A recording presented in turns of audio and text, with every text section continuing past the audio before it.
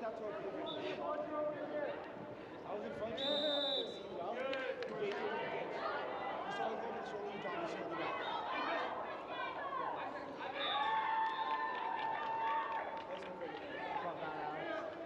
Alex, I tried to slow him down as much as I could. It was good, it was good. Watch behind!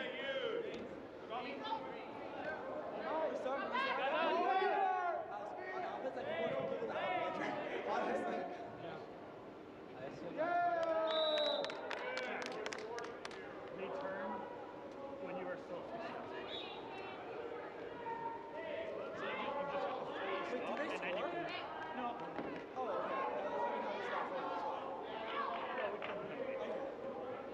I didn't realize we had a penalty. I realized we had a penalty, but I never actually noticed. I didn't really take it for that. I know, but as soon as you make contact, No, but they're going to turn. They turn as soon as I get my feet. That's my first dog. They turn and they go back to school. So I'm baiting that back. you're allowed Locked to... in now. Let's go, Glenn! Yeah! And if you fully Good stop tackle. and then reach in, you're fine. Okay. You have the fully stop. Yes, Glenn. Good job. Good defense.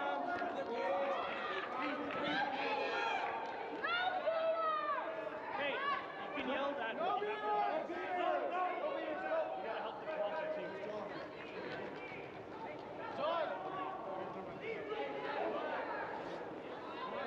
Walk behind.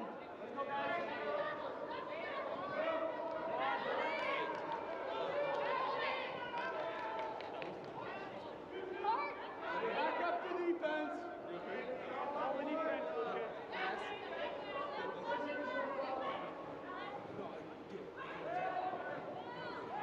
No, Chris, there's a lot of time for you to do that. You need to look at the you need your rating in the back of the lungs. And you don't have that. That's what I'm saying.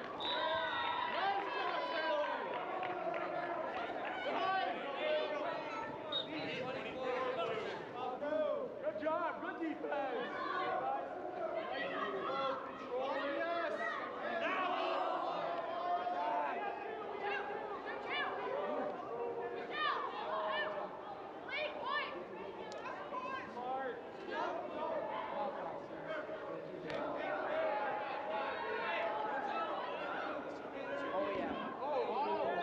Good job, good job.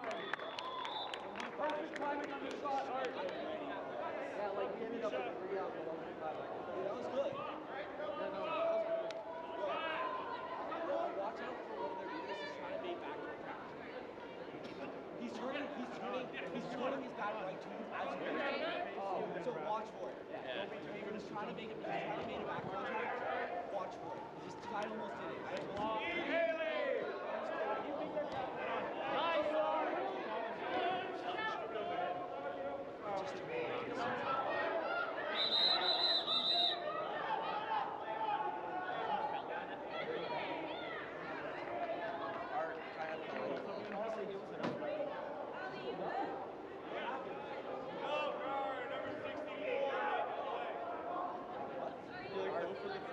We're currently observing a stoppage of play. Dangerous play, yellow card, Carlton number 64. If you are just joining us, this is the 2022 Quidditch Canada National Championship. We are currently in the first game of the day, which is the University of British Columbia against Carleton University. This is a lower match, or a lower bracket game of this double elimination tournament, with Carleton leading UBC 50 points to 10, and 13 minutes, 10 seconds. Looks like we just had a goal, so that would put us 60 points to 10 in favor of Carleton.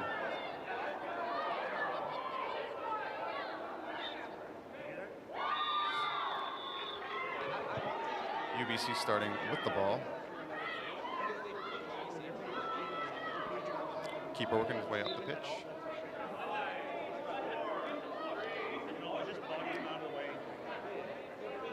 Both teams have been playing fairly decently this morning for such an early morning match.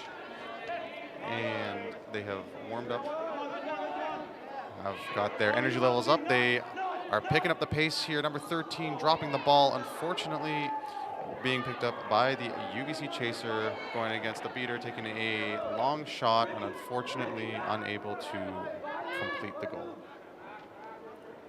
Carleton keeper starting with the ball.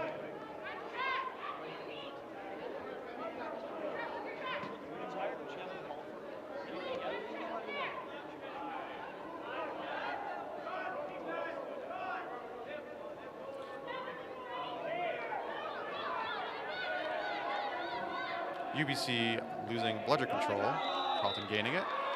At the same time, Carleton scoring to bring the score 70-10.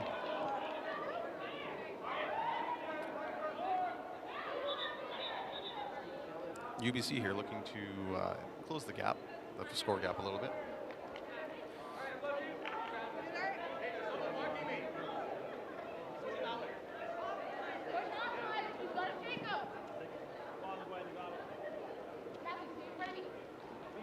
Working up the right side of the pitch. Some beater activity going on, but also some passing. The shot is wide of the hoops. Open lane except for one beater ahead of Carleton number 13. Taking a long shot intercepted by a UBC chaser. Recovering the ball successfully and changing the flow and possession of this play. We do have a delayed penalty advantage call. Play is now stopped.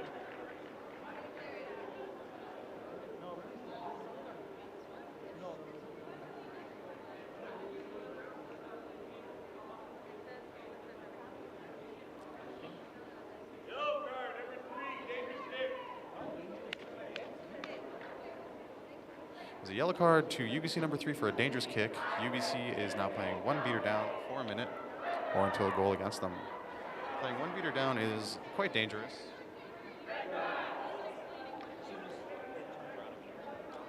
It's quite a risky situation to be in. Now you only have one possible beater, which means there's only one. There's only one bludger eligible player on their line at the moment until that player is released from the box. UBC still trying to capitalize on this though. They only did have the one bludger to begin with. They, in effect, almost nothing is changing play-wise.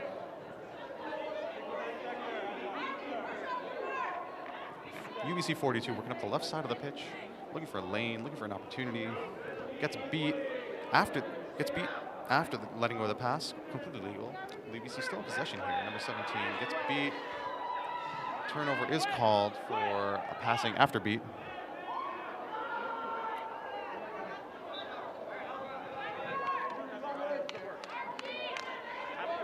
Now Carleton working their way up the pitch, looking to widen this score gap.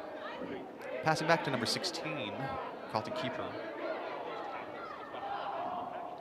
Pass just above the short hoop, shot also just above the short hoop, no goal. Score, shots just wide. Carleton with bludger control.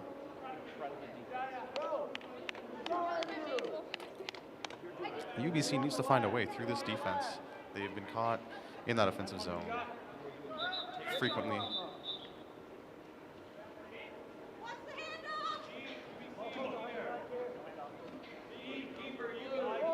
Pass into the keeper's arms. Keeper, nobody in front of him. Nice breakaway. Easy goal through the hoop.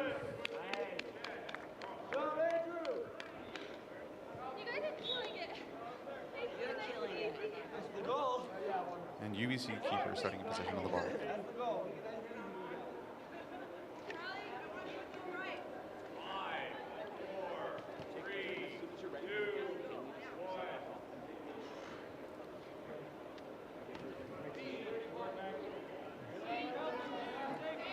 UBC beaters going aggressive on the offense here, trying to open up some sort of opportunity, some sort of scoring opportunity for their team.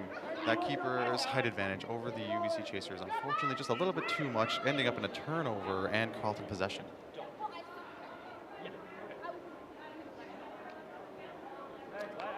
Carleton maintaining bludger control, going 1.5. There's some beater activity. Unfortunately, UBC unable to come out of that victorious. intercepted pass by the UBC chaser, passing to the keeper, resulting in a nice turnover and defense from the UBC side of the pitch.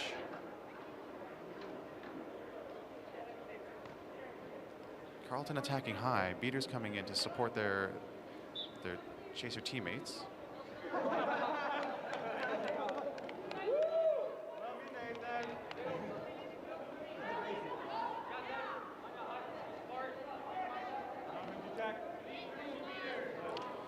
Carleton or UBC trying unsuccessfully to regain bludger control. They are tying up the beaters though to allow for potential scoring opportunities. Goal is just wide, and Carleton recovers the ball.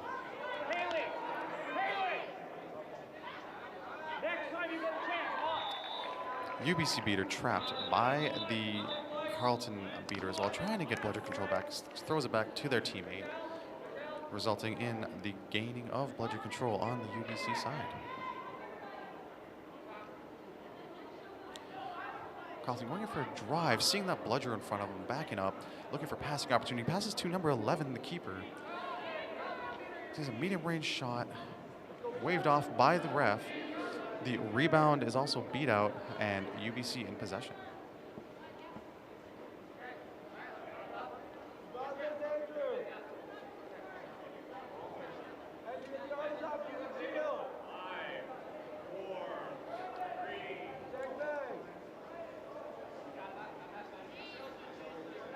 UBC with bludger control, looking to capitalize here, knocking out all the top defenders. Clearing up a lane, however, the keeper is unfortunately taken down on the drive, and now we have a traditional Quidditch pileup in front of one of the hoops with a beater coming in to clean house. Looks like Carleton is now coming out with possession of the ball. Unfortunately, UBC has no bludgers on the defense and allowing for Carleton keeper to just run in and dunk that ball. Number 11, Carleton keeper with the goal. Bring our score to 90-10 in favor of Carleton. We have 5 minutes and 50 seconds remaining in the regulation period.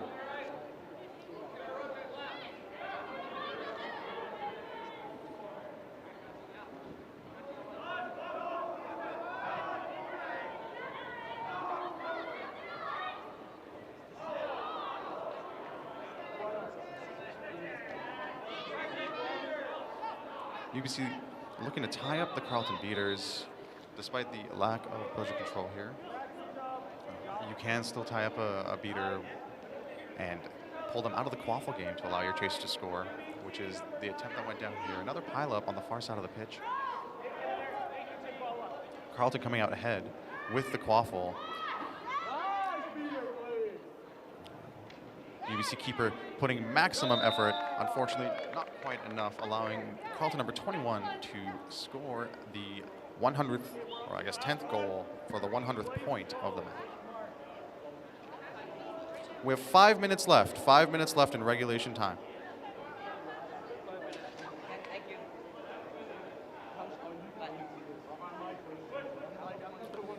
Quick handoff by the UBC Chasers. Ball rolls out of pitch and resulting in a turnover in favor of Carleton, who passes the keeper.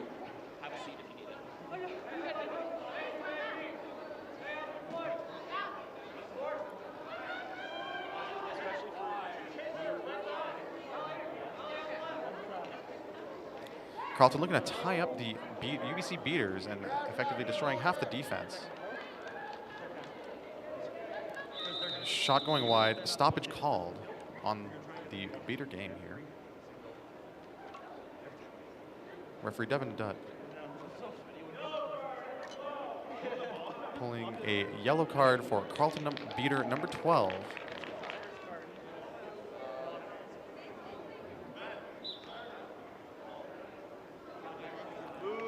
It was a yellow card for Carleton beater number 12, contact from behind, resulting in a 1-minute penalty.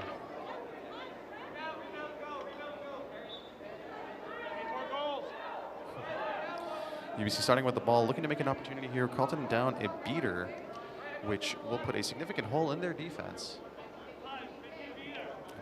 Beater penalties are quite disruptive to a team's defensive and sometimes offensive play. Looking to put that ball through the hoop, successful, bringing Carleton up 20 points. Or sorry, UBC up 20 points to Carleton's 100. 3 minutes, 30 seconds remaining in the Quaffle period regulation time.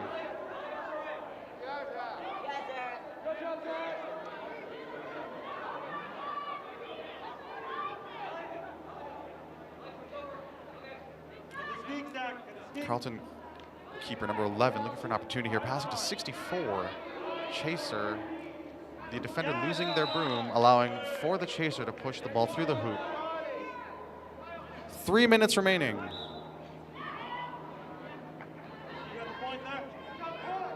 UBC looking here to close that score gap. Unfortunately, they are able to score. They have gotten 20 points on the board here. Carleton answering every score appropriately, and then some.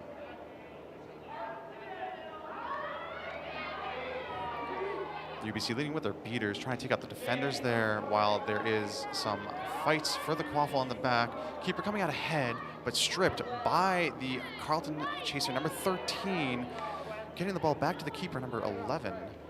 Looking for a lane, sees a direct lane there. Unfortunately, shots just wide, hits the side of the hoop. Recovered by number 13 for the rebound, blocked by UBC, by Wesley on UBC. Congratulations on a fantastic defense. 2 minutes remaining in the Quaffle period before we break for another 2 minutes and then begin the Snitch period.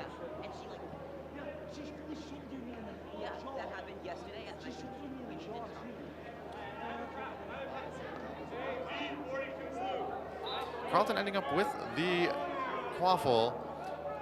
Easy walk to the small hoop, pushing it right through for Carleton number 00.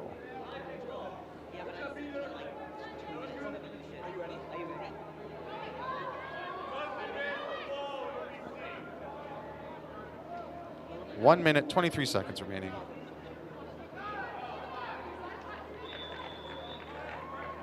UBC looking for a pass, gets beat by both Carleton beaters. Number 00 taking the Quaffle again. Passing to number 13, who pushes it through the hoop. Unfortunately, UBC did not have any defenders. They were off broom. 1 minute, 1 minute left.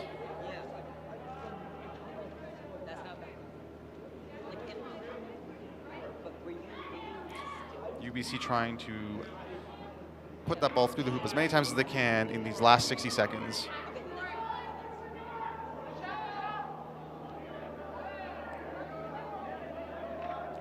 Walking up the right side of the pitch, switching to left. Manages to get a pass off before the beater takes them out. Unfortunately, the pass was also wide, heads out of bounds. 30 seconds remaining in regulation Quaffle time. We will be doing a countdown from 10 seconds so that the players and the referees are aware.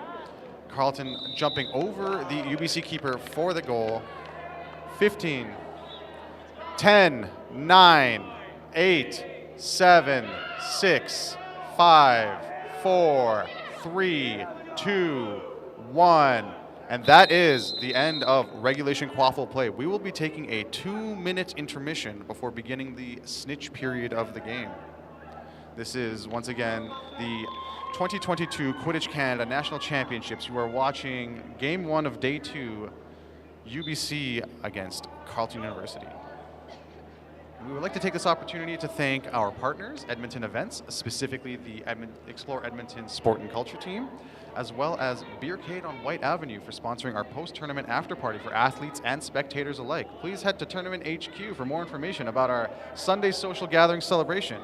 We'd also like to take this opportunity for those at the field to explore the Quidditch Canada merchandise table available next to the Tournament HQ as well. The merchandise table will be closing a little earlier today than it did yesterday. If you are debating or would like any sort of Quidditch Canada or merchandise from some of the teams who have brought their own to sell, this is your last opportunity today.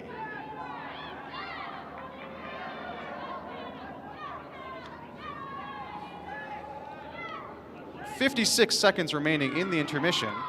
Both teams playing as well as they possibly can in this double elimination bracket. We are coming into the Snitch period with 140 to Carleton, or for Carleton, to 20 for UBC.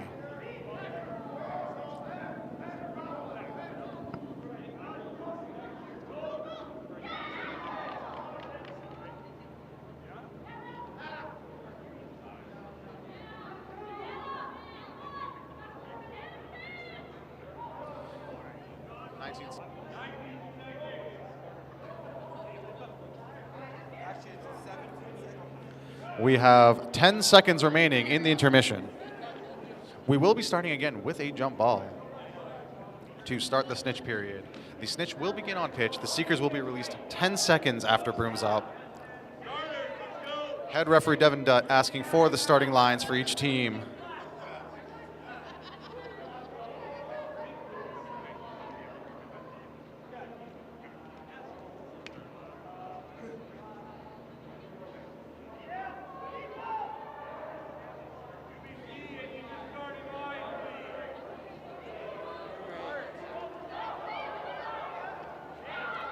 And we will get this second portion of the game on shortly.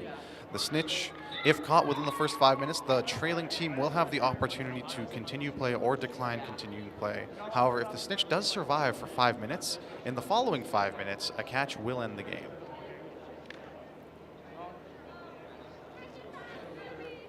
Our Snitch today is Bunny, not a bunny, apparently, is what I am told, but very fabulously cute. Wrestled in high school, and now is a wrestling coach and teacher.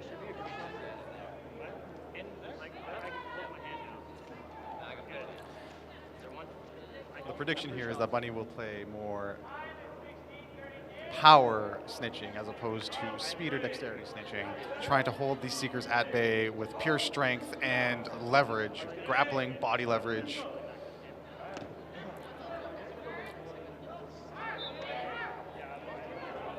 We are on.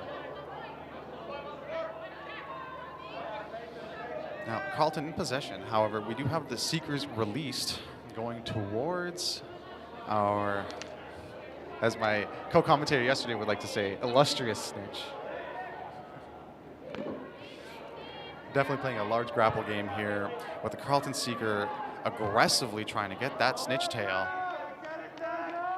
Now, the Snitch is allowed to hold the players. The Snitch can manipulate the players, pull out their brooms from between their legs, resulting in them having to go back to their hoops. The players can't do any of this back to the Snitch, however.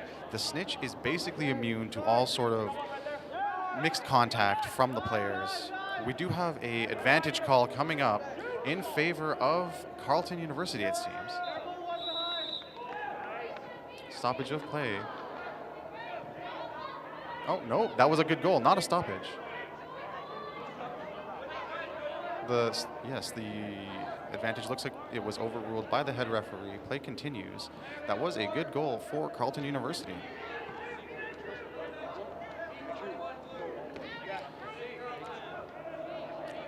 Long pass to the UBC chaser, handoff to their partner there. Unfortunately beat before any play was able to be made. Carleton recovering the Quaffle, working their way up the pitch. In the middle of the pitch, you can see that the Snitch battle is still continuing.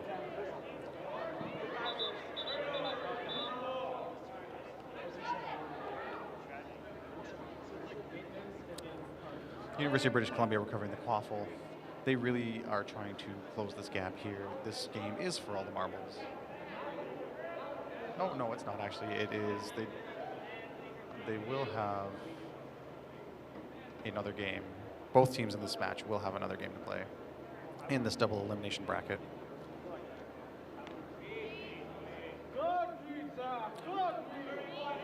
UBC beater guarding the Quaffle for their chaser to pick it up. Fortunately, they do get beat out. Carlton recovering the ball. Running down the pitch. It looks like no defender. Defender just tags in. Bump off the first opportunity, but does come back to complete the goal. With our score 160-20 in favor of Carlton. Snitch battle still raging on in the middle of the pitch by the Carlton Seeker and our lovely Snitch grappling them to the floor. Back to the Quaffle game. We have UBC in possession, number 97. Looking for a passing opportunity. Throwing it wide, still recovered by the UBC team. Looking to throw it through the hoops. Successful. Good goal for UBC. Bringing them up 160-230. 2 minutes remaining in the regulation snitch period before extra time.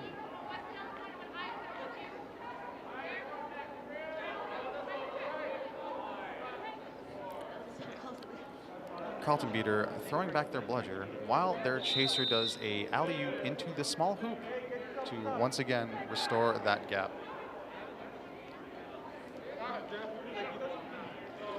90 seconds remaining.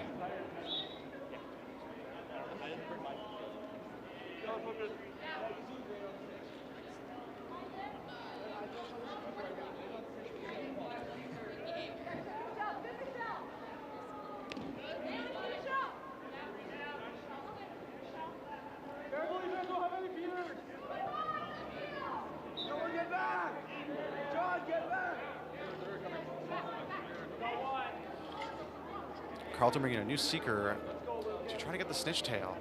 This one with a significantly longer reach, trying to reach around and grab that tail from the back of those snitch shorts.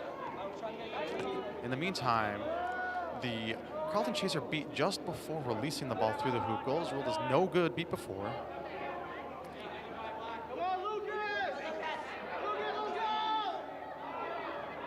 Both chasers, or both seekers rather, I should say, coming on the snitch. Snitch tail is loose. 30 seconds remaining in regulation snitch period before extra time.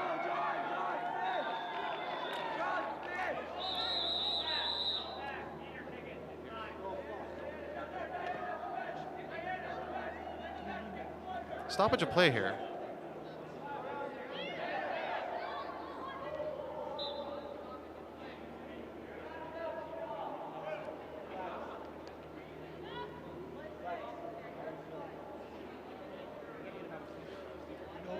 You are watching the double elimination bracket for the 2022 Quidditch Canada National Championships.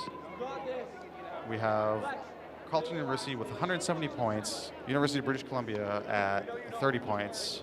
We are in the regulation snitch period for another 19 seconds before heading into extra time, in which case a snitch catch will end the game in that extra time. If the 5 minutes elapses, then the team with the larger score will emerge victorious.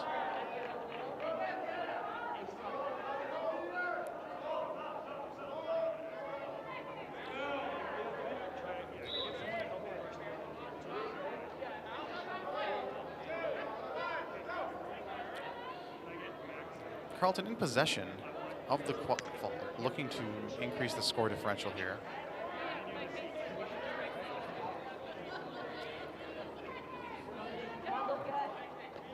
We are now in extra time. A snitch catch at this point will end the game. 5 minutes remaining.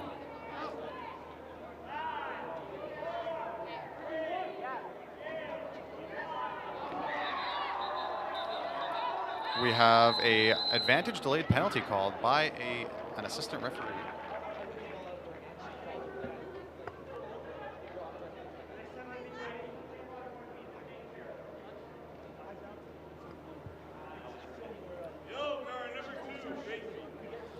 It's a yellow card for UBC number 2 for a beat to the face. Spending a minute in the penalty box, or until their team is scored against.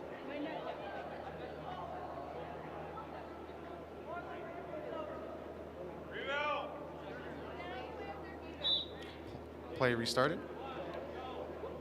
UBC in possession. Just high over the middle hoop. Recovering the ball for the rebound. Still in possession. Unfortunately, tackled by Carleton keeper, who falls off broom, forced to leave the ball, but picked up by the Carleton chaser to continue possession for Carleton down the pitch. Pass to number 18 through the middle hoop.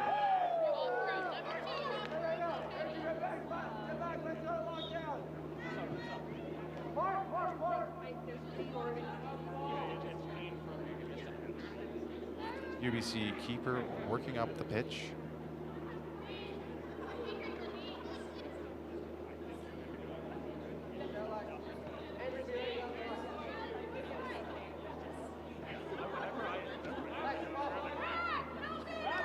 A no beater call from UBC. They're going to try to rush in here. There's no balls that can defend them from getting through. Physical contact still can. Shot goes just wide, dislodging the medium hoop. UBC still in possession, however, looking for an opportunity. Tackled to the ground.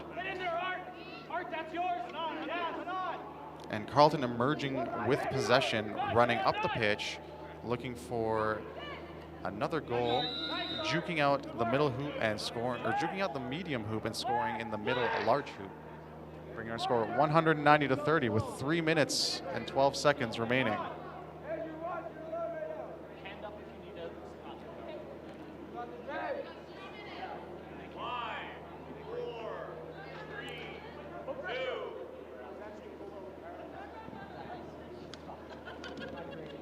We got some beater activity up in the offensive zone, trying to distract those beaters.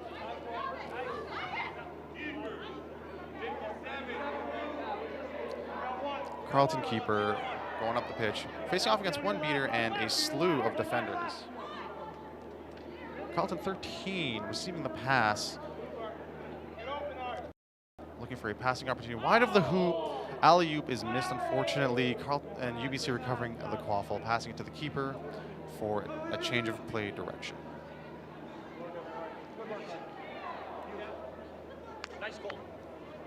Snitch still staying strong with 2 minutes remaining.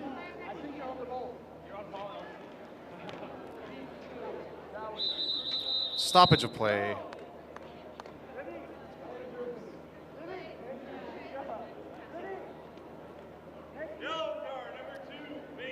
A yellow card for number 2. That is their second yellow, so it will result in an ejection from play. A substitute will have to spend the penalty time in the box. Yellows do not upgrade to reds. They do still result in ejections if you do get 2 of them. Or if you are to receive 4 of any kind of card, that will also result in an ejection from the match.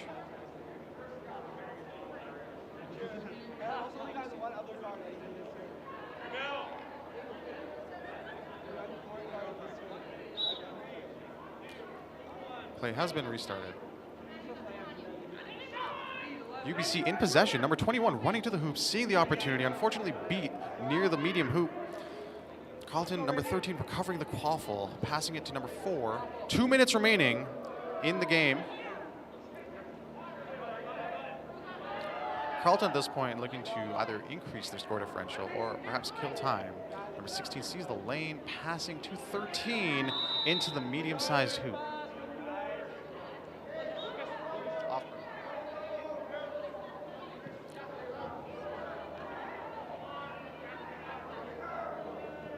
UBC keeper again working up the pitch, crossing half with 2 seconds remaining in the delay of game call countdown. The team does now have to cross the halfway mark of the pitch within 15 seconds if they are unchallenged, lest they be called for delay of game. 13 in possession. Carleton shooting through the small hoop for a good goal. 1 minute remaining. Play restarting with the UBC's keeper gaining possession of the quaffle, passing to 24, Chaser.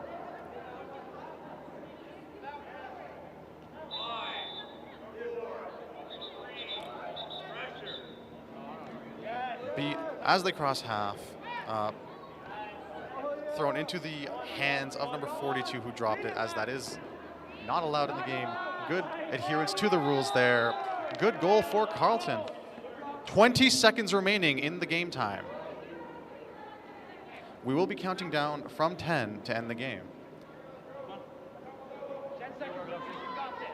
10, 9, 8, 7, 6, 5, 4, 3, 2, 1. And that is the first game of day 2 of the 2022 Quidditch National Championship between UBC and Carleton. Carleton coming out ahead 220 for Carleton to UBC's 30 points.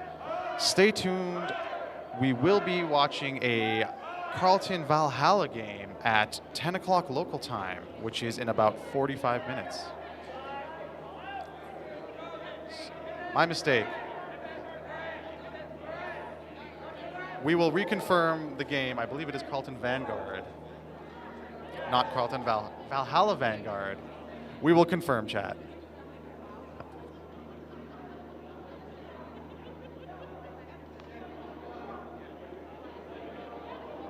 We have confirmation. It is a Valhalla Vanguard game at 10 o'clock local time. That's in about 45 minutes. Please stay tuned. Thank you all for being here. This is the 2022 Quidditch Canada National Championship in Edmonton, Alberta. Stay tuned.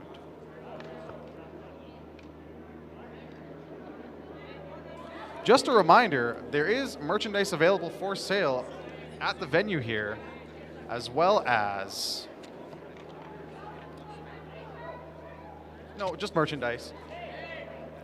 We'd also like to thank our event partners here, Edmonton Events, specifically the Explore Edmonton Sport and Culture team, and Beercade on White Avenue for sponsoring our post-tournament after party for athletes and spectators alike.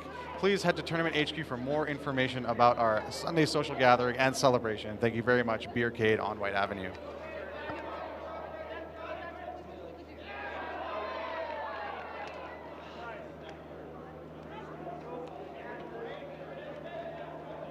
Guys, debrief. Guys, come on.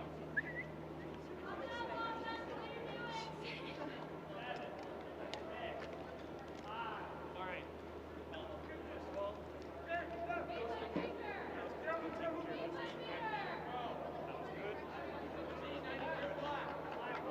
All right. Now it's all about the next game. The whole tournament is taking time. But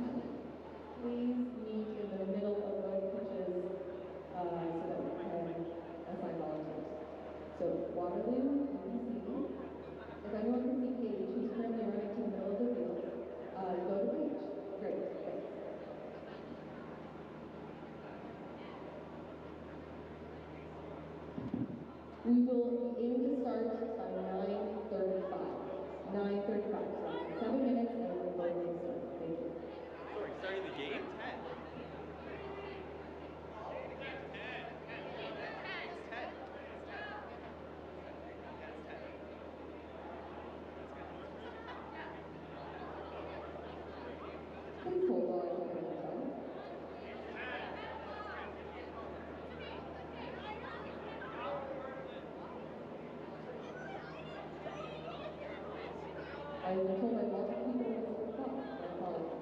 10 o'clock. So we'll be aiming to start at 9:15.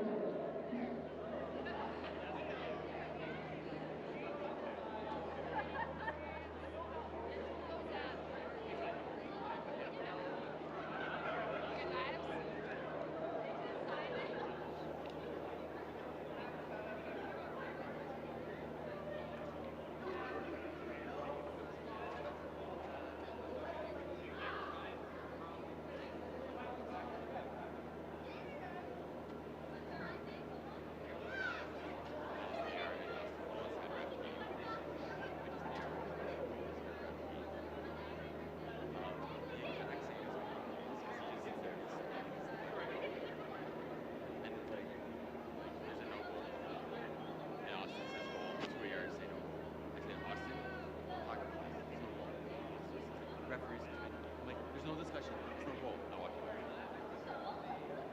It's like, Jesus Christ, there's no talk. Or like, have my hand up for a call.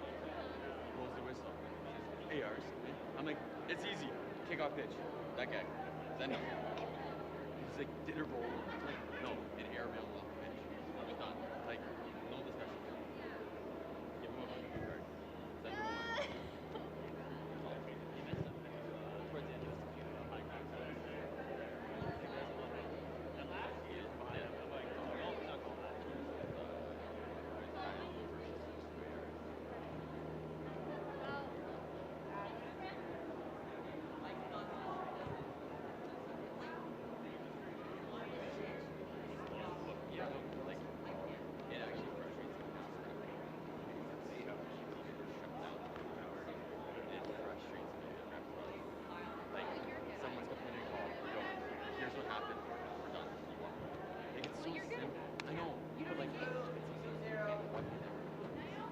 Why do you engage? Why do you like, oh, I need to explain myself? No, you don't. Fucking referee. Give him the middle finger, you walk away. Yeah. Not everyone does that.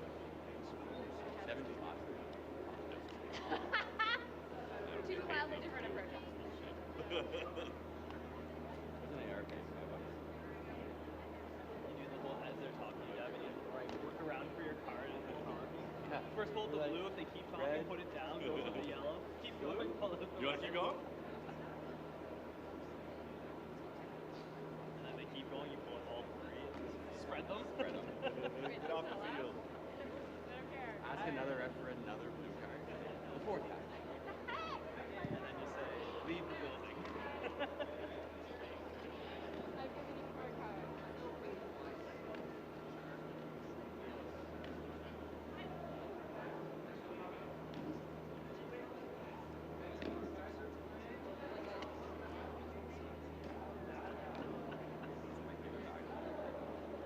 No, there was.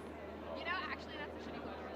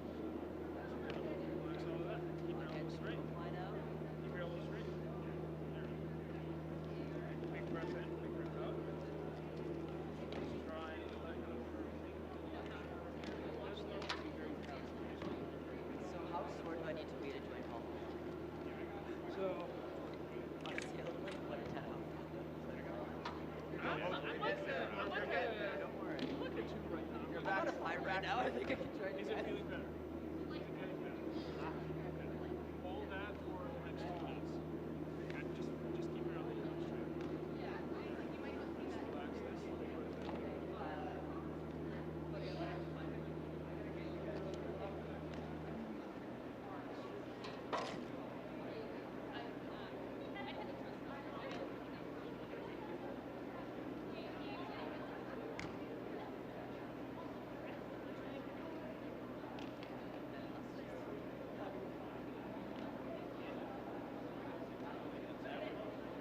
I haven't tried running yet. I was worried about The final, I know. Honestly, I will just run through the final. I'm so pumped up for this whole time. I love it. All right, get some Gatorade. You need electrolytes. Yeah, exactly. Okay. Super nice time. Okay?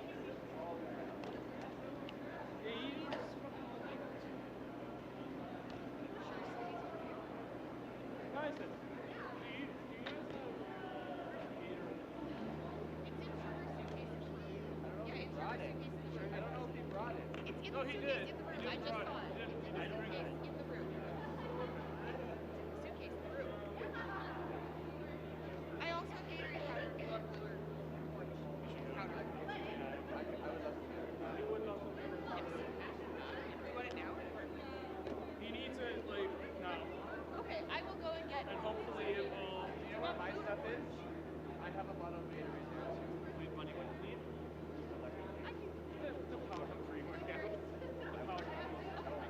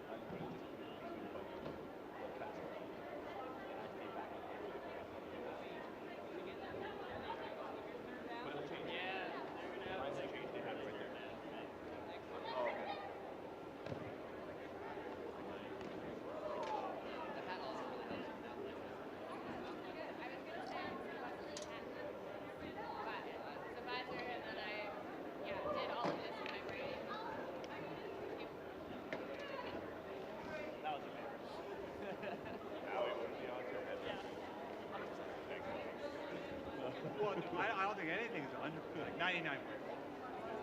What if the thing collapses? It has been leaking. Right? That's what I'm saying. It could collapse. Ain't nothing is. Cheering for the big meeting here. It's gonna.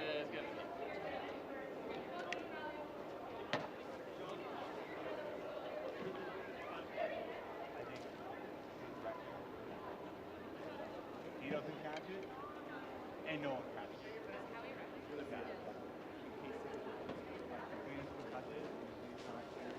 If he can't catch it, wouldn't it be?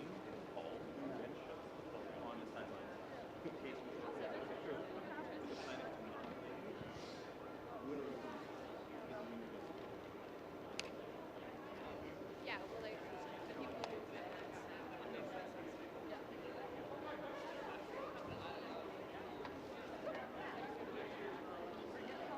Right, terrifying. Oh my god.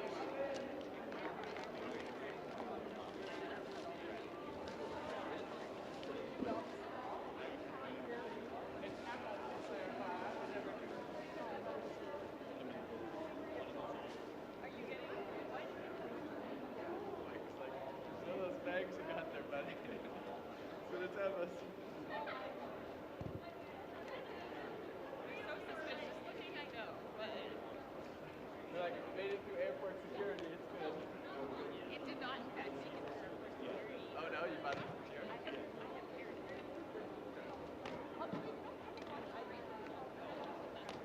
So what you're saying is they could be They could be. I have no idea.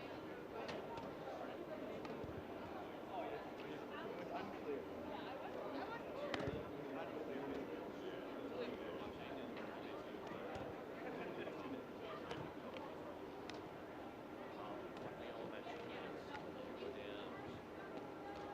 Tyson.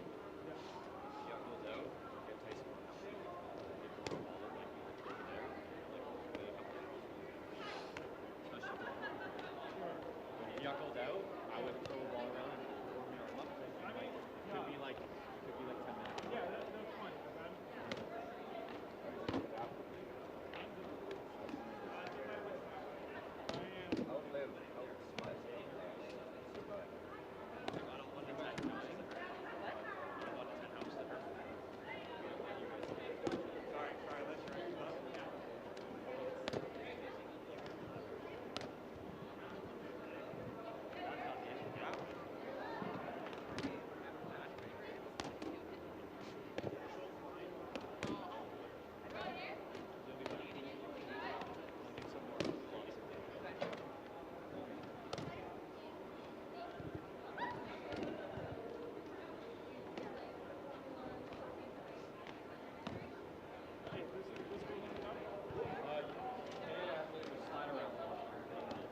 Oh, yes, this one. I thought you meant on top.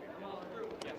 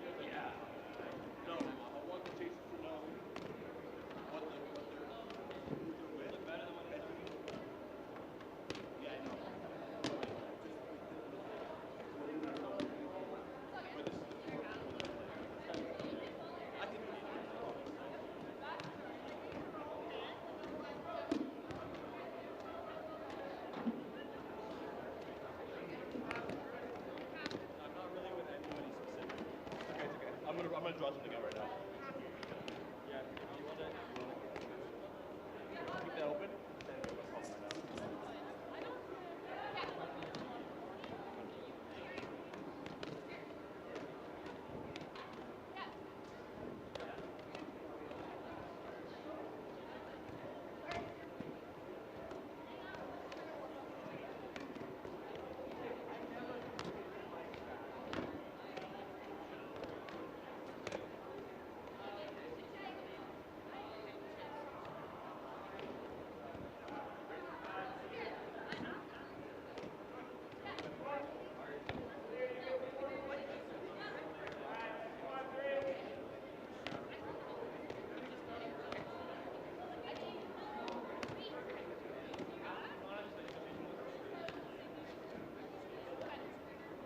Chasers, quick thoughts so like, you guys go back to throwing.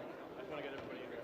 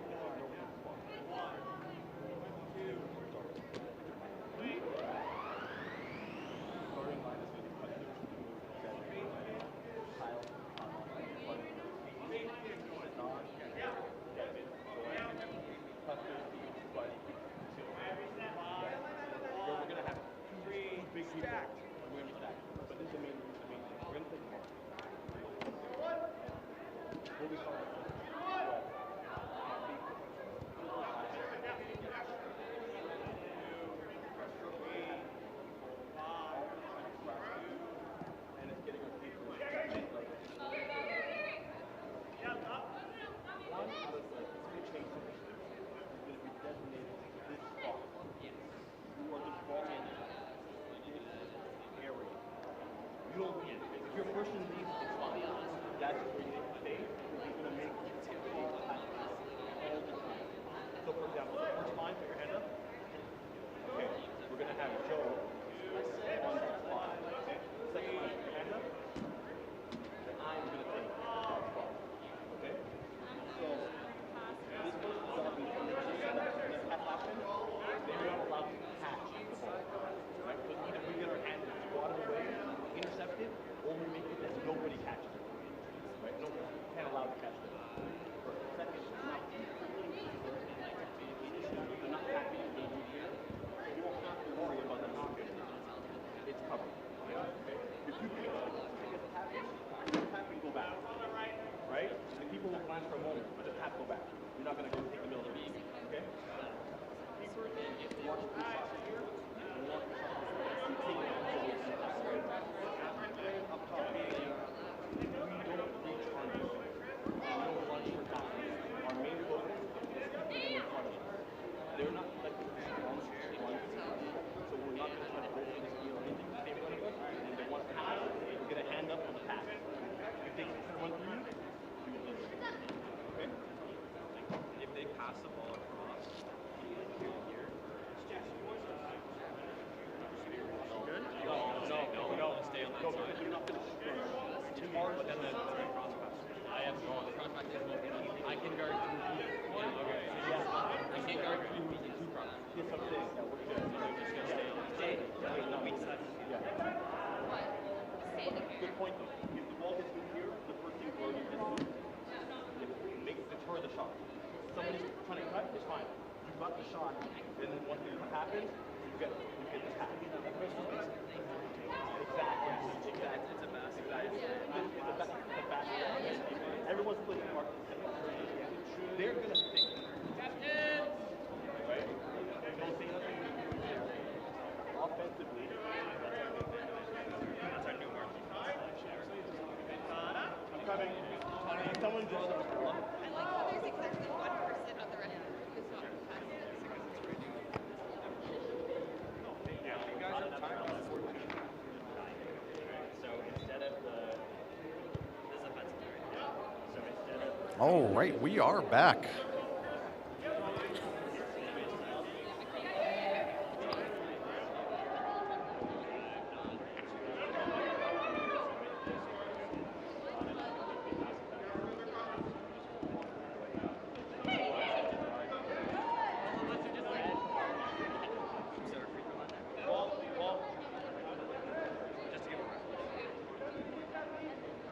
The idea being is that leaders, this is mostly with the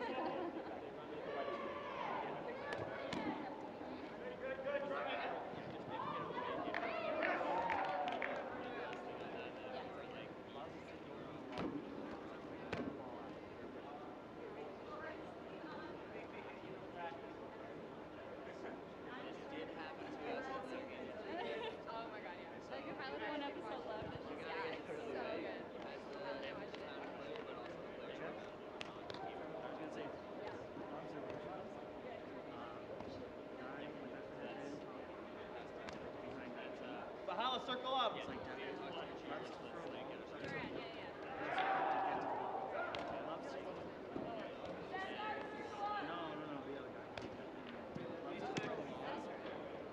Circle up.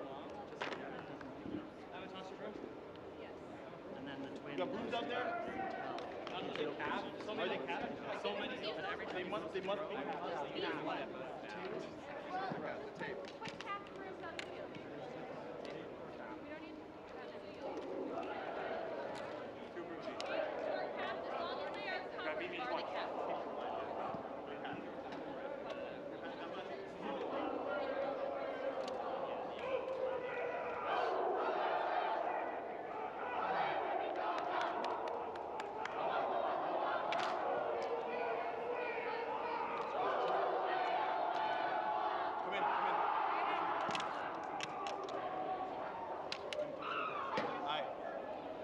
Most likely game 2 of the trilogy. Okay? We won yesterday with everything not going right. Every lesson wasn't right.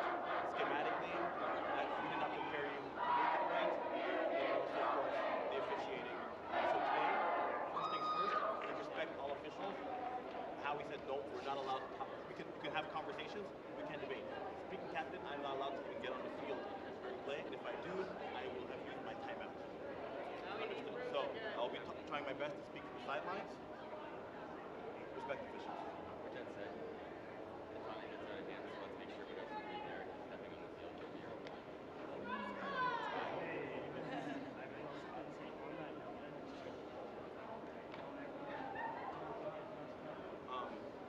We have the lines. We know where we're going with. We're stacked up at every position, so I want us to play fast. Chasers, but also healers. We're going to commit both touches on offense. We're trying to 1.5 as possible with half beats. Finish, right? They're going to crowd the hoops, pass it, finish. Last thing we did was no breakaway goals against. No breakaway goals against. Get back on defense and find who we're guarding immediately.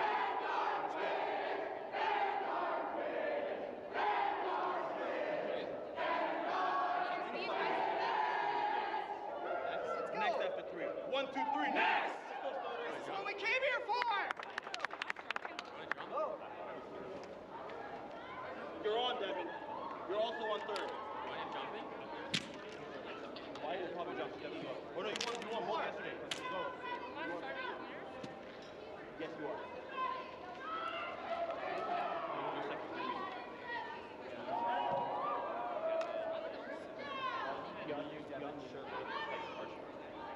Sugar got nice margin in those. Some formula bit of right? Yes.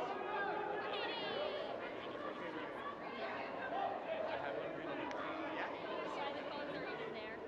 You can do whatever you want with those cones, Katie. They're yours. Hi. I know. The only one you can yell at. Do not yell at any of the other refs. Also, don't yell at Emily. She'll yell at you. Like you're jealous, Emily? No. Yeah. I'm gonna yell at her. I need it. Don't take it personally when you inevitably yell at me. It's inevitable.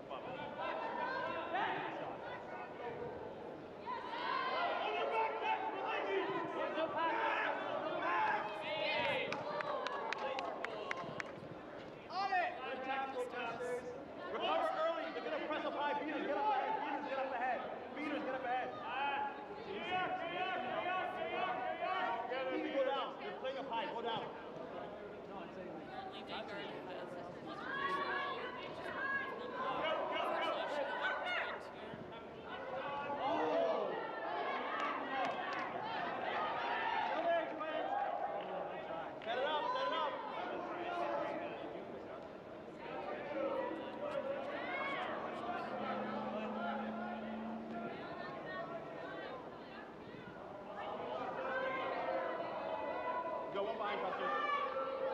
On far side. You're holding the left, Busters. Good catch, Junior! Good catch, Junior! Jeremy, take us on the left. We have two! We have two! Two over here. Yeah. Nice, Custer.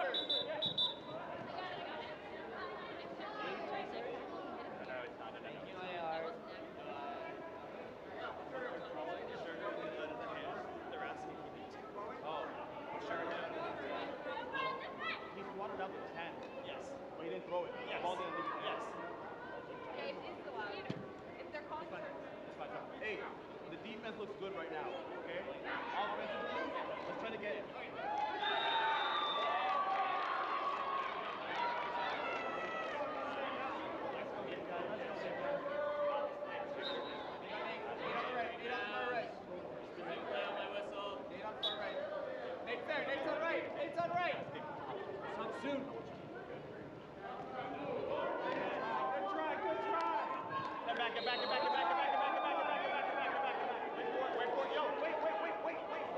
It's gonna be in New York, okay? New York! New York! Get up there! Go ahead, New York! New York! It's covering up! Peter! Bottom left!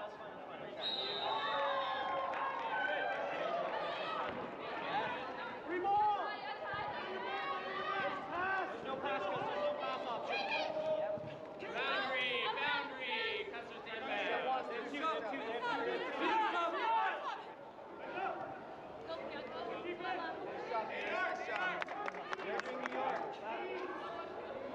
Spread out.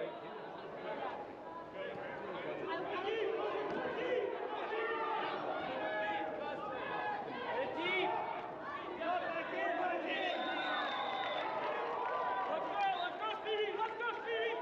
Yeah. Let's go, Glenn! 3, 2, 1! I need one. Hey, yo!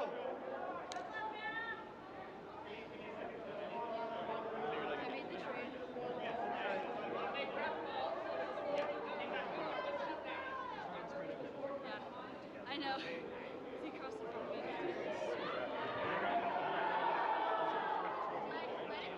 It's just me and Emma.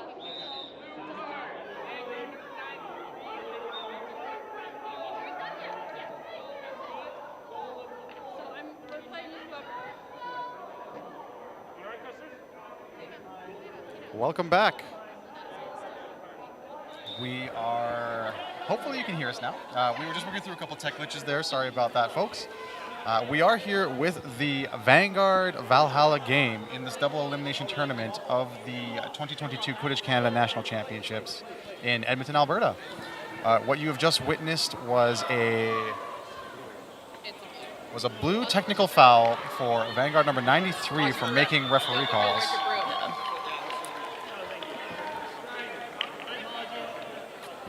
Forgetting his broom on pitch as well. Forgetting his broom. We are currently sitting at a 10-0 game for Valhalla. Big drive from Joanne. Ooh, and another beautiful goal from her. From number 8 into making this a 20-0 game in favor of Valhalla Quidditch.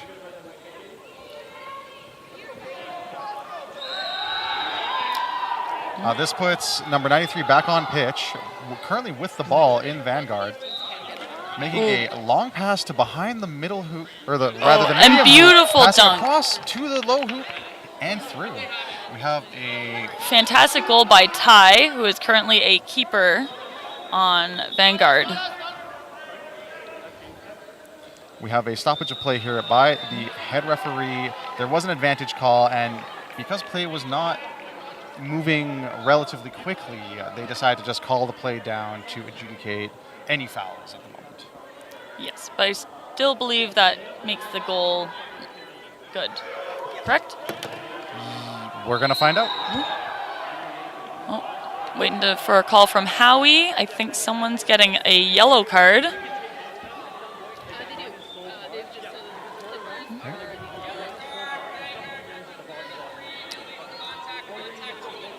It is illegal contact call for Vanguard number 33. the goal was scored before the foul, and thus the player will have to spend the time in the penalty box. It's 1 minute, or if the opposing team is able to score, they will be released. Ooh. And it We looks have like they're... another delayed penalty coming, advantage Yeah. call. I think this may be a card against Kiri on Vanguard for also looking like contact to the neck.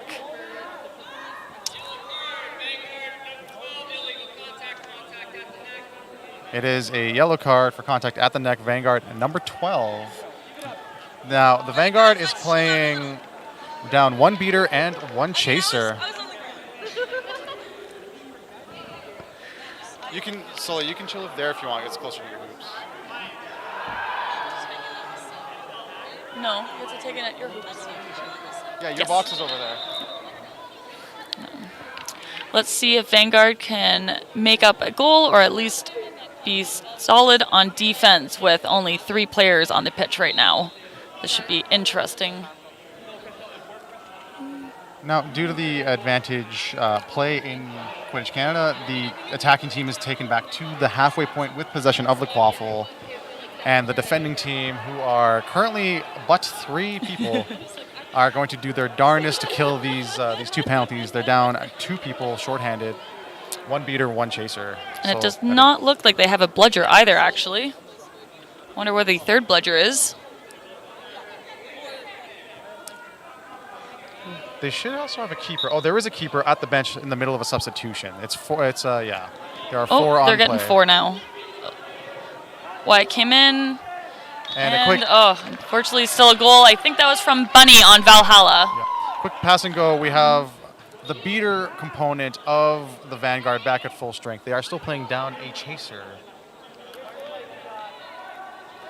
We have Valhalla with bludger control. They have 2 of the 3 bludgers.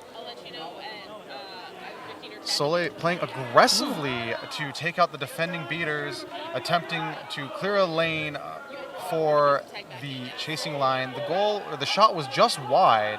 Yeah, please do. 15 seconds. Beat down from behind the Valhalla keeper. Wyatt, number 3 for Vanguard, running up to the hoop and dunking it right through. But called no goal, I think, beat before. And the play is stopped by the referee.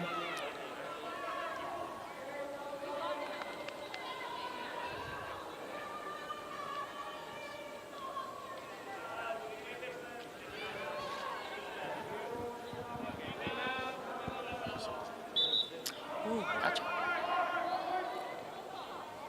Okay, play restarted. Valhalla in possession. Number 24 working up the pitch. Tana waiting for his beaters to clear a path for him. Driving.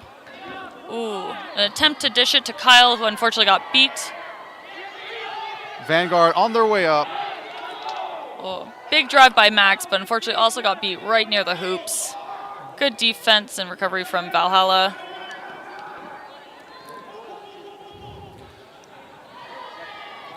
We got a kerfuffle for the Quaffle.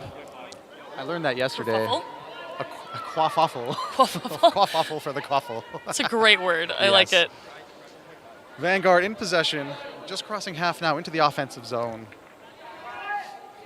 Long pass across and behind the medium-sized hoop on the right, passing up in front of the hoops, number 88, back to number 93 for a pass over the small hoop, and Valhalla keeper now in possession. Keepers cannot be challenged for the Quaffle when they're in their keeper zone, and as such, that kills the play on the spot. Valhalla now working up half in the offensive zone. Looks like Joanne, who scored their first 2 goals, is going deep again. Let's see if she can get a 3rd goal. Oh, Pass good drive in 79. from Kyle. Ooh. We have an advantage being called by one of the assistant referees. Wyatt slowing it down. Waiting for his beaters and chasers to get back. Oh. Head referee seeing the assistant ref and blowing down the play to have a discussion and potentially award any fouls and cards. This is what we lovingly refer to as a referee party. Yes, it'll be interesting to see what they came out of from the Quaffle. The Quaffle. Quaffle. Bring out the disco ball. No fouls are being called. Okay.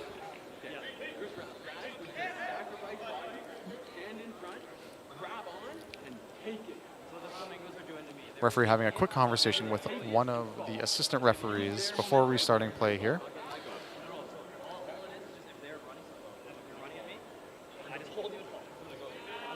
Remount has been called.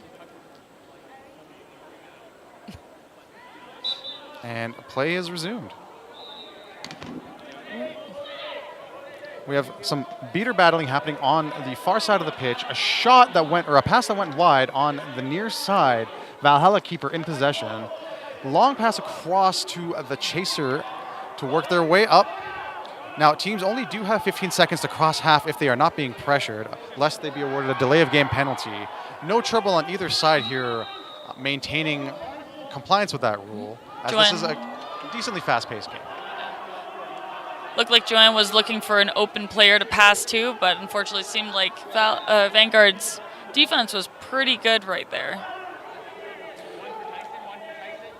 Vanguard in possession.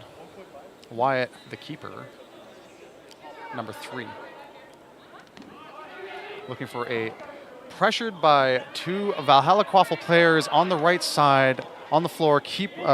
Valhalla keeper gaining possession and starting a play from that side. We do have a delayed penalty coming up in favor of Valhalla. Ooh. Just missed. It hit the pole. Oh, and call's going to be made now.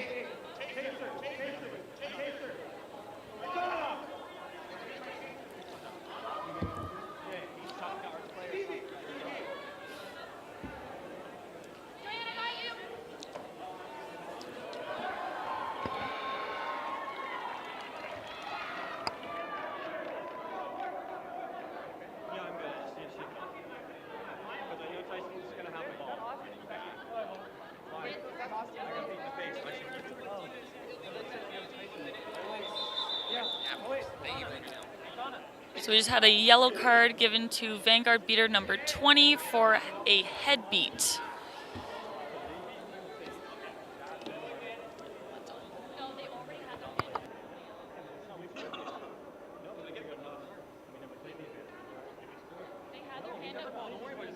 No, we're getting the ball there.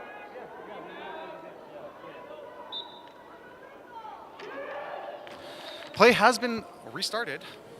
No goal on the play, however. There was a fantastic attempt with Valhalla regaining possession, but being challenged very deep in their zone behind their hoops. Beat out, however, Valhalla now gaining full possession of the Quaffle.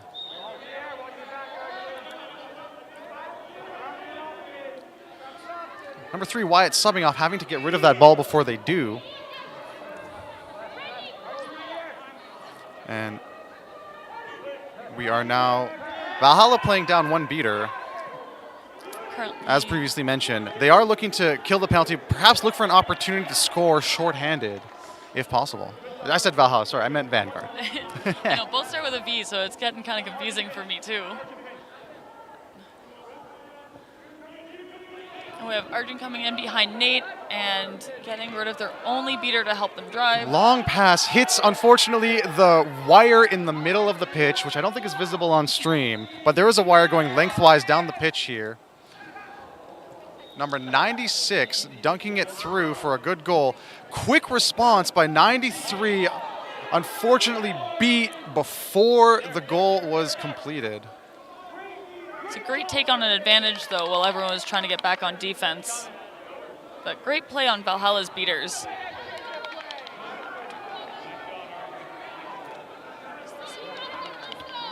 The game is 40-20 in favor of Valhalla at the moment, with 10 minutes and 18 seconds remaining in regulation Quaffle time. Quick give and go, good goal for Valhalla. That is Stevie with a great quick pat or dish into the hoop.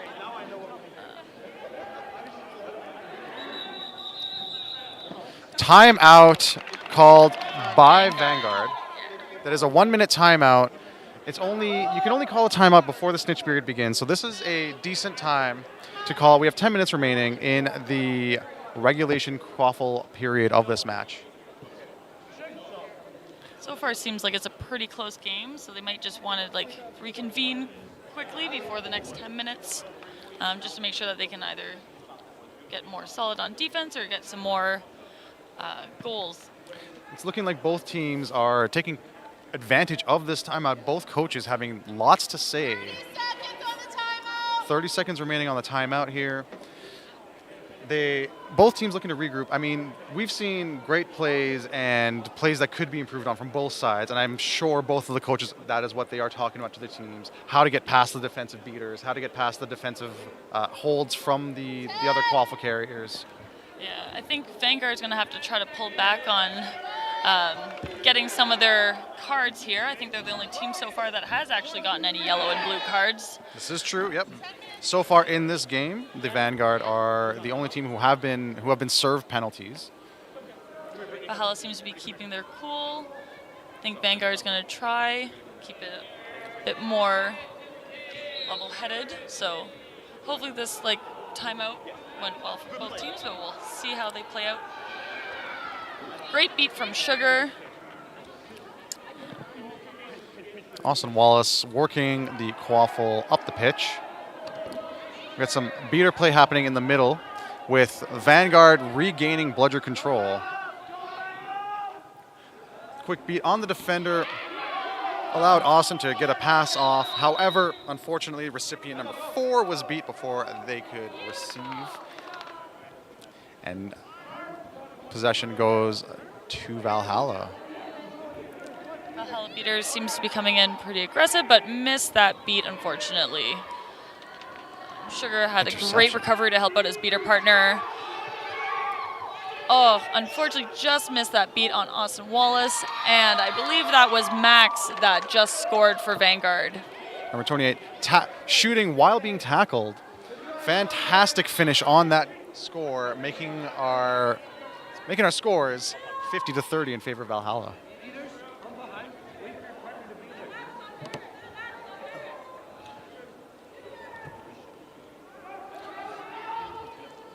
Valhalla seems to be looking for bludger control.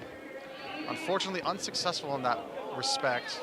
Quaffle players take a pass through the hoops. Fortunately, between the hoops, but not through. Still in possession, however. Looking for a play, looking for a teammate, looking for a pass. Beat on reception, however, recovered by number 17 on Valhalla, working their way up while being dragged by number 4. Pass and shot was deflected back into their hands. They were taken down and now passed over to number 14. Vanguard did a great job in getting rid of pretty much all of their chasers on Valhalla, so Katie was up there all alone with no one to pass to, but she did a great job still keeping quaffle control in that sense, and they still seem to have possession. So tackled through the hoop. Unfortunately, the keeper redirects through the middle hoop and scores successfully. Yeah. Great score for Derek. Great push, great grit. Grit is the word that Valhalla's speaking captain, Itana, likes to use a lot. And I believe that they are indeed encompassing this value through their gameplay here. You're seeing them not slow down. You're seeing them not back off defending against the Vanguard here. Yeah. Itana has many reasons to be proud of the team.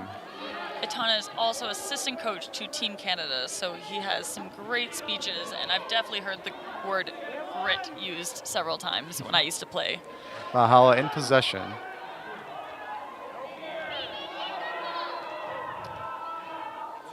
Passing back between... Beautiful pass from Itana to Custers. Waiting to see if that goal is called good. It looks like it was waved off by the referees. No good. Beat before, just before. Yes. Valhalla's being very patient this game, which I think is working in their favor right now. But it seems like Vanguard isn't backing down. They had a challenge. So we're going to see their tenacity in this game. Ooh, beautiful pass. Vanguard unfortunately. continually in possession still, trying to get to those hoops, but being continuously taken down. Stoppage on the play here. We're going to be waiting for play to resume momentarily, but in the meantime, we would like to remind you that we are at the 2022 Quidditch Canada National Championships in Edmonton, Alberta. Special thanks to Edmonton Events, specifically the Explore Edmonton Sport and Culture team, for helping us be here this year. And we will be back with you shortly when play resumes.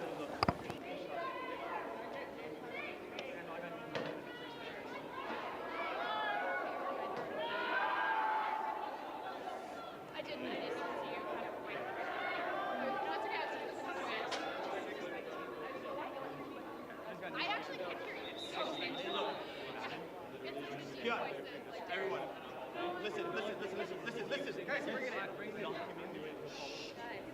We're just over. We're just over 6 minutes left. 60-30. The goal was that they get to 100 by game time and don't get the rebound. Great. Our offense is making those. Feeders, we have the two. When we do 1.5, we're going to be doing the 1.5 from the side. You're going to tap beat the side. Your partner's going to stay at half court. You're going to throw it back to your partner at half court. Feeder, protect the two balls. You're going to 1.5 from the side. You're pushing them back into the hoops. You're trying to move them sideways, laterally off the hoop. Chasers will read and react. Finish. 1, 2, 3. Howie calling for players to return to their brooms. It seems like play will resume in a few seconds.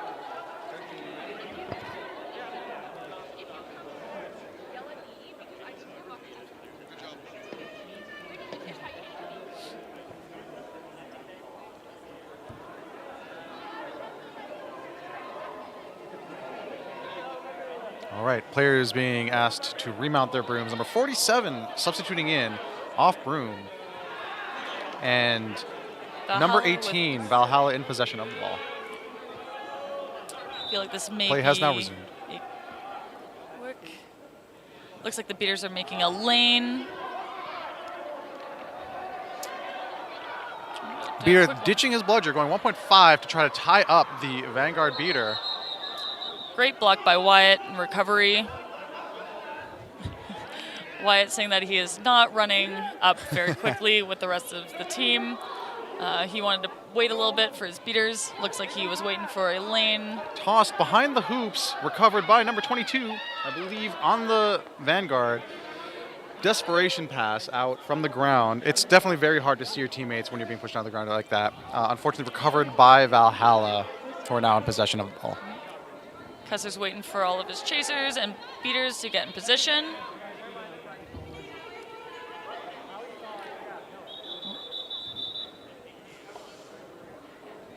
Play stopped by the head referee. I think we're getting another player sub for Vanguard right now.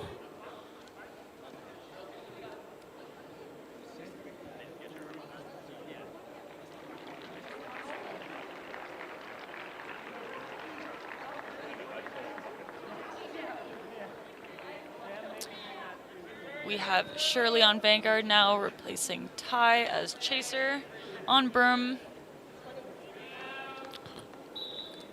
Possession is still Valhalla's, with Vanguard in bludger control. Well, third bludger now contested. Now Valhalla in bludger control, but Quaffle sitting squarely in Wyatt's hands.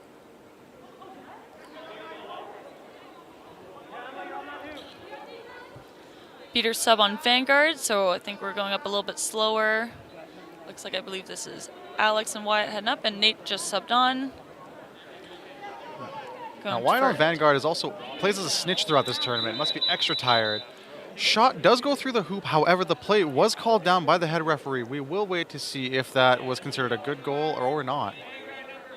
Yellow card, Vanguard number 15 for illegal intentional interpositional interaction. So the goal is now called no good due to the foul. I know for a lot of players, I think on both teams, a lot of players have been switching back and forth between beater and chaser, and having done that myself in a game, I know that it can be kind of confusing where you go on from a chaser to a beater, and then you accidentally interfere with the wrong ball. So I wonder if this might have happened for Alex. Yep. So Vanguard beater coming off for a 1-minute penalty. Big drive from Custers right now. Ton telling him just to go for it. Beautiful goal. And with that, Vanguard are now back at full strength. And in possession of the Quaffle, however, they did have to give up a goal to make that happen. It's now 70-30 for Valhalla. It looks like Valhalla is also maintaining bludger control against this Vanguard drive. Fortunately, Number 93, Austin Wallace, in possession on the very far side, next to the boundary. unfortunately was looking for someone to pass to, but then steps out of bounds, which is a Quaffle turnover to Valhalla. Valhalla in possession, working up. Number 13, avoiding the bludger by ducking, which is Emma fantastic. Just nearly missed her head. Yes. Emma Sherwood, whose brother is playing for the Alberta Clippers, Isaac Sherwood. Fun We fact, she have- also used to play for the Calgary Lightning a year ago, I believe. Yes, absolutely. We did have a delayed penalty coming up, or coming against, it appears to be the Vanguard. The refs will discuss and deliberate as to whether a foul or a penalty will be adjudicated.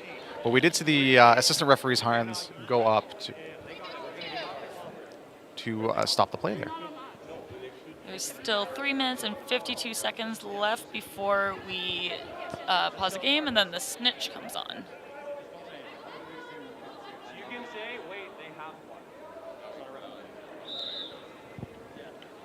It sounds like leave her to die. She's useless. Referee party are the best parties. This is like this one's a little bit longer too. With 3 minutes and 52 seconds remaining in this regulation period, both teams are looking to score as many points as they can before they need to have their beaters worry about the snitch game and the snitch on pitch in the snitch period. It's definitely much harder as a beater to have to split your attention between the two, decide which to prioritize, especially in a game this close.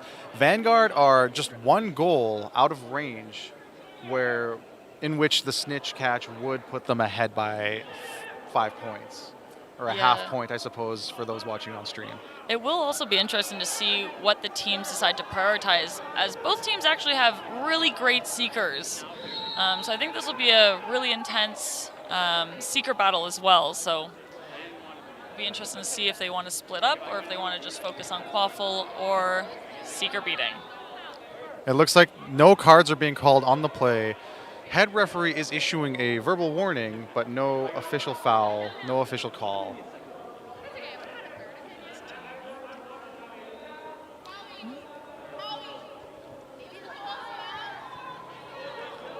Goal being called, no good, beat before. 3:52.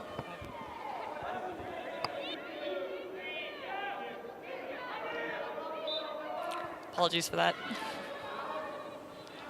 All right, it looks like we have Vanguard in possession here. They're looking to get back bludger control before making the drive, challenging the beaters.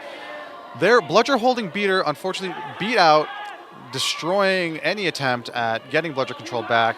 Quaffle play still moving up, however, getting passes on as they're getting wrapped to free the Quaffle from the potential clutches of Valhalla. Shot goes wide, play is stopped.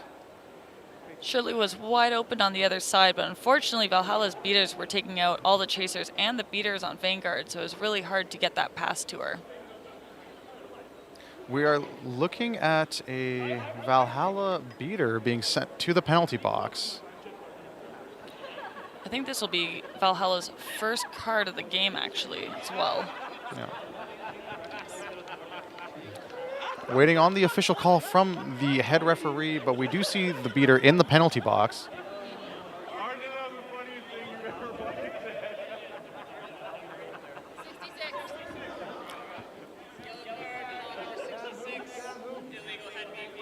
Illegal head beat for Valhalla number 66. It's a yellow card. It's 1 minute in the penalty box. Now, Vanguard's looking to take advantage of this. They're going to get bludger control back. Doing 1.5 on Vanguard, hoping to keep control. Looks like the beater has been taken out of play on Valhalla's team, looking to make their way back before a goal happens. And not even necessary as the Valhalla chaser manages to get possession of the Quaffle. I think Vanguard's beaters are trying to maintain bludger controls. They're playing a little bit more reserved that offense. So we'll see if they can maintain it. 30 seconds, 66. Great beat by Turner on Kyle Ross.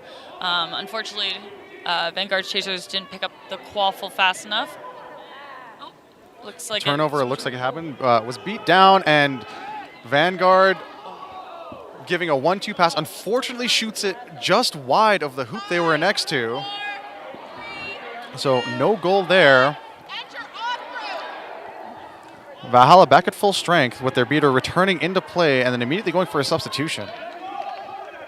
While their chasers throw a pass behind the hoops, recovered successfully. They're looking for an opportunity here to get through. Joanne went to pass to Derek, but it seemed he was already beat. So Vanguard was able to grab the Quaffle. Lots of exchanges of beats happening here. Yeah, beaters are getting aggressive on both ends.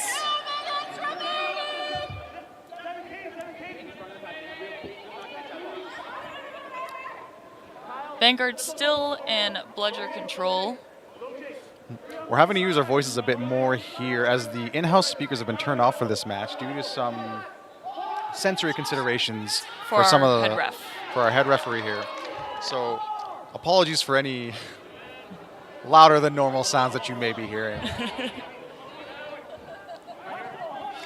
Now,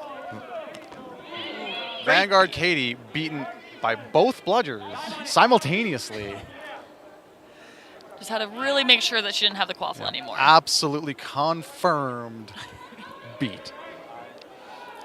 We see Devin Dutt passing to Derek. Been told that Derek makes some great plays. He's a good playmaker. He typically beats, so it's great seeing him chase right now. No goal, laser shot, unfortunately, just wide of the hoop by Valhalla. No bludgers being called by the Valhalla bench. This might be Vanguard's chance to make a quick drive. You can see Wyatt. Quick dish to Soleil by the hoop.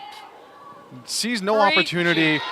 Does a juke and then puts it through the hoop for a good goal.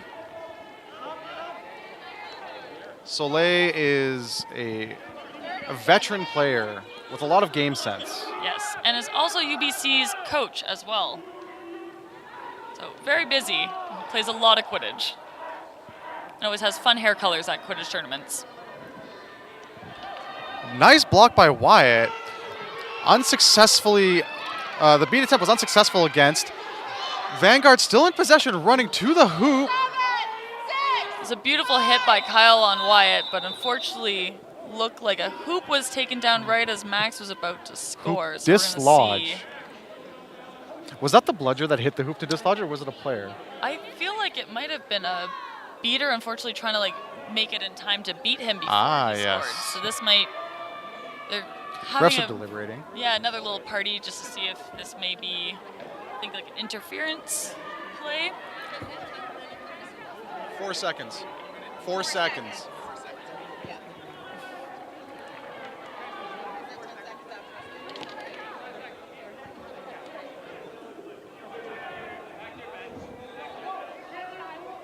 Four seconds remaining. However, because there was a stoppage in the last 10 seconds, confirmation being sought. There was no foul, so the game clock is not going to be increased to 10 seconds. If there was a foul adjudicated, the game time would be reset to 10 seconds if a foul has occurred under the 10-second mark. And Vanguard number 4, Rowan, currently is in qual possession. Oh, and it got taken away. It is now being handed to Kyle Ross on Valhalla.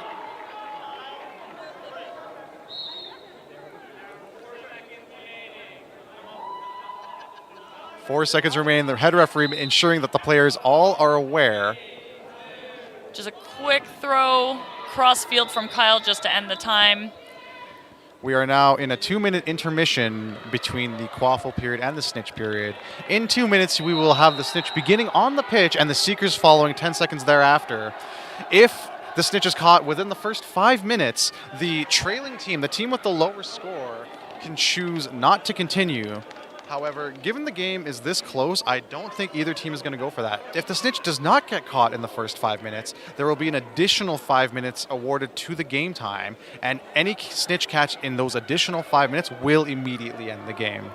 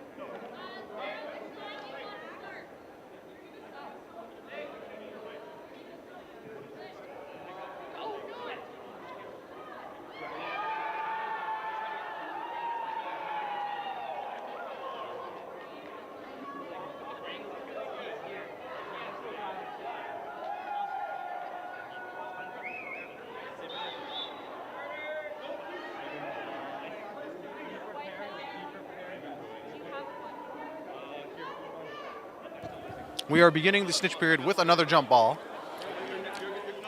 We are waiting for Seekers here. Yep, Seeker has showed up. The sporting handshake between the two Seekers who are going to be released 10 seconds after the beginning of the match, or the beginning of the period, rather. It's looking like Austin Wallace might be up against Cussers this time instead of Wyatt, so we can see which one gets it this time. And our Seekers, so on Vanguard we have Duran. He's actually, typically I think originally plays like Bay Area Breakers. And Kyle, who's on Valhalla, is our other Seeker.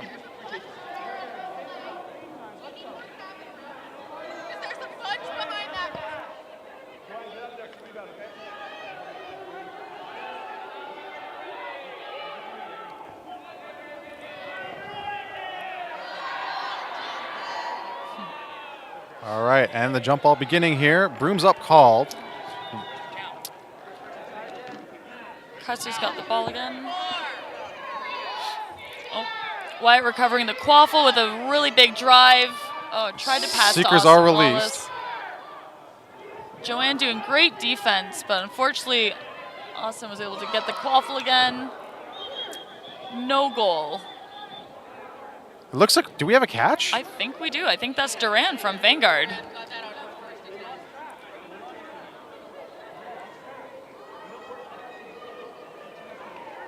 So that will put them at, it'll be 75 to 70 if they catch that. It looks like this might be another very close game for the I just two realized my teams. mathematical error before this period started. It's fine.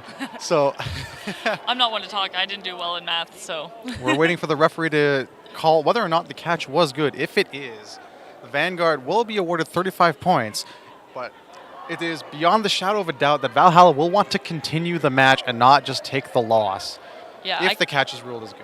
I can't see either team ever stepping down from a challenge and also the potential of getting more goals to win the game. Both teams are highly competitive, so. We will see once the referee makes the call. Now, when the game continues, if the catch is good, Vanguard will have that additional 5 points, or if you're watching online at home, it'll be a 0.5 on your, well, you won't see it, it'll be a 0.5 relative to what you're seeing, however. So if the score is tied, that will mean that the Vanguard will actually be ahead by that half point. Ref's still debating, so this might be a close call on the snitch catch. There are a lot of rules to a legal snitch catch. Oh, looks like they are getting ready to make the official call here.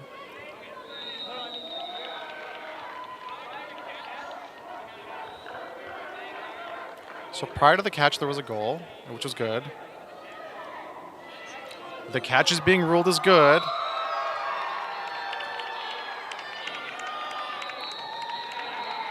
So the current score is 85 for the Vanguard, 70 for Valhalla. The game will continue. Valhalla electing to continue the game. There was a goal just prior to the catch, which is why we're seeing 85 to 70 and not 75 to 70. Big comeback for Vanguard, going from 40 points to 85.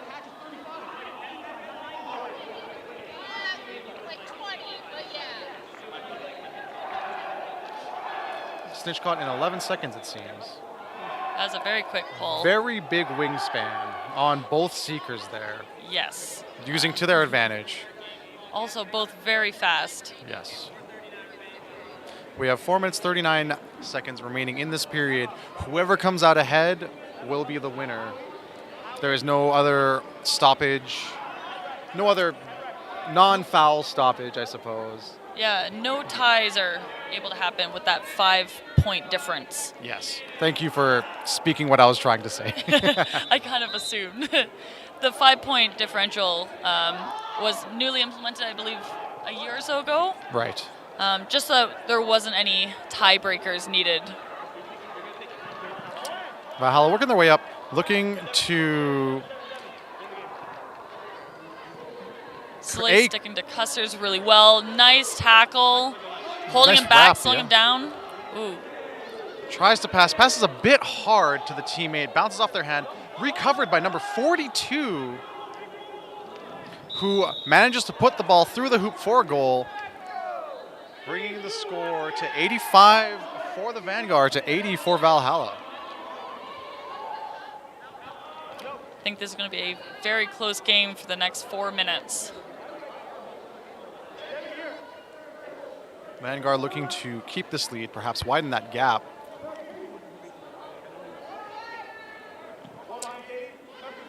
Vanguard with bludger control right now, protecting Austin Wallace with the Quaffle. Yeah, it looks like they're clamping down real hard on Austin as well.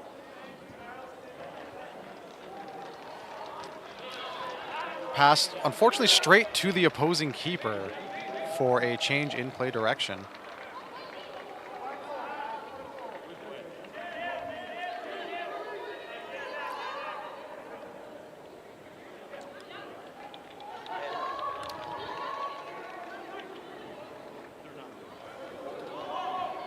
Valhalla making some good passes, trying to see who's open, and great goal by Stevie on Valhalla, which is now putting, I believe, Valhalla 92, Vanguard's 85.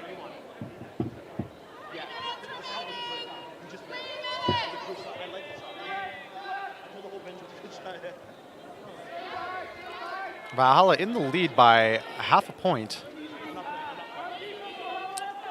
Stevie with a good swat to help Sugar gain a bludger. Big beater battle right near the hoops.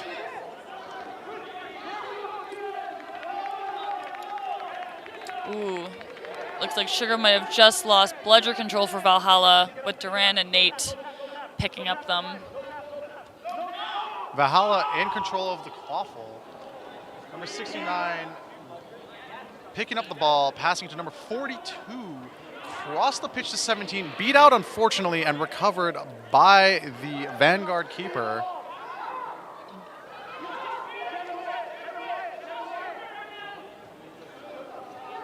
One minute 56 seconds remaining in this snitch period, with the Vanguard at 85 points and Valhalla Quidditch at 90. That shot was ruled no good by the goal referee. However, play has been stopped.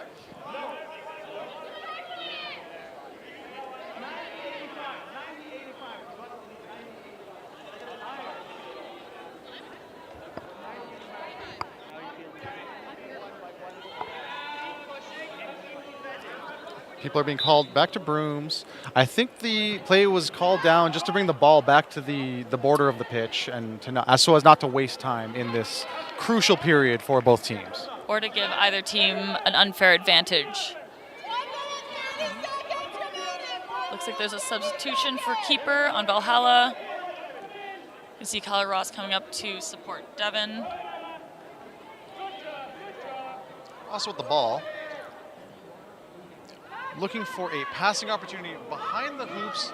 Unfortunately, the recipient was beat before they were able to catch, and the ball rolling out of bounds and turned over to the Vanguard.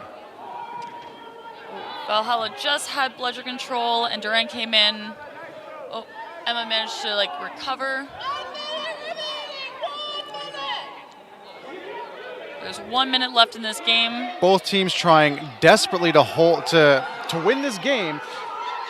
The Vanguard need a goal to get it through. They just get it, putting them at 95 points to Valhalla's 90 with 40 seconds remaining in this match. This may be another 5-point differential game like yesterday's. Very close game.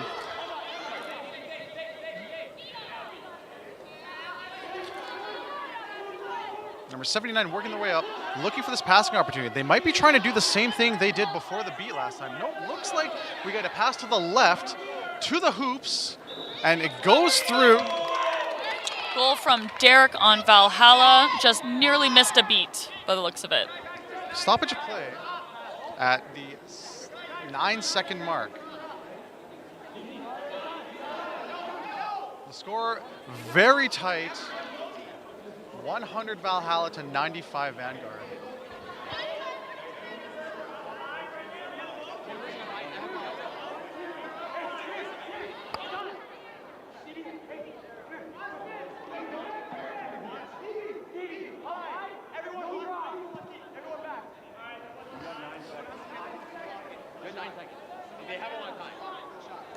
Waiting to see what call Howie's going to make. Looks like the Vanguard using this opportunity, this stoppage, to strategize to how to capitalize on these 9 seconds to get the one goal they need to win this game. Goal still good for Valhalla, which still puts us at 100 to 95. Being reset to 10 seconds by the head referee. Austin Wallace with Quaffle possession. Seems like he switched jerseys. Referee calling him on that, so he must re-don the jersey with the correct number. It was a different number underneath. Well, technically he is number 6. I just don't know what happened to his actual Vanguard jersey number 6. So now he has quad ball, I think 93? 93, I believe, Yeah. yes. Big 10 drive seconds. from Austin This is and the the rest play. of the Chasers.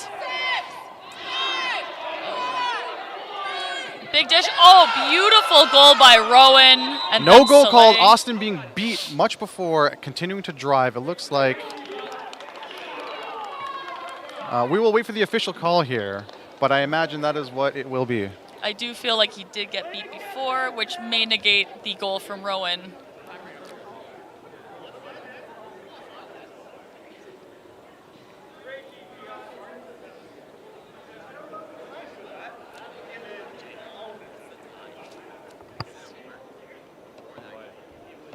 That goal would have been at 1 second.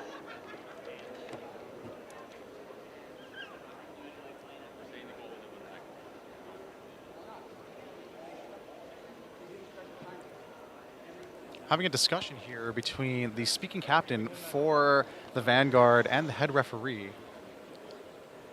I think they're just kind of going through a play-by-play of what happened and seeing both sides. This is definitely an important discussion for the Vanguard.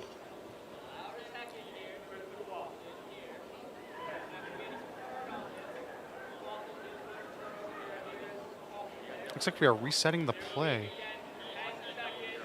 Clock being reset to 10 seconds by the head referee again. However, Valhalla in possession of the Quaffle. I believe the goal was negated. Yes, the goal was ruled as no good. So Valhalla still in the lead. Valhalla just has to hold on to the ball.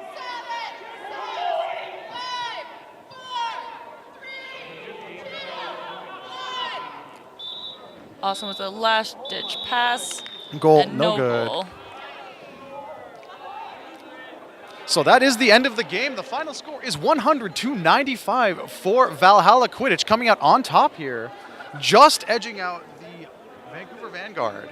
With another 5-point differential, just like yesterday. Very evenly matched teams here in Edmonton. Yeah, great game, super clean. Both teams gave it their all. It was a really great competitive game to watch. Yeah, we will be back in just a few minutes here for the next game and to let you know who will be playing the next game on the stream here in Edmonton for the 2022 Quidditch Canada National Championship. Please stay tuned.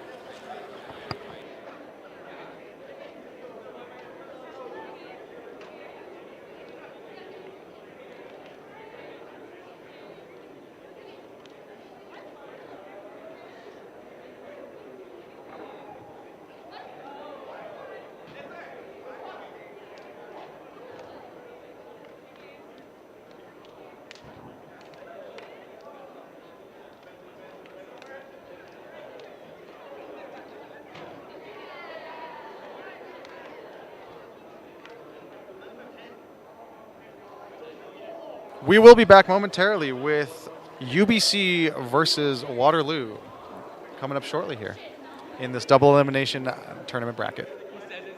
As he tiptoes the line, they're not going to catch me. Neil. Your defense Zero, I actually don't have any bathing. No, but I have defense at home.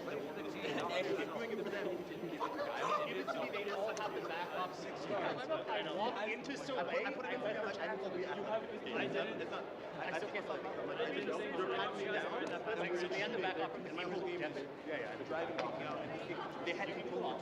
I can't. It's not for me. I threw order in. I wouldn't have ran it. I would have stepped out and followed. I was probably the best. No, I thought. Perfect. But don't shoot with like 4 seconds less on the clock. Don't make me block a shot. 45 points. So what's going on in our Snitch game? I know we're but can I understand what we've done wrong? I haven't been watching. Pardon? No? Like right at the when the Snitch got caught. Right here's random space. Right here's random. Right here's what are you talking about? Shut up. Very best wishes extending that card. Brooms up, contested. Got the ball, and then what if the ball actually falls out? Listen, Brittany saw the whole thing. Okay, he's been retired like 4 times.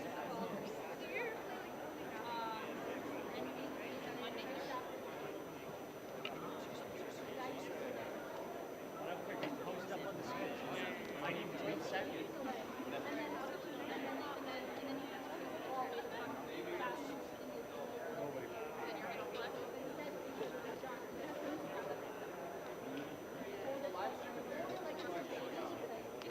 No, this was not meant to play players.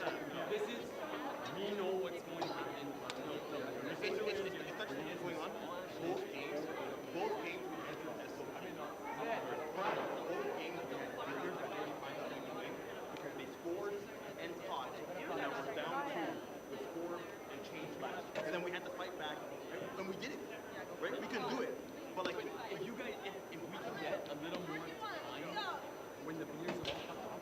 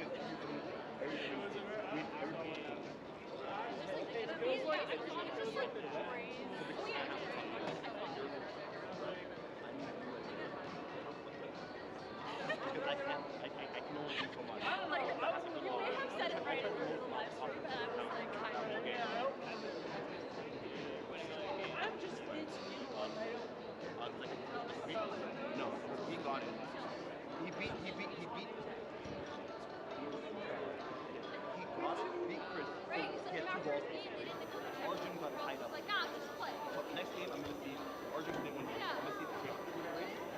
No. No, it's the same first name. He's gonna hurt them or hurt us. Yeah. I'm gonna try to tell next time.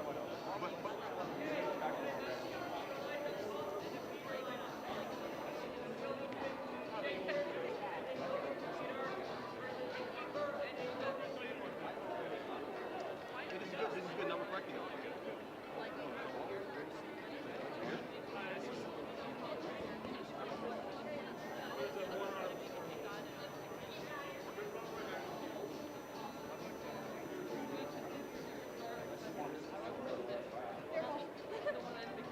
I think we have a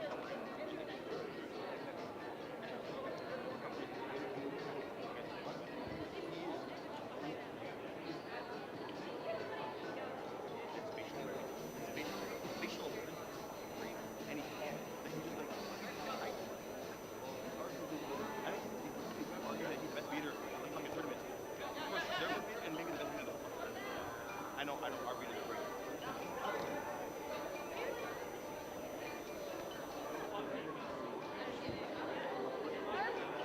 No, we're not.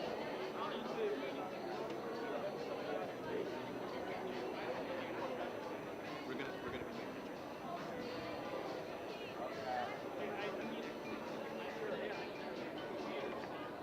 Well, I'm just thinking. I'm just talking about they're more overpowered. Right? Their awareness and their after. That's why when we were 1.5, they flew over our show 1.5. I think we'll be damaged 1.5 and 1.5.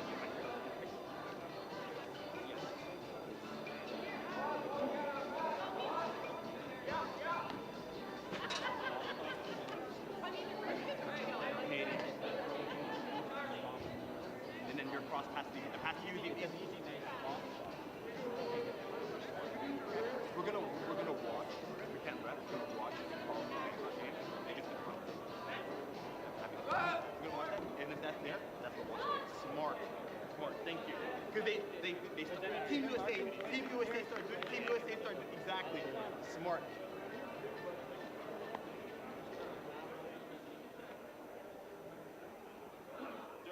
We're allowing the tap beats and they're just blocking it in. Yeah. You're right. You're 100% right.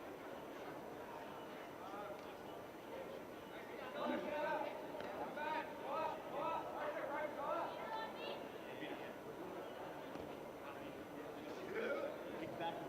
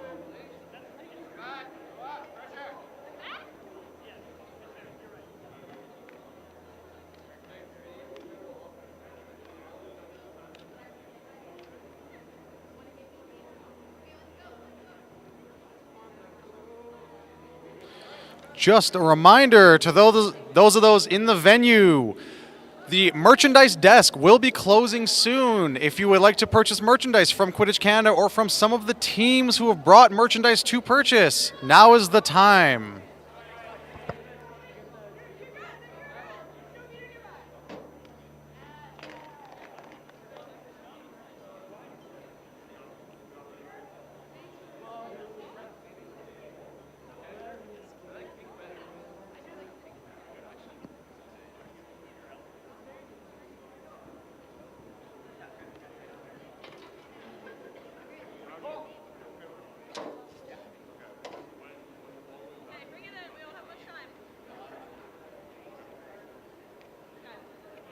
We are getting started shortly here with the UBC Waterloo game in this 2022 Quidditch Canada National Championship double elimination bracket, with head referee Devin Dutt preparing the field and looking handsome while doing so.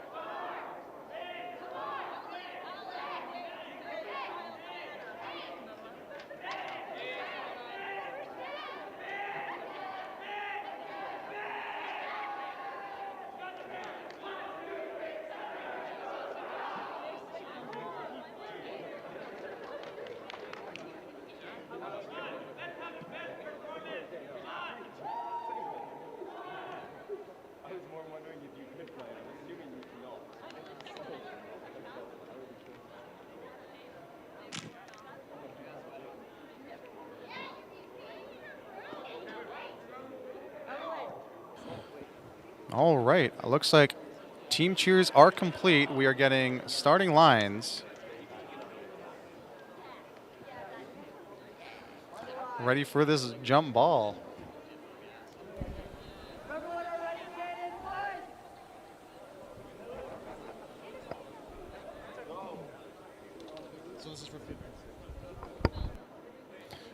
We are playing this match to determine the 5th and 6th places of the tournament,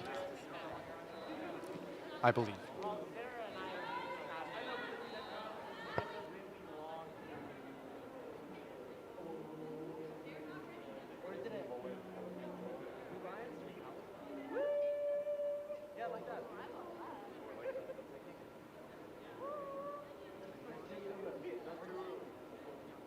David, come join in.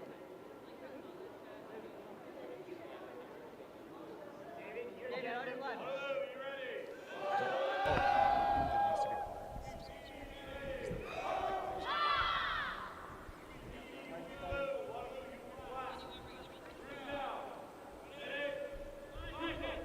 Brooms up being called with Waterloo starting in possession.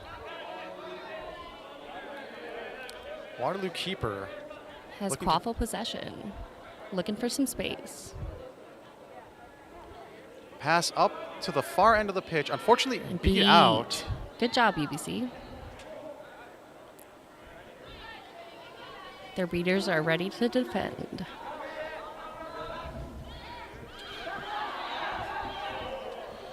UBC looking to make a play here with bludger control. Keeper running straight to the hoops. Wesley Cassidy in the middle. Straight through the hoop for a good goal. First goal of the game to UBC.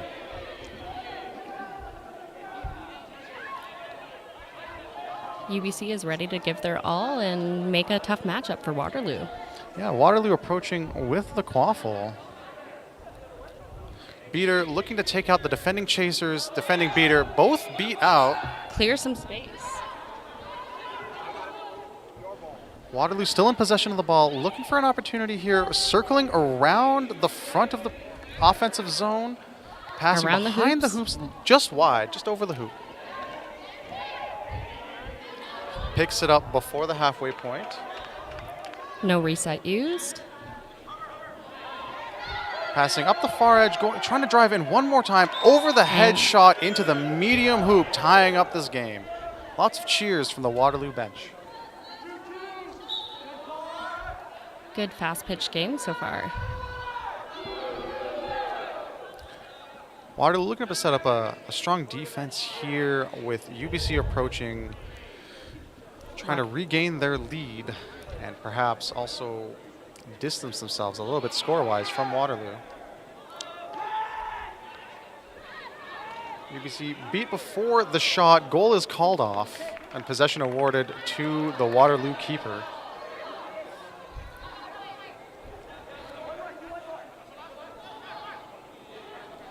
making their way up the pitch into the offensive zone. A little bit of a beater battle in front of your camera here. Shot bounced off the recipient's arms, unfortunately not out of play, recovered by another Waterloo chaser, thrown straight at the hoop. Unfortunately, keeper in the way has blocked the shot. UBC with a successful defense and possession of the Quaffle. However, Waterloo looks to have bludger control.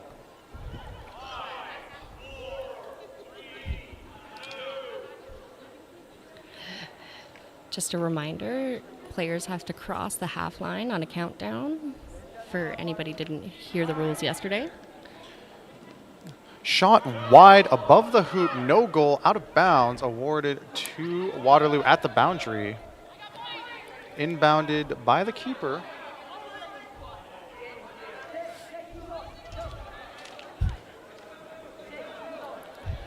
Head referee Devin Dutt signaling that they do need to move to advance the Quaffle so as not to be called for delay of game. A little bit of confusion.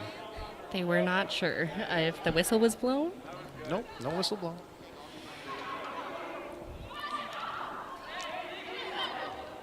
Pass to just the side of the hoop. Attempted wraparound goal. Unfortunately, did not go through the hoop. UBC in possession, running up, looking to... Wesley Cassidy running down the field for a drive. Unfortunately, no good. Recovered by Waterloo. A little bit too much defense on Waterloo to get through.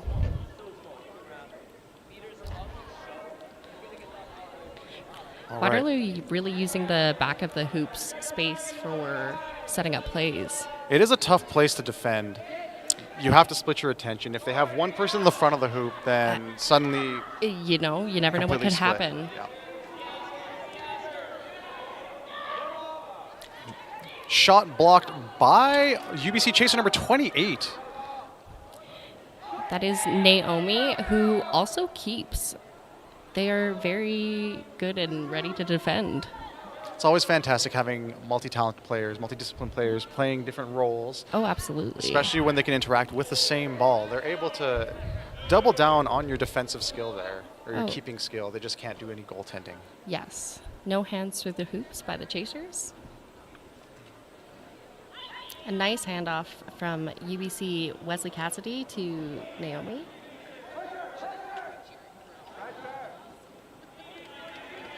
Ball on the ground, a little bit of a crowd there. Ball picked up though and handed to Waterloo keeper. Passed off to chaser number 10. Making their way up. There's a loose bludger also in the middle being picked up by Waterloo beater, following to support and try to regain control of the play here. And Ball does go through. We have a good goal. That was a long period and a lot of good defense by both teams. Yeah, both teams seem to be at the tail end of sussing each other's strategies and each other's energies. Yeah, and I mean, being from the very west coast to the east coast, you know, we're not used to matching up against each other, and it is a bit of a challenge to suss each other out and figure out what works and what doesn't work against each other. Right you are. So we are now seeing UBC number 28, Naomi Hildebrand. Trying to make a pass off, didn't quite make it through, but UBC still has possession. Pass back to Wesley, stopped by Waterloo keeper. Waterloo number 0, Scott Rousseau, with a nice interception, still in possession of the Quaffle. Looking for a passing lane, gets it to number 9. Really using the outside spaces and making UBC run after them. That was a nice block by Naomi.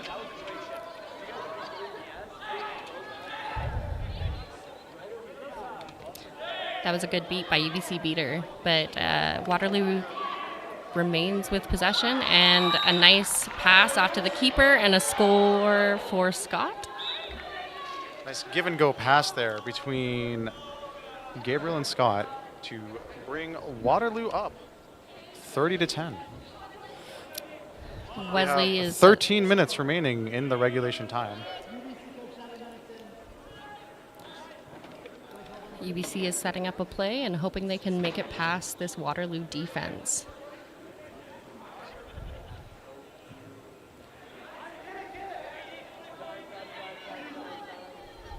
Wesley Cassidy attempting a goal there, waved off by the referee.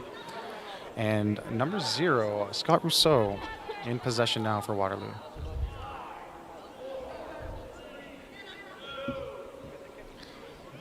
Quick dash across half so as not to be called for delay of game. Still looking for some kind of opportunity, communicating with their players. And Waterloo using their beaters and their bludger superiority to clear some space.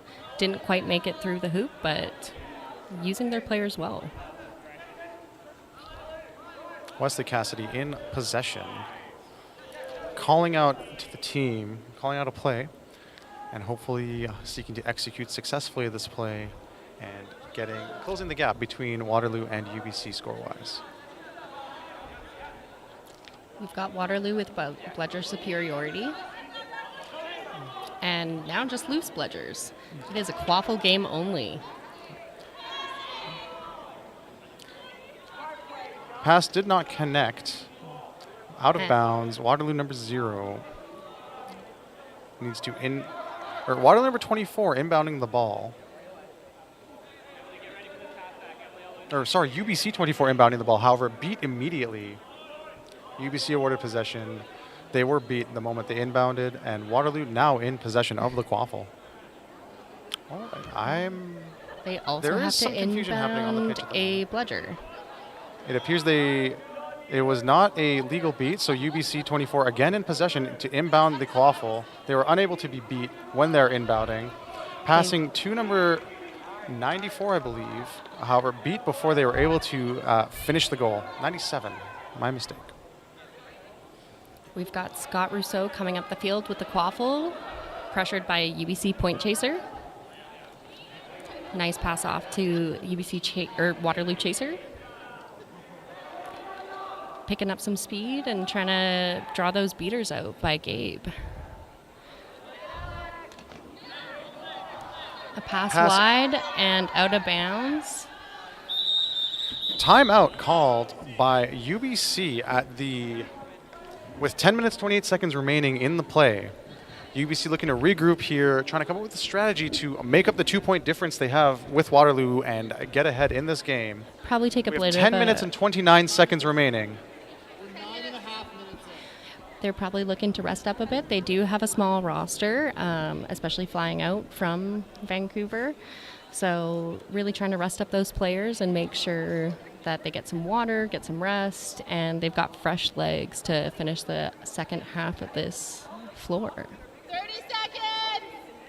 30 seconds remaining in this timeout period before we restart play, with 10 minutes and 29 seconds remaining in regulation time.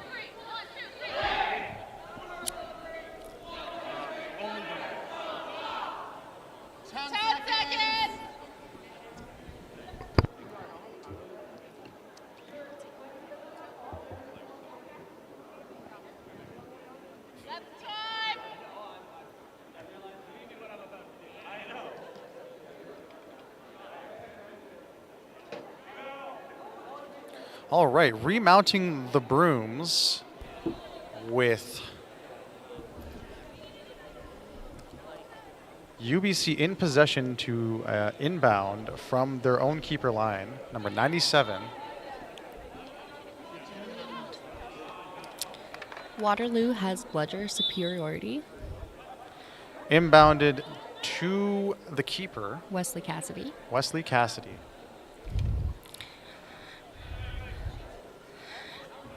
Wesley is shouting out to his players and making sure that they've got a setup and can see if they can get around this very strong Waterloo defense. Waterloo with bludger control, threatening the keeper with a chaser in pursuit. Wesley ball is now out to number 97, beat upon reception of the ball.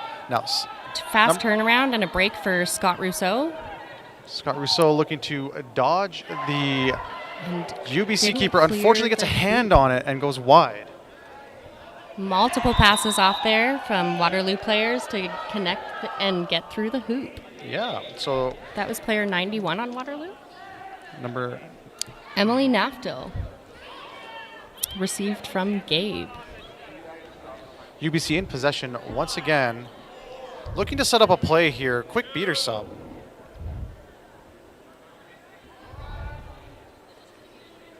Beaters looking to clear lane, ditching their ball, and Seems like they're going to want a 1.5, and their second beater was going to try and be aggressive. but we do have a turnover, and Scott Rousseau again in possession, passing to a Waterloo chaser, number 10. Driving in, taking a shot just before the beat. Goal is called good. That was a goal by Asher. That would mean the release was before the beat. The goal would be good in that situation, bringing Waterloo up 50-10.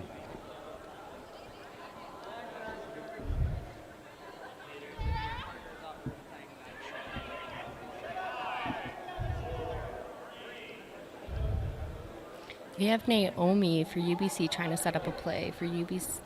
Yeah, for UBC. Looking to get through those hoops and put their hand through. And that was a good goal. 50-20 for Waterloo. UBC finding a way through that Waterloo tough defense. Both teams playing extremely hard in this match. They both really want to walk away with this victory.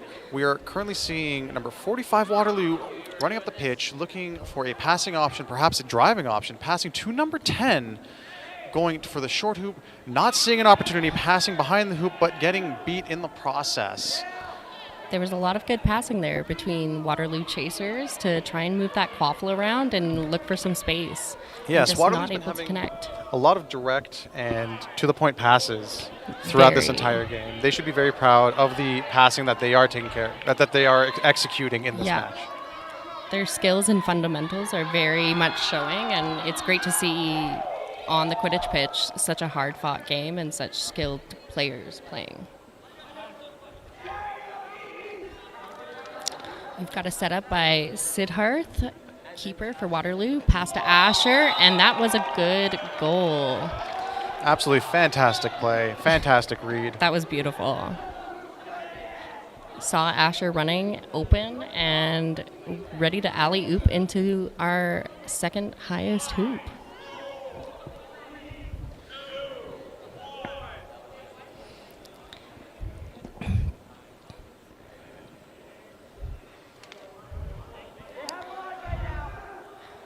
UBC looking for some passion options, and 66 Waterloo player punted that Quaffle into the air. What a great defensive move. That was player 66 for Waterloo, and that's James Burry. That was a very nice defensive play. Slow, no pressure handoff. Number 10 in possession of the Quaffle. Waterloo beaters looking to regain bludger control. They do manage to take out a beater.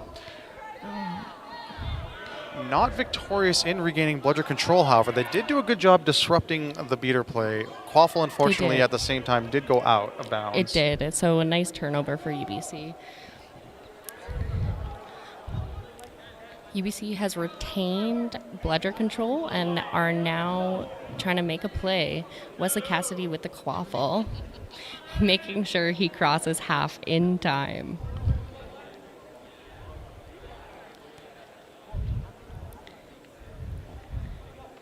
Both teams taking their time, trying to look for good opportunities. Making smart plays and really trying to connect and make the Quaffle happen. Managing to step out of the tackle. Number 42, UBC does take a shot. It sails a little bit wide, does recover the however. ball and pass to Michelle, but who was beat. Play being called down We by have a head timeout referee. for Waterloo. Timeout Waterloo, yep. So that'll be another minute timeout. 5 minutes remaining in the game. Give Waterloo a nice little break, breath, water, make sure they shake out their legs, shake out the jitters, and talk some strategy.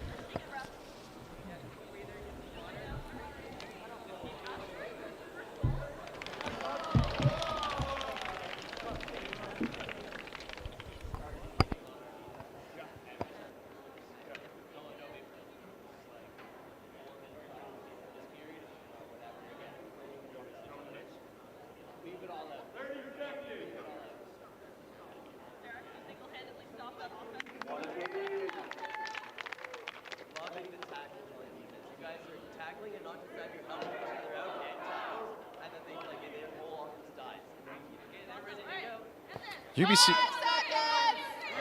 teams coming back to the pitch, going back to their brooms and their positions before we restart play here.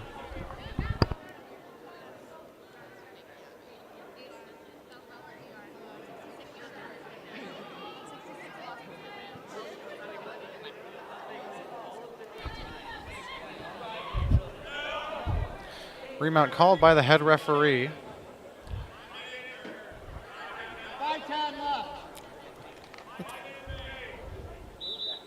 And play is underway with Waterloo keeper number 45 in possession of the Quaffle.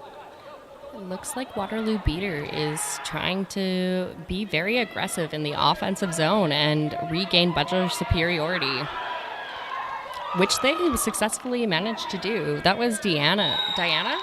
Number 18 throwing around the defender through the hoop. I'm sorry, number 66. 66. James. How did I get 18? Who would have known? Numbers are hard. Reading's hard. Especially with the jerseys scrunching up. You never know. Yep. We've got an aggressive beater on UBC. Waterloo recovering the Quaffle for a turnover. Sending James up the field for a drive against UBC defenders. Yep. Looks like there are no beaters on defense, so a quick drive and a quick goal by Waterloo, widening that gap.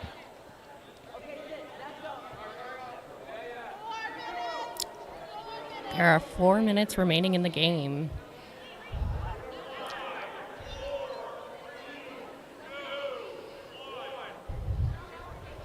Naomi on UBC is looking to set up a play and setting players behind the hoops. Let's see what they can do.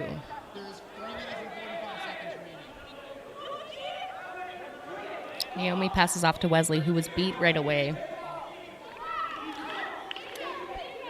Waterloo keeper Sid Harth has recovered the ball, passed it off to Gabriel, and they're looking to sub off some players and make their way down and set up some plays. Gabriel, number 9, Waterloo with the ball still. Advancing up the offensive zone. Paths being cleared by the beaters. Very wide. Pass across number 44, unfortunately, or 24. Unfortunately, the shot was a little wide. Still looking to defend. Gabriel still looking for some sort of opportunity here to drive to the hoops. Perhaps a passing opportunity at the hoops. Nothing available, but also no pressure. So Gabriel does have the opportunity here to wait. Very much defending the hoops. Beat. Did not work out for them. Oh. The goal has been waved off for being beat before. The goal was not counted as good. Play is still live with the UBC keeper turtling on the ball and stopping play. There are 2.5 minutes left in the Quaffle period. And UBC looking to set up and close the gap. UBC here trailing by 6 goals, looking to close that gap before the end of the Quaffle period here and before their beaters need to split their attention between the Quaffle period and the Snitch. Fantastic save by number 0, Scott Rousseau on Waterloo. Absolutely beautiful save, and hand now with possession. Hoop. Love to see a hand through the hoop stop. Put it here, so because there's no pop filter, when you, it's not going to have the sound if you talk.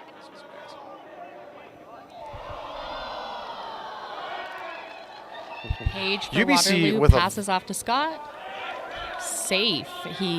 Scott was able to keep that bludger away by defending it with the Quaffle. Stay on broom. Waterloo in bludger control, but their beaters staying behind the halfway point, now advancing to support their Quaffle carrier. Challenged by UBC beater. Some beater battles happening, opening up some space, and a good goal by Scott Rousseau, keeper for Waterloo. We have 1 minute remaining. 1 minute in Quaffle play. Quaffle period. Waterloo has set right back to defend against UBC's upcoming opportunity.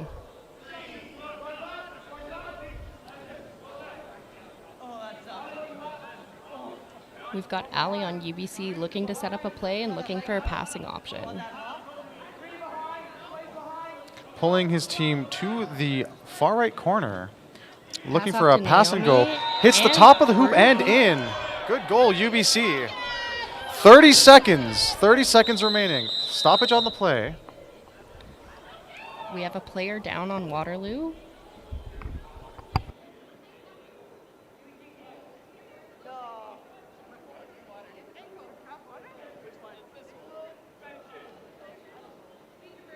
Players being called to their benches for this stoppage. We'll resume the game momentarily.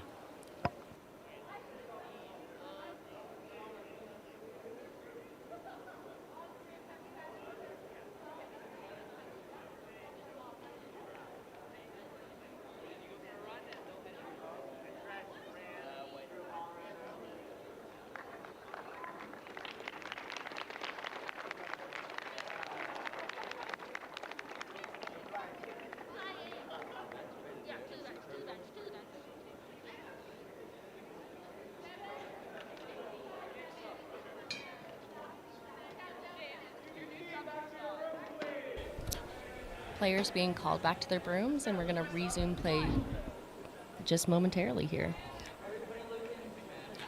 All right, with 25 seconds left in the period, we will be counting down from 10 as we are also broadcasting to the venue here for the benefit of all players and referees.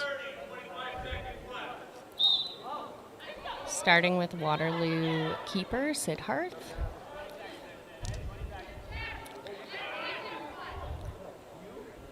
Playing slow, probably looking to run out the clock with the lead that they have. Waterloo under no real pressure here to keep scoring. They do have a pretty big point differential. But Sidharth did take a shot. They saw the opportunity and went for it. And nice goal by James. Time.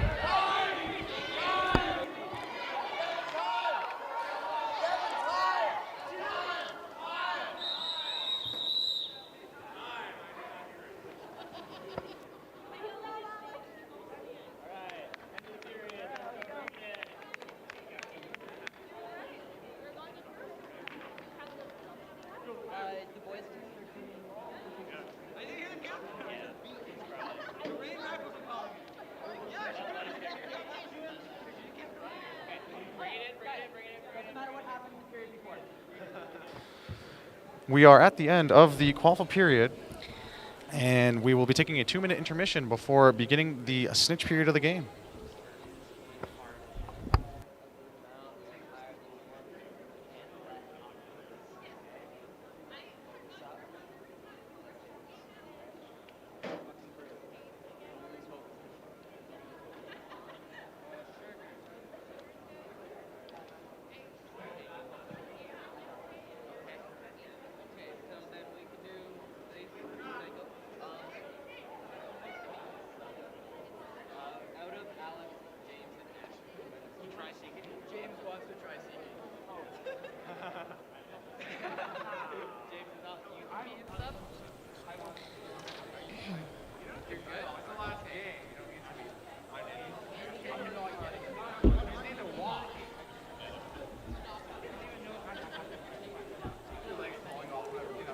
Have a Valhalla player snitching for this game, Sugar. There's 1 minute remaining in our intermission.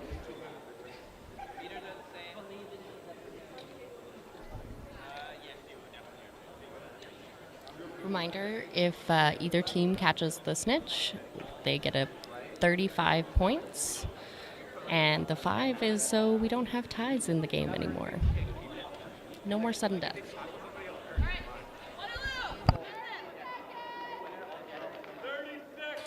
We will be resuming the snitch period with another jump ball momentarily here.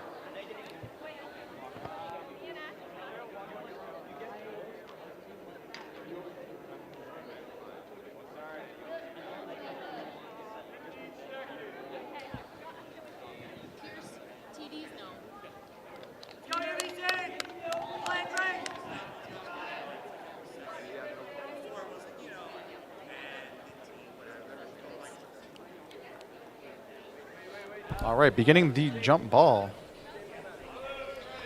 We have Waterloo keeper Sidharth and UBC player 97, Isaac. Brooms up called. Waterloo winning the jump ball in possession of the Quaffle. Pass back to Emily.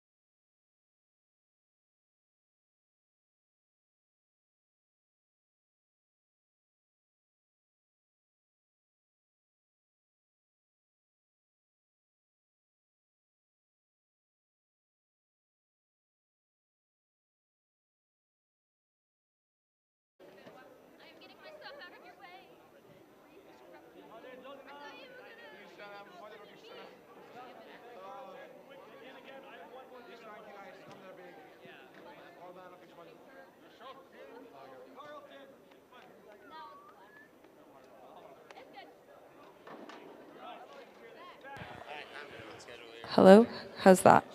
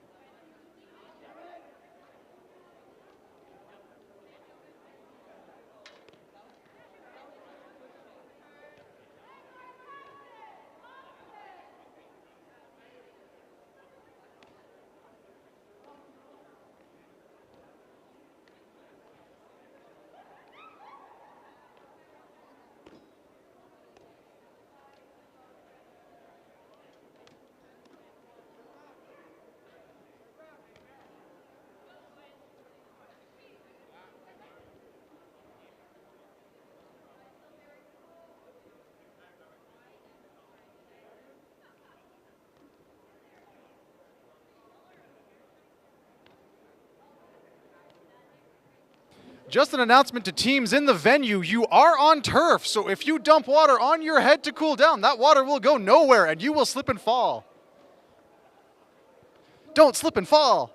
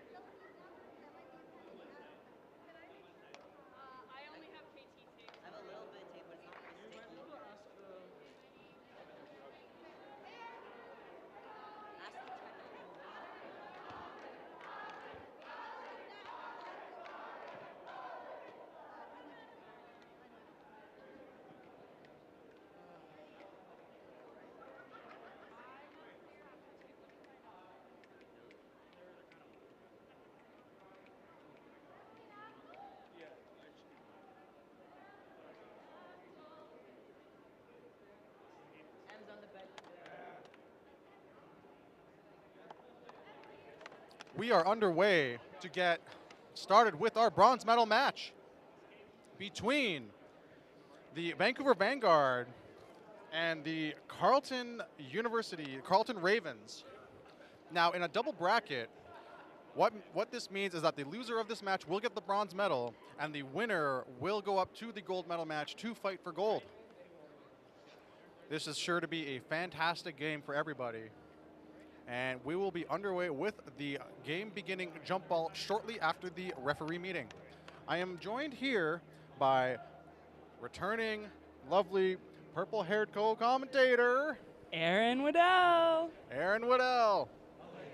Happy to be here. Fantastic. Welcome to the bronze medal match for the 2022 Quidditch Canada National Championship in Edmonton, Alberta. What a day to be alive. It's warm today in Edmonton. It is quite warm. I'm no longer wearing my cat Udi that I've been sporting all tournament. I didn't know it was called an Udi. I learned something new. Fantastic. Teams just getting their team cheers underway here. Refs finishing up with their discussion. We will have this game going very quickly here. See you soon.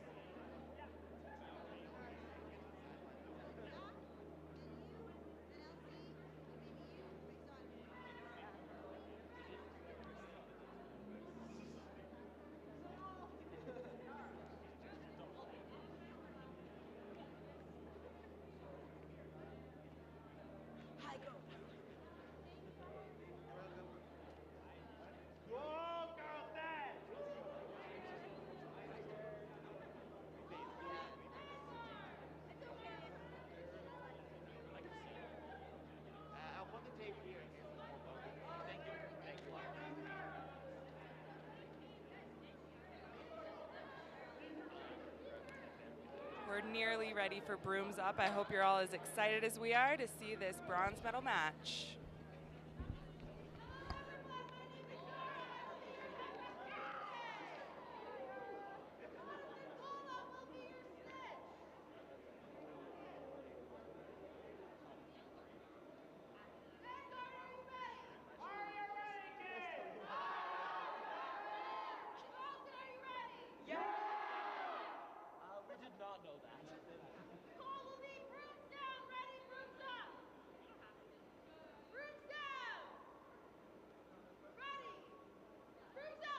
And Brooms Up is called with the Vancouver Vanguard guarding the Quaffle for their chaser to pick it up. Number 93, Austin Wallace, in possession of the Quaffle.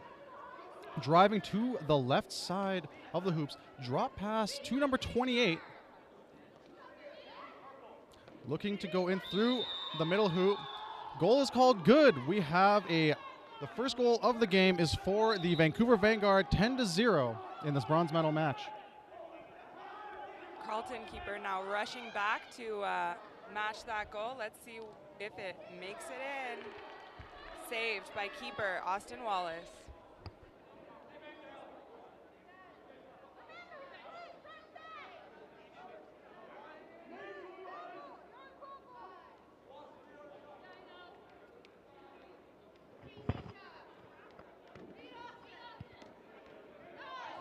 Check 1, 2.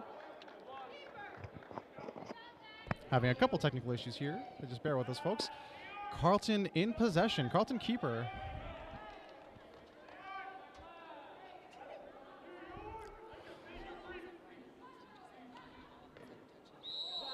Straight through the hoop from half, putting Carleton on the board with 10-10.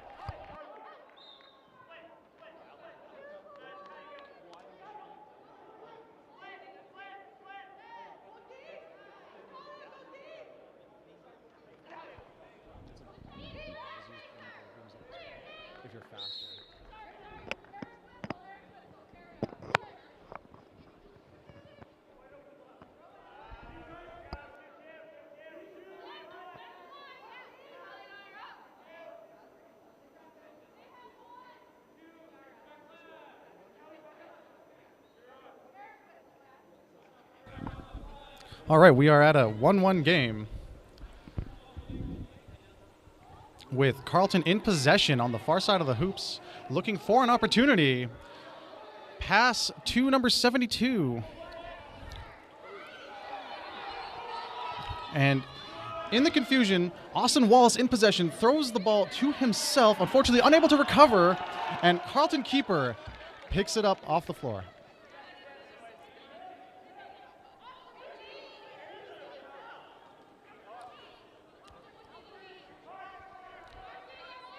Carleton keeper working up the pitch, looking for passing options, looking for opportunities to approach.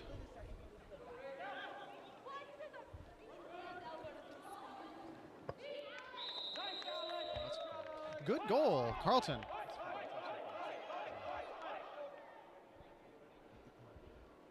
We're now 20-10 in this bronze medal match.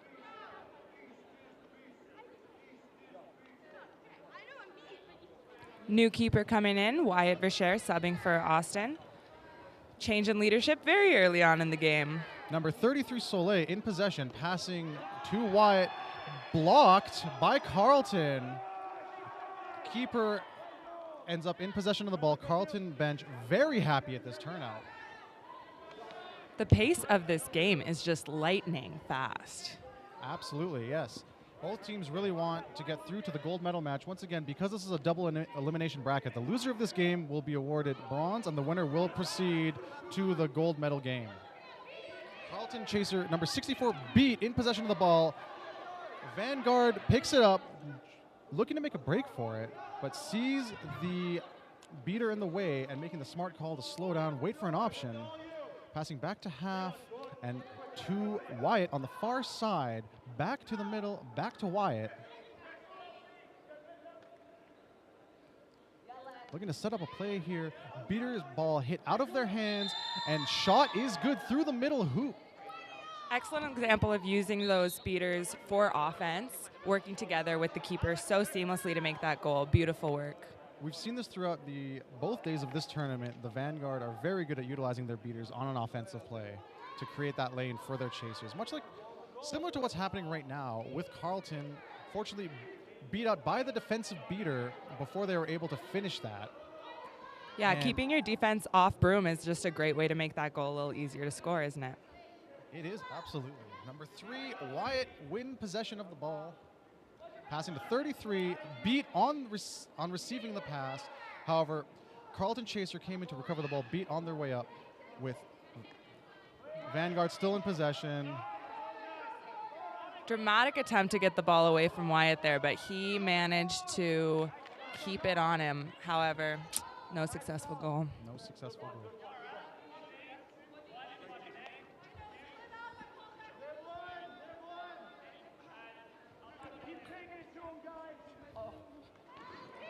Carleton wrapped up here, looking for a way to get rid of the ball before the Vanguard get it. Vanguard player is beat, so Carleton does end up with the quaffle, a shot just wide. That is an easy way to give up a potential goal. So when we're at the national level, most teams have realized that by now, and they will keep following up on those missed shots, keep getting those rebounds until it's possible. Wyatt just running and dunking right through the small hoop, bringing our score 30-20 for the Vanguard.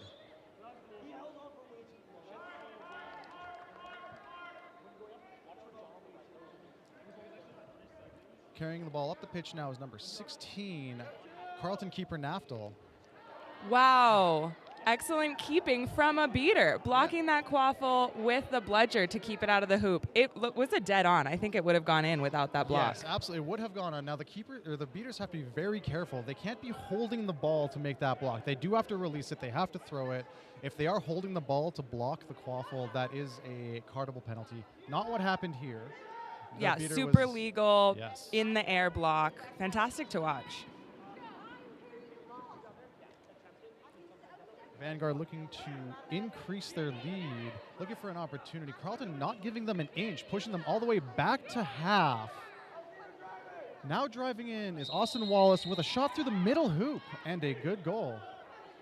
Speaking of that mentality of not giving up, just getting tackled, releasing the ball, and saying, that's okay, I'm just going to pick it up and still score. That really speaks to the fact that both of these teams are so focused and determined to win. They're not taking any opportunity to get discouraged. Love to see that. Yeah, as long as they're on broom, they're allowed to get right back up and re-engage in play. If they're not beat, if the broom doesn't come out from between their legs or stop touching their body. Yeah, your mentality is the only thing that's going to stop you from doing that. So really strong mental game here.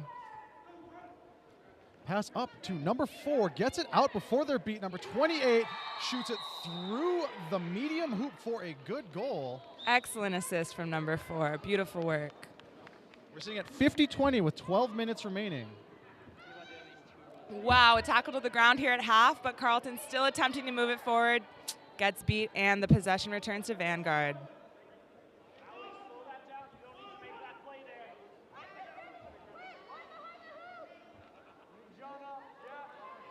Vanguard passing half, looking for another opportunity to score here. Opened up by a beater, walking straight to the hoops. Big lob over the hoops, makes connection with the recipient, but stripped by Carleton. Pass back to their keeper to kill the play. Okay, Vanguard's quick to set up on defense. Keeping it communicative.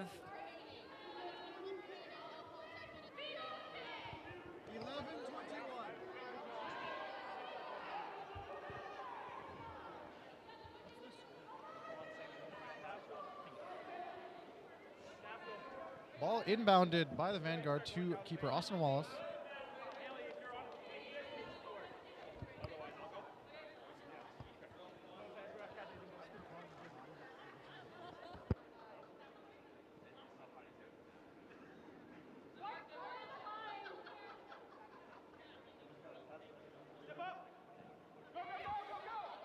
Juking all around in the offensive box with a good goal. Austin Wallace, keeper for the Vancouver Vanguard. You can really count on Austin to do a little dance in the process of tricking the defense. Style is important when you're playing any sport. Speaking of style, I've said this before, but I'm loving the purple shorts on Vancouver Vanguard. Not only that, but the detail of having your number on your shorts, ooh, so helpful to know what's going on. I'm sure the referees appreciate that as well. Now, Carleton driving in with the ball, throwing it through the small hoop with a seemingly easy shot is number 00 from Carleton, Antoine Bourassa.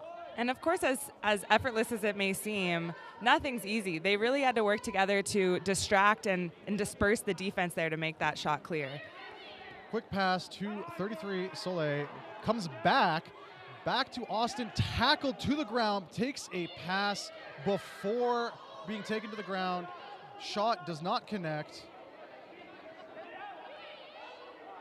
Little bit of confusion here. Wow. As Soleil takes the shot, good through the middle hoop, taking it down in the process for a good goal for the Vancouver Vanguard. I really wish we had instant replay. I mean, Austin passing, wild tackle to the ground.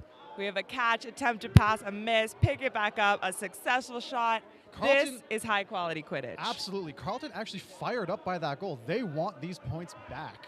They are driving with maximum effort to try to keep getting possession of this ball and keep scoring.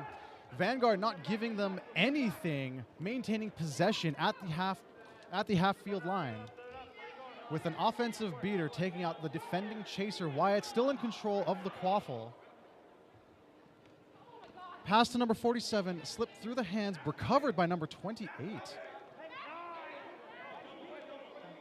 And the hoop goes flying in attempted defense of that goal, but it still made it. Goal was waved off, beat before. There's high physicality to this game. I'm seeing a lot of tackles and equally matched by just the chasers being unfazed at being tackled and playing right through it. Yes, everyone's putting in so much effort to stay up. Stoppage of the play by head referee Yara. It's nice to make it nearly 10 minutes into the game without a stoppage of play. The call is a pass after beat, so it will be a Quaffle turnover.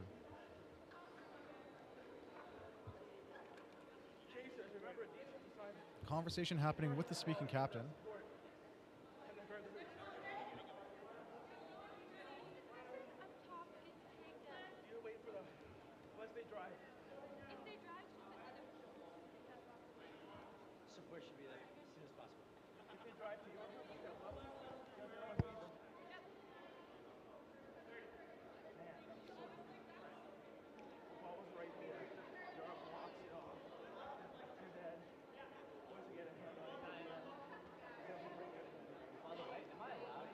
We have 8 minutes and 17 seconds remaining in the Quaffle period of this match.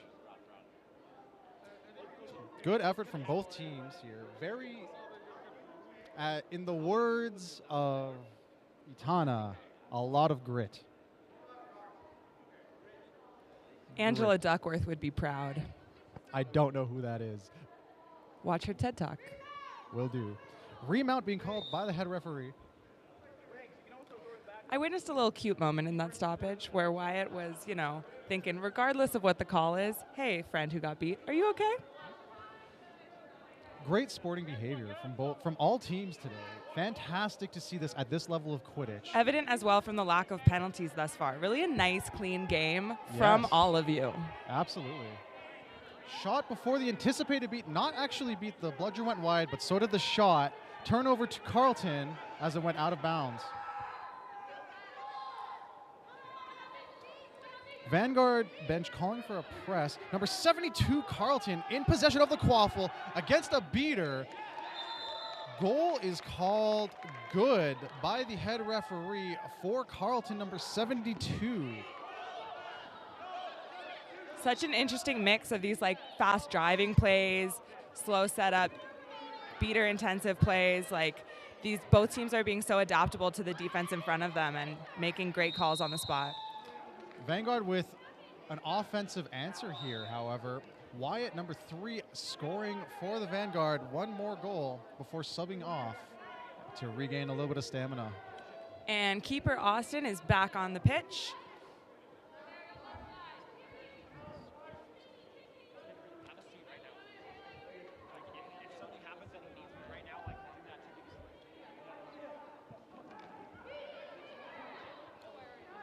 We have Carleton still in possession of the ball at the Vancouver defensive end. Unfortunately beat Carleton digging to try to regain possession, but giving up after Austin Wallace, the keeper, gains possession.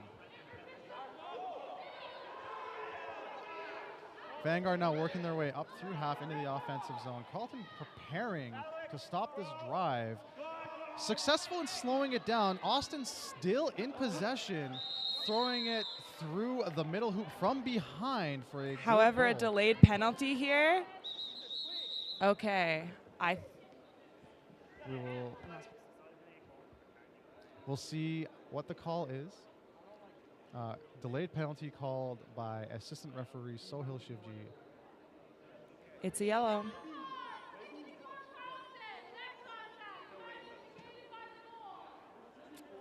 Still no one to keep us company here in the penalty box. Unfortunately not. It's a yellow card. Carleton number 64 for contact to the neck. However, their penalty time has been negated by the goal that was just scored. They will be off room. They will have to tag back up. Let's clarify for folks watching, what's the significance of calling a card even if there's no penalty? Penalties are still penalties. It's important to keep track of the record of penalties. 2 yellow cards awarded to a player will eject them from the game. 4 cards of any color and any combination will also eject them from the game. It is important to keep track of what's going on, even though the time is negated by the goal that was just scored. Right, so if you're thinking that player got off scot-free for not setting the penalty, not true. They're at risk of getting ejected if they acquire another yellow card this game. Okay, Carleton's set up with a tight defense around the hoops, and Vanguard's job is to figure out how to get around it. Austin passes behind the hoops to number 4, who assists Schmidt in making a goal. Fantastic give and go. Good play by the Vanguard. Carleton looking to respond with an amazing play of their own. Slowing down, noticing that there is quite a bit of defense set up, making the smart call. Passing to 21.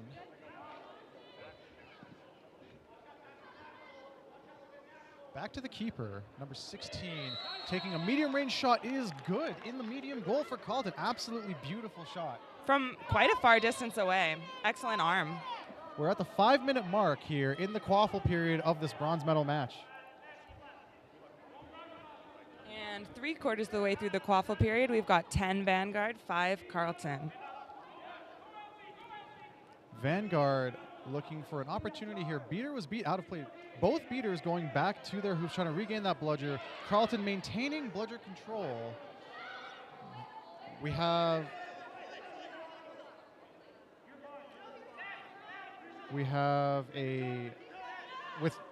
the Vanguard still in possession. Pass intercepted by Carleton Chaser, passing to the keeper.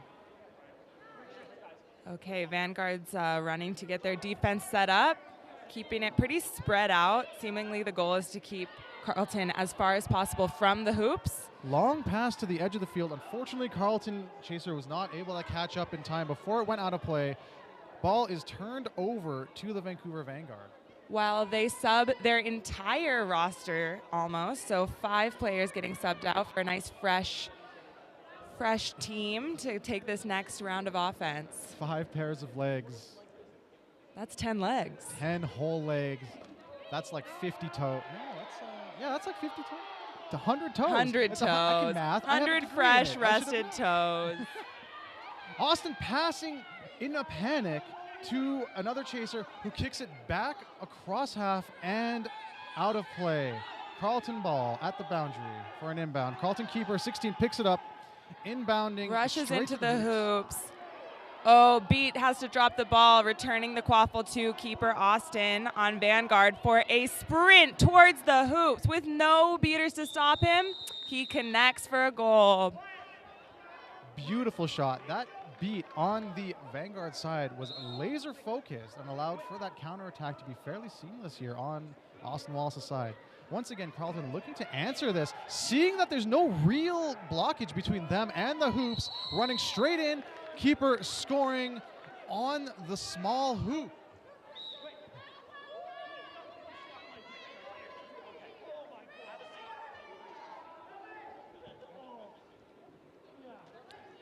Vanguard keeper Wyatt working up with the ball, trying to set something up.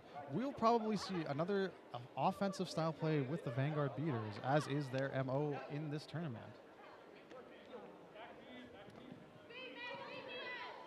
See a pass to a already beat player, bouncing off of their scapula into number 72's arms with a breakaway and a easy, clean goal, number 72, Carleton. Bringing the score up to 110 to 70 in the last 2-ish minutes of this Quaffle period.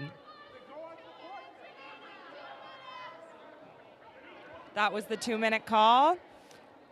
And seemingly, the pace remains just as fast as ever up to the last minute. Running through the crowd with a dunk before getting beat out. Nobody was paying attention, unfortunately, and Wyatt took complete advantage of that. Play being stopped by the head referee.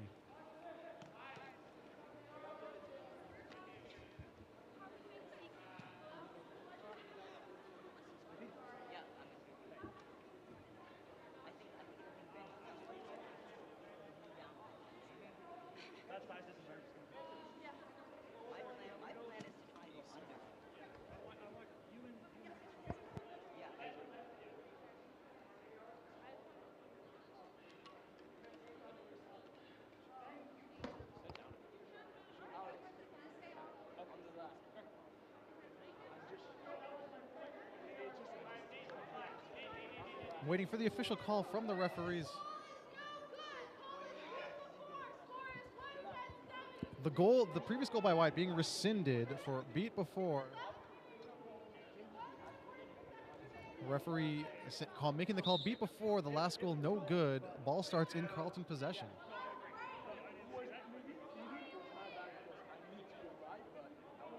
I suppose someone was paying attention though. Yeah, you spoke too soon, Carleton hitting the Bayfar. side of the hoop, not quite going in. Dislodging a little bit, rotating it rather a little bit. Wyatt coming in, he wants that goal back. Well, You not can't back. steal a goal Yeah, from you can't. Wyatt without him getting it back. Well, I mean, to be fair, it wasn't stolen. He Of was course, beat, of but course. yes, absolutely gets the goal for a, this time good unbeat.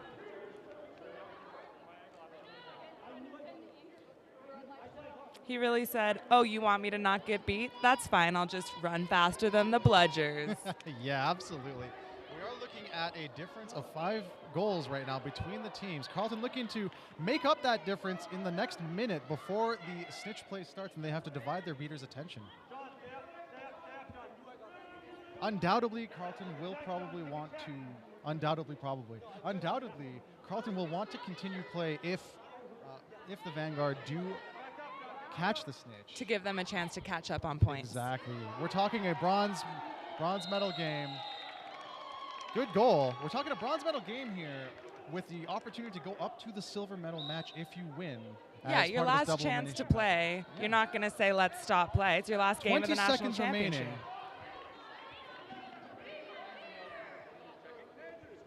14 seconds remaining. We are going to count out. 10, 9, 8, 7, 6,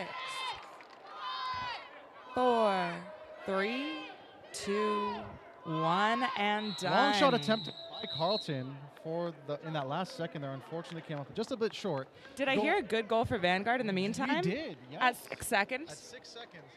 We are going into the snitch period, 140-70 for the Vancouver Vanguard. It will be a 2-minute intermission here, and then we will start with another jump ball for the snitch period.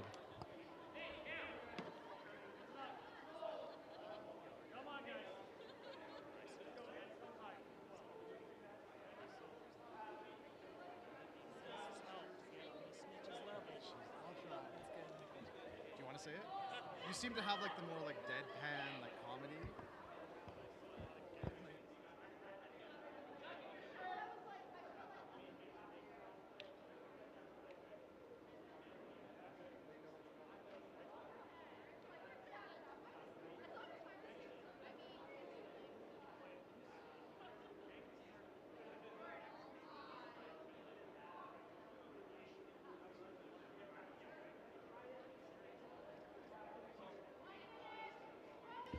One minute left for teams to confer on their strategy. Refs and spectators to shake out their muscles and get ready for some excitement. And of course, everyone stay hydrated. Absolutely, yeah. Most of the spectators here, we have a lot of people coming out to support parents, friends, family friends, but a lot of the spectators are also players from previous games. They have to be sore. Staying too static after a match is not great for your muscles. You do want to get up every once in a while and stretch. Dynamic stretching, everybody. 30 seconds until the fight for glory. We've got John Gola, the snitch, coming in at 6'7". The Seekers may need NASA's help to get on his level.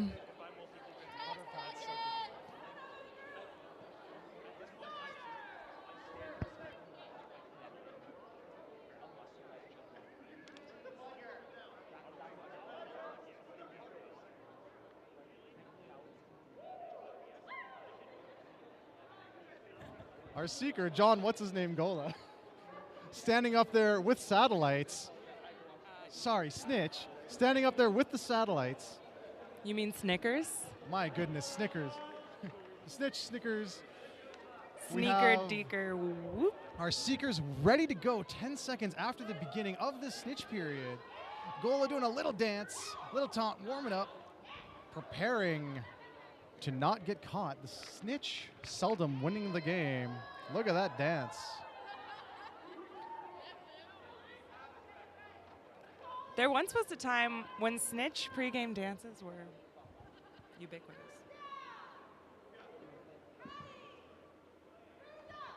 Excellent. Here to go in this 5-minute snitch period. The level of intensity is so high that one player's headband has already come off and gone back on. Seekers now released. Carleton Seekers so into the vibe of seeking that even their cleats are gold. Now, remember that in this rule set, catching the snitch no longer ends the game. It will award the catching team 35 points, allowing them to have an advantage in what would otherwise have been tie game if it comes down to that. Already some intense catch attempts from the Seekers, but ended up off broom. Remember, Seekers are players just like the rest of them. If they're off broom, they need to go tag up before returning to play. It looks like we might have a good catch. Snitch John looking a little disappointed. John, what's his name, Gola? John, what's his name, Gola, was hoping to win this game by being not caught. We'll see if the catch is good. The referees will need to confer.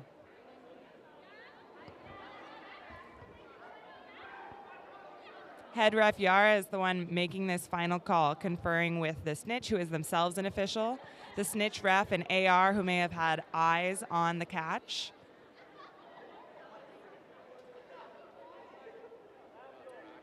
It takes a village to make a call on a Snitch catch. Which is great. You do want to have the confirmation to ensure that all the rules are being followed properly.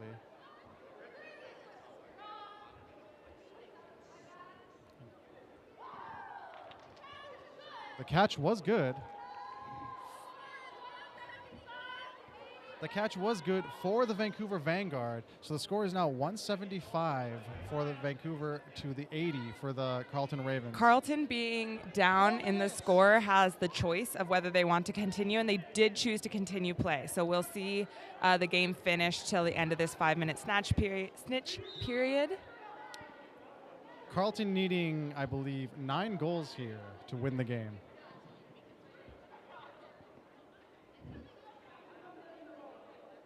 They've got 4 minutes to make up those points. Yes, they need 10 goals. 9 goals will still lose them the game by 5 points.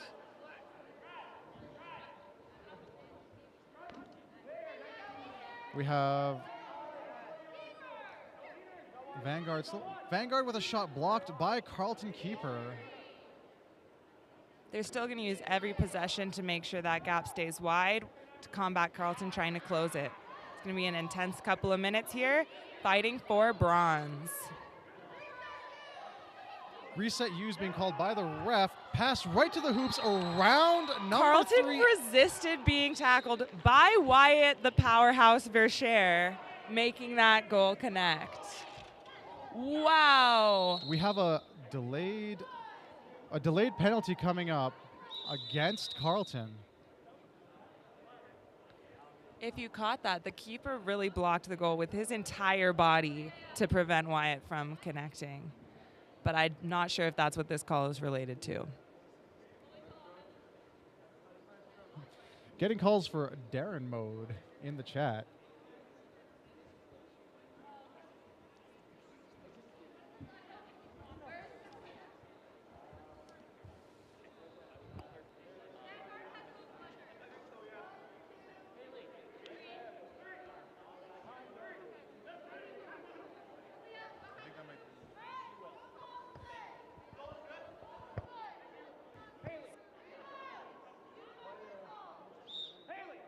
Play restarted.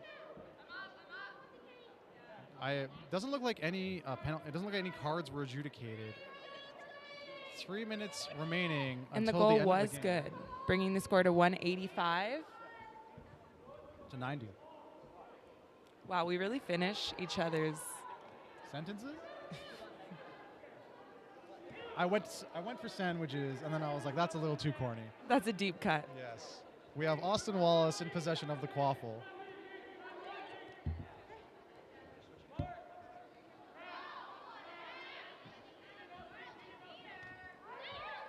The beaters are moving fast to break up this defense. All 3 bludgers on the ground. Well, now 2. We have Vanguard looking to gain bludger control. Carleton seems to be more preoccupied with that than the Quaffle at the moment. Quaffle running in number 4 with the Vanguard, passing back to keeper Austin Wallace. Looking for some sort of passing opportunity here in the near corner of the pitch, behind the Carleton hoops. Austin tackled, ball is out, tries to kick it to a player, unfortunately bounces off a Carleton player into the hands of the keeper, rather. We can often Number forget 16. that kicking is allowed. It's not utilized often. It isn't, no. But perfectly fine. Carleton trying to do the exact same strategy as before. Unfortunately, this time the pass was missed.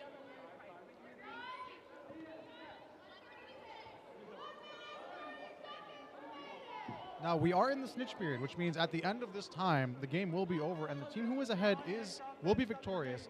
Vancouver Vanguard did catch the snitch if you are just tuning in, so they do have an extra 0.5 points from what you are seeing on the scoreboard.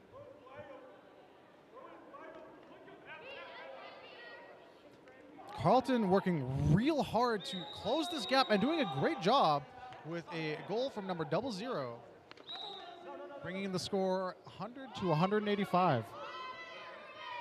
Determination remains high in this final minute of play. Neither team slowing down or backing away from their best effort. Absolute maximum effort, to quote a fantastic superhero. Getting best vibes in the chat. Vibes are indeed good. Vibes, yeah. All this everyone's been weekend. playing incredibly cleanly. Everyone's playing incredibly fairly. There are no. You would expect more flaring emotions at this level of play from any sort of athlete, but everybody here keeping their cool and playing very clean Quidditch. Seems they had a good rest last night and a nice healthy breakfast to keep their emotions in check. We got a Quaffle, to quote you from yesterday. That's right. In the middle of the Carleton defensive zone. Carleton coming out victorious with the ball. We are going to count down from the 10-second mark.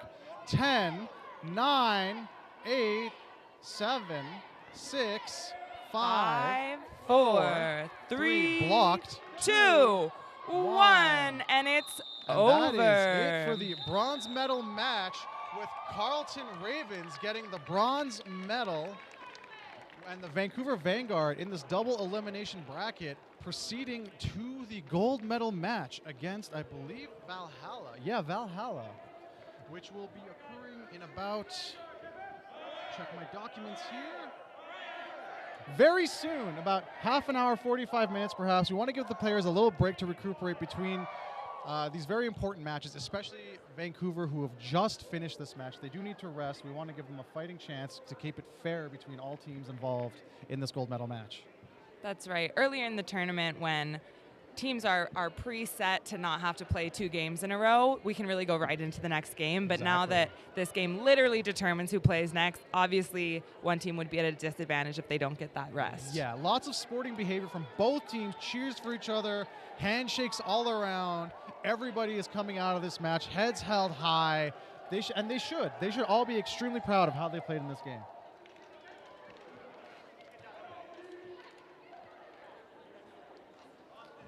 So eat your lunch, tune back in for the gold medal game. In about half hour, 45 minutes. This is the 2022 Quidditch Canada National Championship in Edmonton, Alberta. We will be back shortly. Please stay tuned.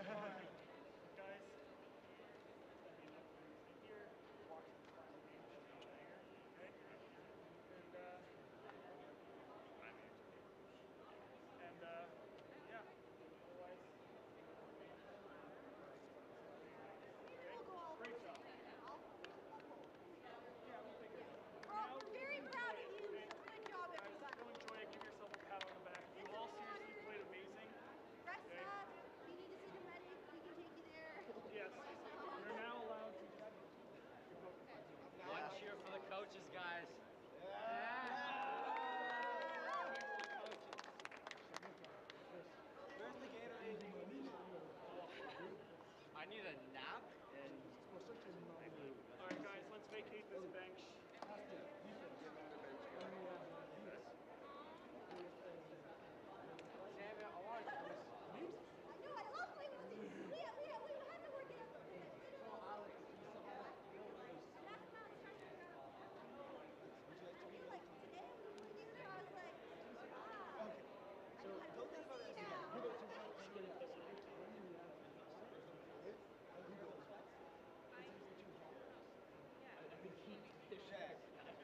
Too sweaty could mean two different things. Yes, but that's my style of play. I don't know. I don't know if it's because when they are DS, I can't do anything. So we have to keep it also. It's okay. So it's okay.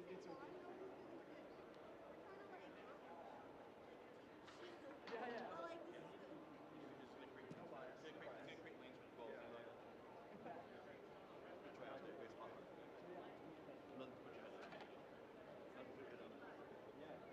When you go, I love that.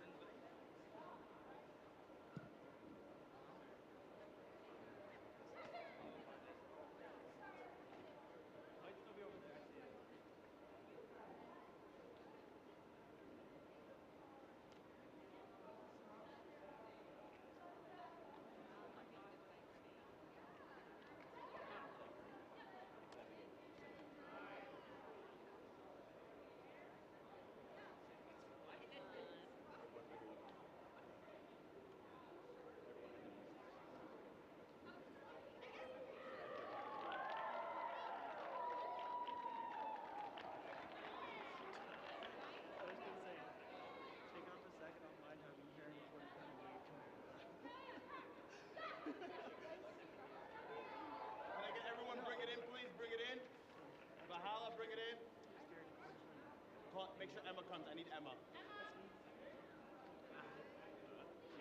has to be playing both positions. Ooh, it'll be the hardest on her. Everybody else need free workout. And they used to. We're gonna go. When both times are when we have control. When we don't have control, everything we're doing. We're playing. We play. We don't have position. We need to maximize when we have control. We're gonna go over both right now. First, we're gonna go with offense. X denotes quaffle. Okay. And then B are our beaters. We're not running 1.5 anymore. Hello, hello. Hello, hello. Maybe a little lower. Thank you. Thank you. Testing, 1, 2. All right. Hi, everyone. We're going to get this game started at exactly 1:30 p.m. Any spectators, including former players, will be required to be in the spectator area. Again, if you have played in this tournament but are not currently playing in this game, you will be required to be in the spectator area. We will be starting at exactly 1:30. Thank you.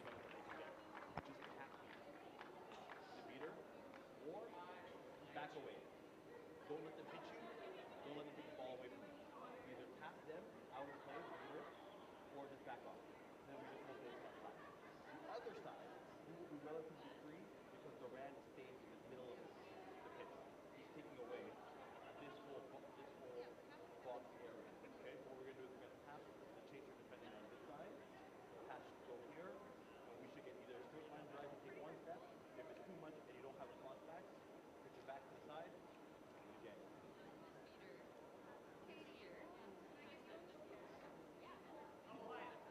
No.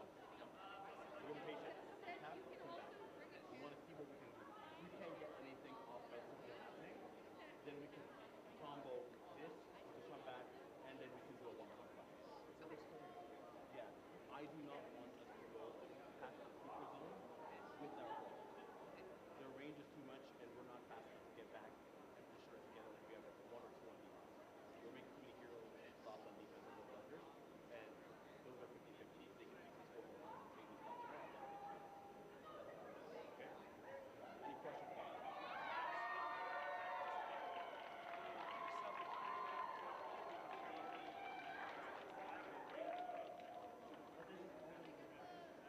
When we have control, we're doing this here. Yeah, I want to do that. Especially when the round is on. Can someone please locate Emily Naftel for me? Emily Naftel, the other Naftel, or the Naftel and not the other Naftel. Carlton, if you know where Emily Naftel is, please get her to pitch one. Thank you.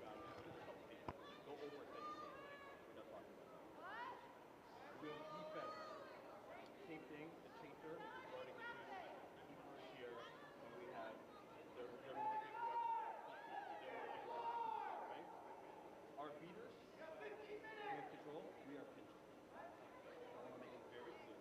If they are coming up this way on offense, this beater, I need to back up this way. Bait them to chase me. This beater, I need to come. They may be ready for it, and they may try to switch. If they switch, go back, right? We're going to play with them a little bit. Quaffle players, they're doing that, and they got their job. We make stops. We don't focus on the gamesmanship that's happening in there. That's not our job. Our job is to make stops. Next thing for us, chasers. When they bring the ball, this should stop them from bringing the ball all the way to the court. But when we have one, they like to bring the ball up the court. We have to refrain ourselves from coming too far this way. You have no help on the backside. If you're on this route, the keeper will be telling you if they need you to step forward. Right? If they're tackling people, we will schematically change it so that the keeper, if we have one bludger, we're playing Mark, the keeper will be guarding the top, and the taller chaser may be this person. Take away tackling. That makes sense. Everything else is play harder, play our game, work harder.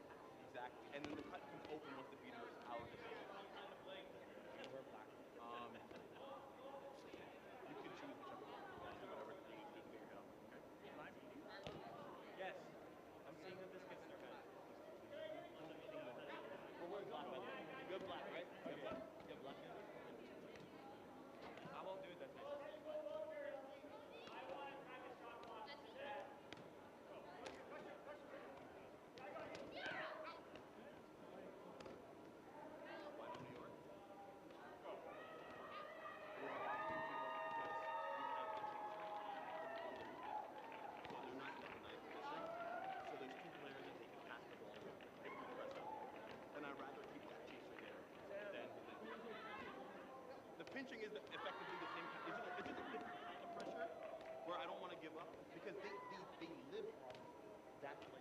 They just live off of it.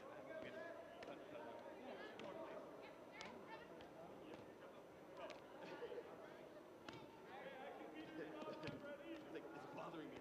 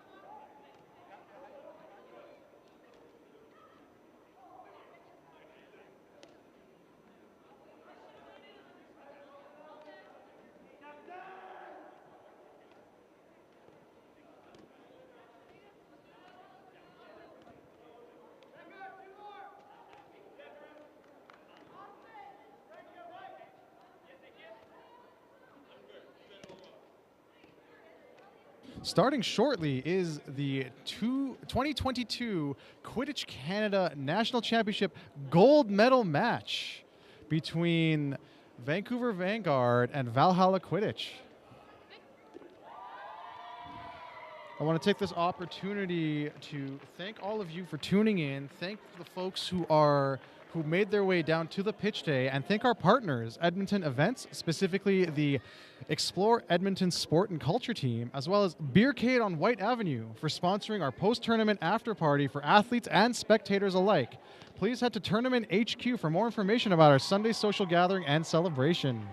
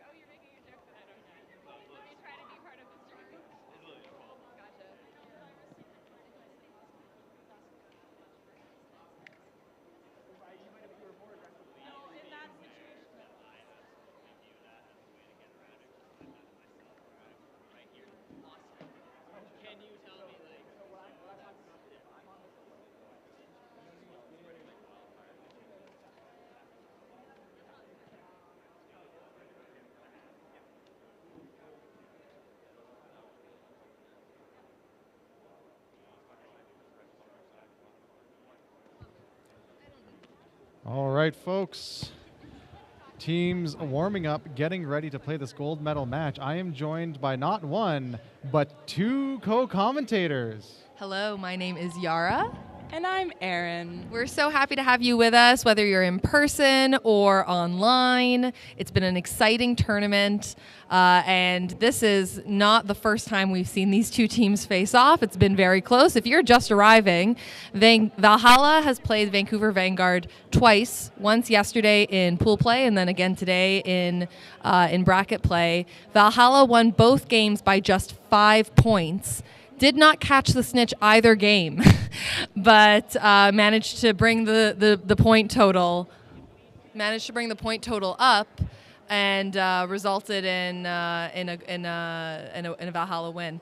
I wanted to pass the mic off here to Erin. Erin has been volunteering with us, has been critical behind the scenes support all weekend long. Erin, how have you been finding this tournament so far? Fun. Loving, good vibes, excellent, so many adjectives. What's been your favorite thing to do at the tournament? Ooh, well, I've done some goal reffing, which is always fun. You feel very influential. Like you have all the power in the world, right? Right. Yeah. I mean, of course, the head ref can always call it, but yeah, it's exciting. You gotta be there. Eyes on the ball when it comes to your side. Done some scorekeeping, it's a little bit hectic. There's a lot to do at the score table, timekeeping. Almost anything that involves any form of math is not usually my favorite volunteer role, so I can absolutely appreciate that. Erin, have you played Quidditch before? Yeah, not many people know this, actually. I'm a retired Quidditch player from the UBC Thunderbirds. So back in their heyday. Right, which makes this game especially exciting to me because both teams will have former teammates of mine. Oh, wait, can you point out some of those teammates to us? Of course. On Valhalla, we've got Emma Sherwood, hey. number 82, beater/versatile player of all positions. Excellent. And on Vanguard, we've got Katie Olfert, Austin Wallace, Wyatt Verschere, and Natalia, whose last name I don't know. Oh, excellent. I think we have Natalia Ferreria? Yes, Ferreria. Excellent. Extra fun fact, Natalia and I just had our graduation ceremony at UBC. Oh, that's so We nice. graduated in 2020 and just got to walk the stage 2 weeks ago. Wow, so this is like kind of an emotional coming together for Yeah, you. really fun reunion. It's been great catching up with these folks who I really could have caught up with in Vancouver, but I came all the way to Edmonton to do it. That was the correct and strategic choice to make because when you're here, you get to watch the most exciting Quidditch that's been played this side of the border in 3 years after our 3-year pandemic hiatus. Exactly. And with those roars of team cheers, that's my cue to switch on over to camera so that our viewers at home can watch this fun match, exciting tournament of fire that we've got lined up. Erin, we're going to bring you back at intermission to get your insights, but for now I'm going to pass this mic off to Bayfar. Thank you so much for all of your work. Yeah, Thank absolutely. you. Thank you both. Thank you, Bayfar. We are just about ready to get underway here. Teams completing their cheers, doing some quick last-minute warm-up. Balls set and ready on the pitch. Bayfar, what are you thinking about this game? Are you as stressed as I'm sure all of the players and spectators are? Not one bit. That's honestly key because we're going to have to speak coherent thoughts on this side of the mic and try and catch extremely rapid-fire action as quickly as possible as it's happening. Absolutely. Both Vanguard-Valhalla, extremely pass-heavy teams. I have had the pleasure to officiate some of both Vanguard and Valhalla's games this weekend, and let me tell you, it's no easy feat. So hopefully commentating, having a bit more of a lateral view makes catching the play a little bit easier. Yeah, absolutely. And we are going to be doing our best to keep up with the action here alongside Erin, who is lovingly operating our camera. Thank you, Erin. They are a gold star in a human form. Gold star in a human form, yes.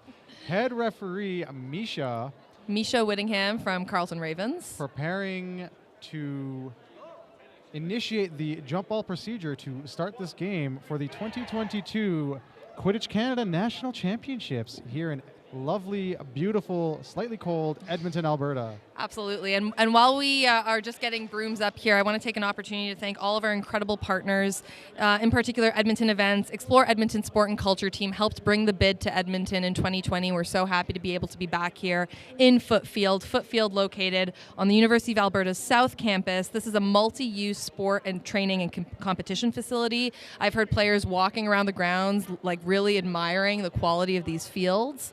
It's a pleasure to play indoors, especially when, there's really no other option when you walk outside. But we're happy to be nice and warm here in Edmonton today.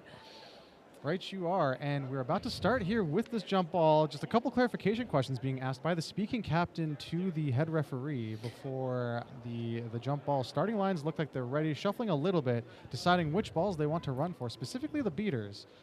So starting on Valhalla, we have Joanne Lamb, Devin Dutt, Stevie Vindua chasing, with Andrew Custer's keeper going for the jump ball. And beating for Valhalla, we have Alexander Sugar and Brittany Kahane. Over on the Vanguard, our starting line chasers will be Soleil Heaney, Katie Olfert.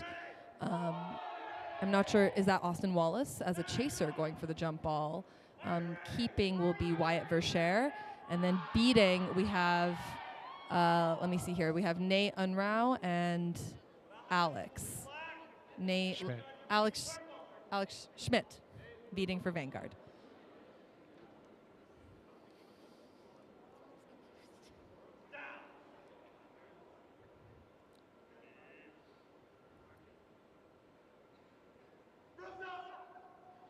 And that is brooms up. Andrew Custer's winning the brooms up, kicks it back to Devin Dutt. Passing it right back to him. Over to number 69, Tyler Vindun. And Vindua, season opening, is wrapped up by Katie Olfer, brought to ground, is able to get the quaffle off to Devin Dutt, who is called beat. And Austin Wallace picks up the loose quaffle, runs back, is also brought to ground by Andrew Custers. Oh my goodness, two incredible back-to-back tackles from both sides. These teams came ready to play, folks. Absolutely. Turtling on the ball here. Wyatt looking to grab possession, gets beat out of play with Valhalla now in possession. Number 18, Andrew Custers. I don't know what you were talking about before, Bayfar. I am stressed. I'm on the edge of my seat. I can't believe. I got it. That's right. I got it. Oh. Missed pass. However, Vindun looks like they were able to recover the ball. Yeah, Vindua spins out, but tries to get the quaffle off to Devin, who's beat before. Verschere in possession of the quaffle, walking it up the field now.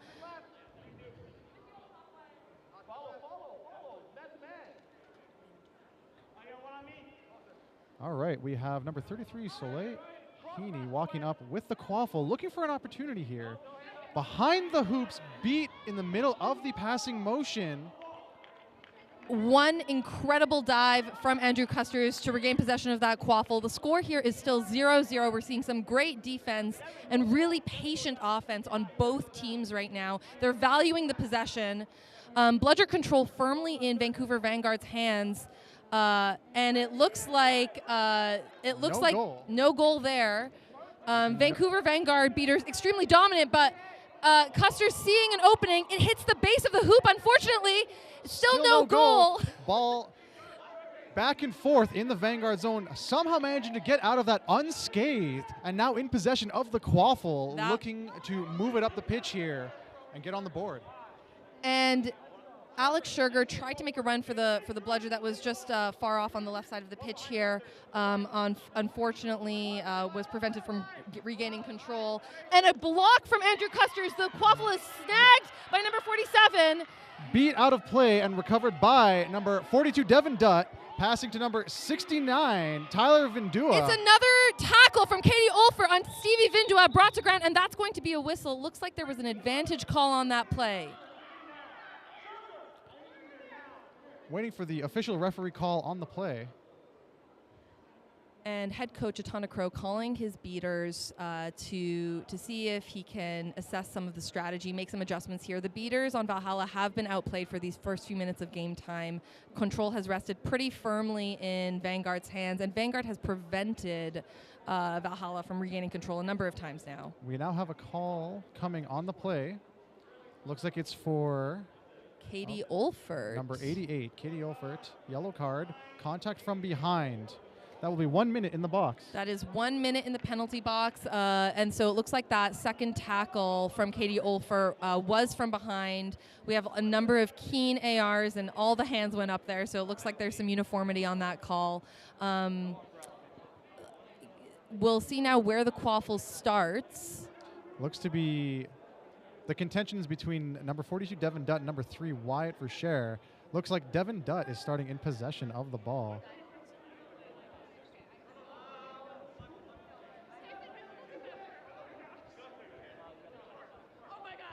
And because the previous advantage was played out, Valhalla will reset with the Quaffle in their half. Vanguard will reset in their keeper zone.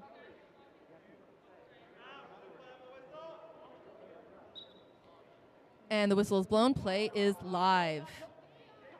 Valhalla now with bludger control as well. Vindua to Dutt. Catches it. Dodges it. Back to Vindua, and the goal! That is the first goal. Valhalla is on the board with 10. And some clever and quite acrobatic dexterity from Alexander Sugar, who was completely wrapped up but managed to get the bludger out from behind him and help Valhalla regain control. There is no goal there. That was an on-target shot from Wyatt Verschere, but it was blocked. Andrew Custer's keeper collects the Quaffle.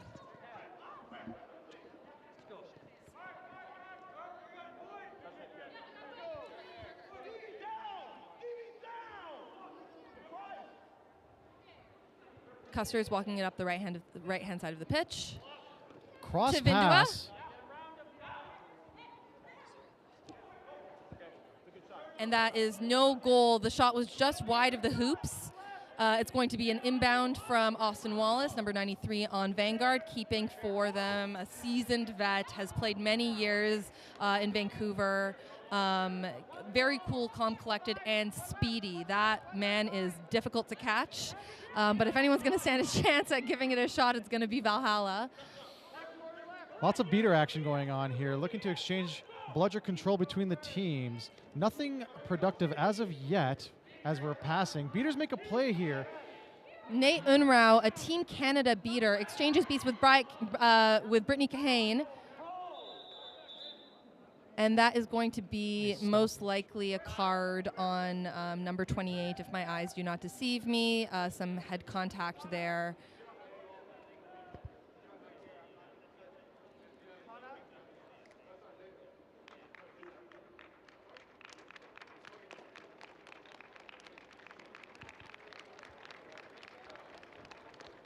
And it looks like everyone did get out of that play unscathed. We're waiting for Misha Whittingham to give us the call on the play. Looks like it's a yellow card. Oh, and we do have it.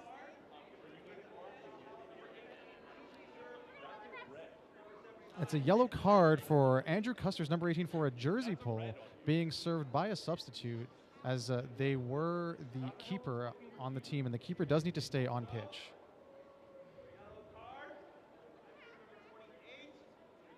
Also a yellow card for number 28, I believe, on the Vancouver Vanguard for contact from behind. Because of the order of penalties here, Valhalla maintains possession of the Quaffle. Some very complex refereeing decisions happening on field right now.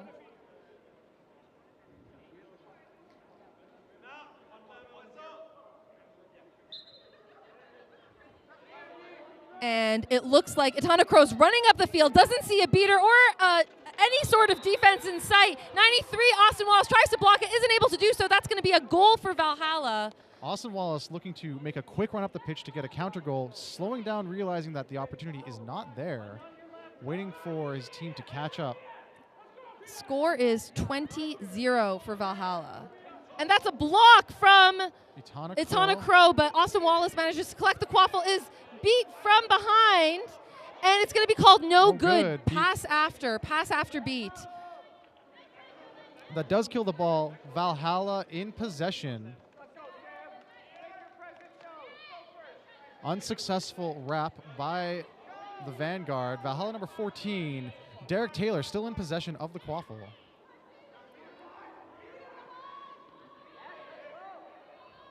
Derek Taylor driving in, trying to counter wrap. Not quite in, just wide of the hoop it looks like. Valhalla back at full strength with the Vancouver Vanguard keeper Austin Wallace in possession of the Quaffle behind the keeper line. And it looks like due to those bludger exchanges, Valhalla has lost bludger control. So we have Nate Unrau and Chris Rothery with possession of both bludgers right now. Vanguard is still looking to put some points on the board here. They've had some really close opportunities. An incredible catch from Nate Unrau and a cross pass to the receiver on Vanguard. I believe that was number 12. The pass just went a little bit too high, and Crow collects the Quaffle. With Quidditch being a sport that brings in multiple players from different backgrounds, there is also a multitude and difference of height and verticality in these players, and it's something you have to consider when passing the ball. Definitely. Here. As a former 5'2" Quidditch player myself. Formerly 5'2" or formerly Quidditch? I'd say I've gotten a couple quarter inches, 5'2" and 3/4 maybe. Fair enough, yeah. But I've had my share of passes that have sailed a little too far over my head. Try to compensate for a lack of height and a great low center of gravity. Absolutely. But it's on players to make those adjustments, and what we're seeing here are two teams that have practiced a lot with each other, have tons of team chemistry, have played with each other in multiple teams. Looks like we have a penalty on the play. Illegal bludger swat, number 93 Vancouver Vanguard, Austin Wallace, for an illegal bludger swat. Swatting is such a finicky thing to do, and oftentimes, so for folks at home or folks in the stands who do not know what swatting is, when a beater tries to knock out a chaser, that chaser or any Quaffle player is able to try and redirect the bludger to try and make it harder for the opposing beater to recollect that bludger, but they must redirect on the first point of contact. So if that bludger bounces around from chest to arm, and then the swat happens, unfortunately that swat will be illegal, even if it happens incidentally. So really you have to time those swats pretty well, and it's often the case that the call does not go in your favor. Yes. So Austin will be serving 30 seconds in the box for that penalty. Blue cards, technical fouls, only a 30-second penalty timer.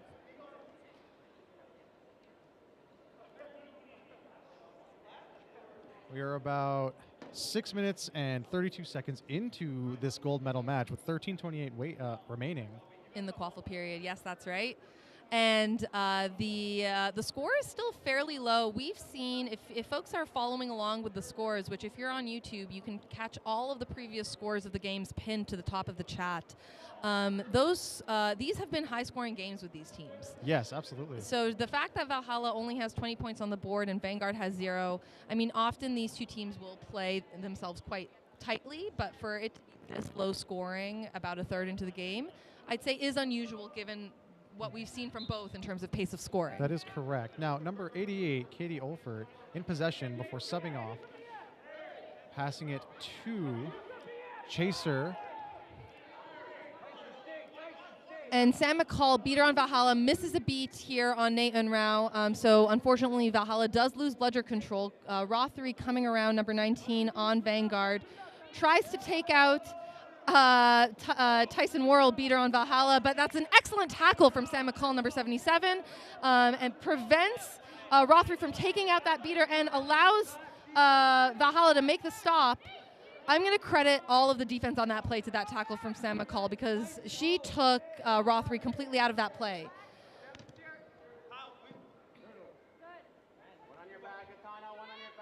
And it's going to be a keeper ball. Successful defensive stop from Valhalla. Vanguard with bludger control. Yeah, excellent beating from Rothery and Unrau for this last possession. I don't think I've seen them sub in a few minutes here. This is true. Number 24, Itana Crow looking for help, passing it down the lane to number 14, Derek Taylor.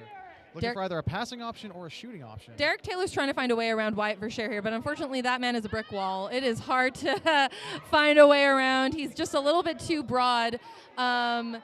It looks like finally Taylor has some help in Sinan Keeter, who dunks it through. The goal is called good. That's going to be 30-0 for Valhalla. Still an extremely close game here. We have Austin Wallace with a chaser headband walking off the pitch with the ball. And keeping for, yes, and we have Wyatt keeping for Vanguard. Unfortunately, an errant pass is stolen from Kyle Ross, number 79, runs it through, and it's another goal for Valhalla, 40-0. That's going to bring them out of snitch range. If they can maintain this gap for 11 minutes, that's a tall order to maintain a gap here. If they are able to do so, that's going to put them in a great position going into snitch on pitch. We'll see here if Vanguard can respond. Very intense game from both sides here. Vanguard in a little bit of an easier position with all the work they've put in to create this score gap. They are looking to maintain the gap, looking at that defense, making it as impenetrable as they possibly can without bludger control. A little bit of a quaffle in front of the hoops. Some turtling happening, passing to the keeper. You got to patent that one. Quaffle. Bayfar. Yeah. Credit to Aaron. All right, Aaron. Shout out to Aaron for bringing Quidditch vernacular back in style. Sinan Keeter, a former University of Toronto Centaurs player, number 96, keeping for Valhalla this year. Passes it off to Devin Dutt, kicks it out to Joanne Lamb on Valhalla. Lamb facing off against number 88, Katie Olfert, to Matthew Bunn, who is beat but is able to release the quaffle in time, and that's going to be a goal for Matthew Bunn. The score is 50-0. We have 10 minutes remaining. 50-0 for Valhalla, 10 minutes remaining. We are halfway through the quaffle period of this game. Once we hit the 20-minute mark, there will be a 2-minute intermission, and then we'll get to everyone's favorite part, or at least mine, snitch on pitch. One more pass, just a little too high for the recipient, number 24, Natalia Ferreira. Oh, so many close calls. Oh, I'm sorry, number 47, Tiara Thornley. Oh, yes, good catch. Now, what we're seeing here is Valhalla has managed to stop the Vanguard's beater-centric offensive play. That's something we've been seeing all tournament here. Valhalla has found a way to counter that, and they are now simply trying to widen the gap, the score gap between them. Austin Wallace hanging on, now with a keeper headband to the quaffle. Great snag there from Devin Dutt by Austin Wallace. We're going to see Austin, I think, change that headband a few more times. Vanguard have an extremely versatile roster. They like to switch up the combinations to try and make adjustments here. But we'll see here if maybe Austin's quickness can help and finally put Vanguard on the board, which it does. Number 28, Max Schmidt with the goal. A decisive dunk from Schmidt. Great assist from Austin Wallace. The score is 50-10 for Valhalla. Vanguard looking to bring it back here. They still have some work to do if they have any hopes of winning this match and the gold medal in the 2022 Quidditch Canada Championship. That's right. We cannot forget that a gold medal is at stake here. Whoever wins this game is taking home the gold, the Jessop Robinson Trophy, which has not seen the light of day since 2019 when the Ottawa Otters won it in Hamilton, Ontario, at our last national championship. But either Vanguard or Valhalla will be taking it home today. Devin Dutt running home, Shot is wide above the hoop. That was incredible. I have to believe it was Austin Wallace's speed against Devin Dutt's speed, which that was a. So I wish we could have timed that. Like those folks could be out for a sprint race of some kind for sure. I think Devin's size may have thrown Austin's shot off just a little bit. It just tipped off, grazed the top of that hoop. Definitely, Austin definitely feeling the pressure there. Forced error on the shot. It's a beat on Kyle Ross, but Stevie Vindua is able to shake off the tackle from Austin Wallace. And it's a goal mid-tackle. Katie Olfert tries to bring Stevie Vindua down, but she's not able to do so. And it's going to be a timeout for Vancouver Vanguard. I think this is a very strategic choice. That timeout will help them make the necessary adjustments that they need to make to get back in this game. We have not seen a gap this wide between these two teams. So folks who are watching here, both online and at home, will know that these games have stayed within, 10, 20 points in the previous two matches. And now we have, Bayfar, what is the point gap that we have here? Currently the point gap, we're looking at 50 points between them. It's fairly significant. So we are getting a request for a recount for the points here. It might be a wider gap than we think. How the timeout being called by the Vanguard is also serving to kill the momentum that Valhalla has built up, or at least attempt to. Valhalla coach, you can hear, is trying to keep that momentum going, keep that energy, and you can hear from the team's cheer, they are more than happy to continue playing as they are, continue widening that gap. A historic 3-2-1 witness being called from Valhalla. 3-2-1 Vanguard being called by Vanguard. They're going to guard those vans. Guard those vans, they're going to do their best to do so, and they're going to do it in style. So the previous goal by Stevie Vindua was called good, and so our score is... it's still sitting at 60-10 at the moment, yes. 60-10, that's right. Vanguard with bludger control. And the Quaffle, Austin Wallace, number 93, working his way up the pitch, guarded by number 15, Alex Schmidt. Schmidt taking out some defending chasers, beat from behind. Austin managed to get a shot off, no good, wide of the hoop. With number 69 passing to number 17, Katie Brown, going for the shot through the hoop for a good goal. And that is going to be a goal from Katie Brown, assisted by Stevie Vindua. We're going to give the hockey assist to Atana Crow there. That was some seamless defensive transition to offense there, and refs deliberating on the call to see if maybe that attempted contact from Austin Wallace is going to be if there was going to be a penalty on the play here.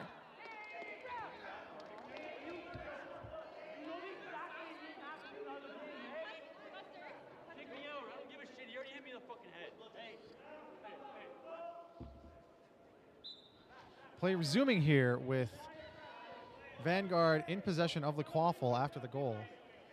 Now, you can't rule Vanguard out really at any point, because even when we have a point gap, the score, just a confirmation that the score should be 80. But we will get a deliberation here at the next timeout. So some confusion on the score here that we'll be sure to determine. But we have another goal coming through. And it's going to be a stoppage. I also saw the neck contact there, and we're seeing Misha Whittingham signal that Austin Wallace, in the attempt to stop Vindua from scoring, may have made some contact. Unfortunately, contact above the shoulders or below the knees is considered to be illegal in our sport, and that's how we try and keep as many people as safe as possible.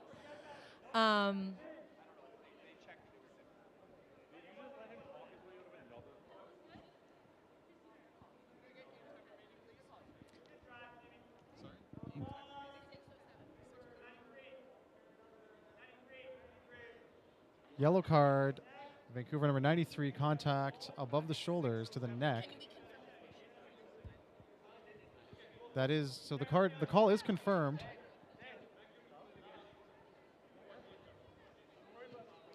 I believe the time was negated by the goal.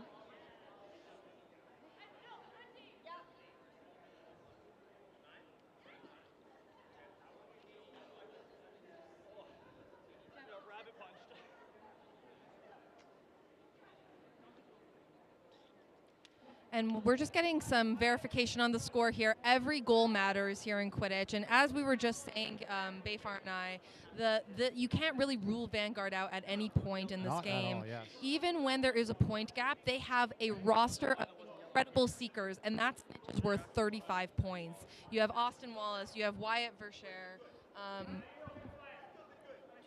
Good? Sorry, if I'm deafening anybody, just let me know. But, pardon? You have Duran, who has caught a number of snitches for Vanguard today. And so, Vanguard has that competitive edge. Valhalla has not been successful in catching a snitch against Vanguard all weekend.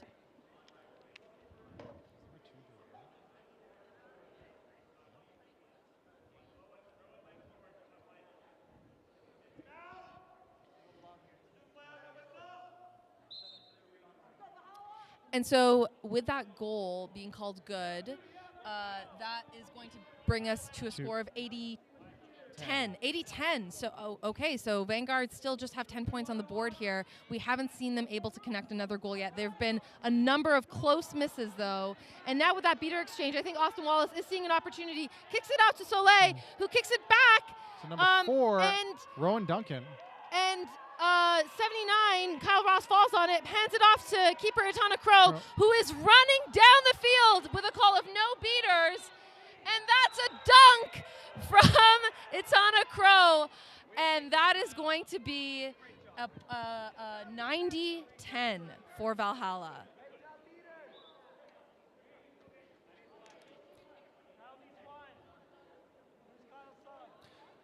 Valhalla bench on that last run calling no beaters to their team, letting them know that they have that free lane to just barrel through and dunk that ball. What we want to see from Vanguard here is some energy back. They are an incredible team, have given Valhalla, there it is! Number 3, Wyatt Verschere with the goal. I think Verschere was listening to me at that time. But again, another no-beater call. It looks like there is some beater finessing happening. Advantage, rather not advantage, but a foul is being called on Valhalla here, and so we're gonna have a stoppage so that our esteemed head referee Misha Whittingham can let us know what's what. Itana Crow calling to the bench. I'm coming fast, bro. There's contact from behind for Valhalla player number 89. And so we'll see now if Itana Crow can get that sub with a card on Piat Makush, number 89. It may be that Itana will have to ride this out just a little longer. Valhalla playing down a beater is going to cost them a point. And it looks like it is here. a Quaffle turnover as well, but Devin Dutt running downhill again is beat out. Austin Wallace sees nobody in his way, and that's going to be a goal for Vanguard. That's 2 back-to-back unresponded to goals. That's not the right way to say that. But it's fine. Unanswered goals. That's the one, unanswered. So we've got 30 for Vanguard Very now. formal. Unresponded to. That's fine. Devin Dutt with the ball, approaching half here. Valhalla put their out of office on that one. Passing to number 8, dodging the... Dodged the first beat, but Lamb was not able to second. dodge the second. Verschere collects the Quaffle back to 93. Joanne Lamb running back to the hoops to tag in and try once more to get that Quaffle. Lamb's been a little quiet this game. I've seen her put a number of points on the board for Valhalla before, but game's not over yet. Hopefully she'll have her chance to get on the scorecard here. Number 88, Katie, trying to a pass for number 12, Kim Wong. Unfortunately, a little too high there. Missed beat from Sam McCall, but Katie's pass to the chaser down, who's currently running back, number 72, was just a little too high, so it is going to be a Quaffle turnover. Derek Taylor now bringing up the Quaffle. To Dutt. Slaps it away before potentially getting beat. Not beat, though. Missed on the beat. Staying on the defense, trying to strip the ball from number 3, Wyatt Verschere. Dutt sticking on Wyatt like glue. Finally initiates the wrap. Unfortunately, juked away. 93, Austin Wallace with the shot blocked by the Vanguard. And that's where keeper. height becomes a fascinating addition here. When you have that length, you're able to make those blocks. And there's just 3 minutes remaining here in the Quaffle period. Vindua. 3 minutes remaining. I get it right eventually. Jukes off the tackle. Still in possession, looking for something or someone. Looking for love. There's the love, number 14, Derek Taylor.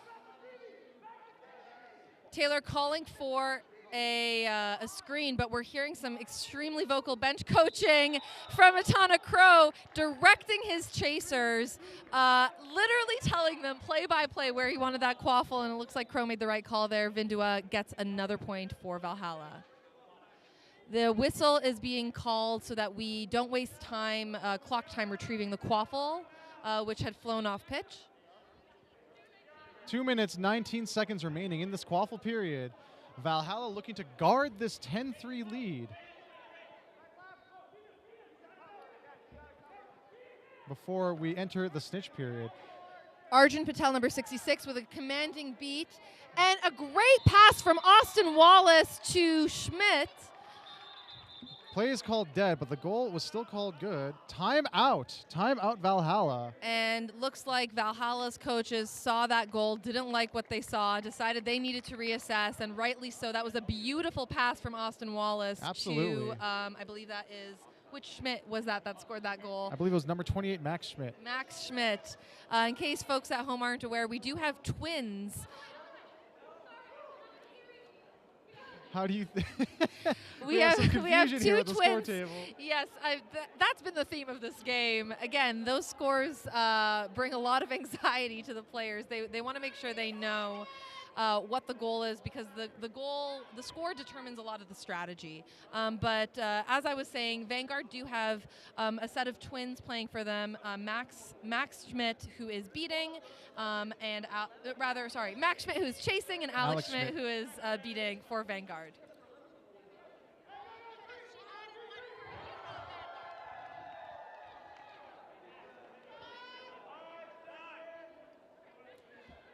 Teams cheering once more before returning to the rooms. Both timeouts now used with 1 minute 54 seconds. There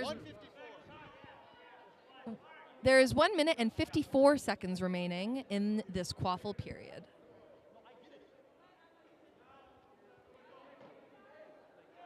Remounting. Play has now restarted with Valhalla in possession of the quaffle. Valhalla keeper number 96, I believe. Yes, that's Sinan Keeter.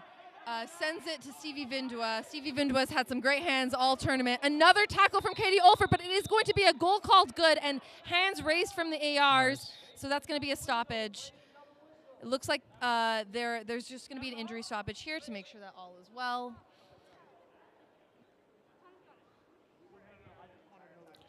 And we've had a direction from the referees that players should head to the benches so that we can assess the situation here. We do have extremely competent first aid staff here with us today, and we've been really grateful for the support that they've been providing all weekend long. And Arjun Patel getting up off the field, hands being clapped for the injured player from the stands.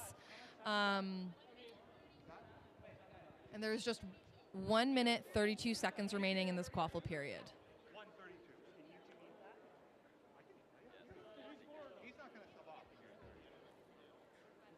The previous goal is being called good, so that there was no foul on the play. So yeah, the stoppage was for the injury. For the injury, for an unrelated event. So we are now preparing to restart play here with possession going to Vanguard post-goal. I think it's fair to say that Quidditch is a chaotic sport. Bayfar, would you agree?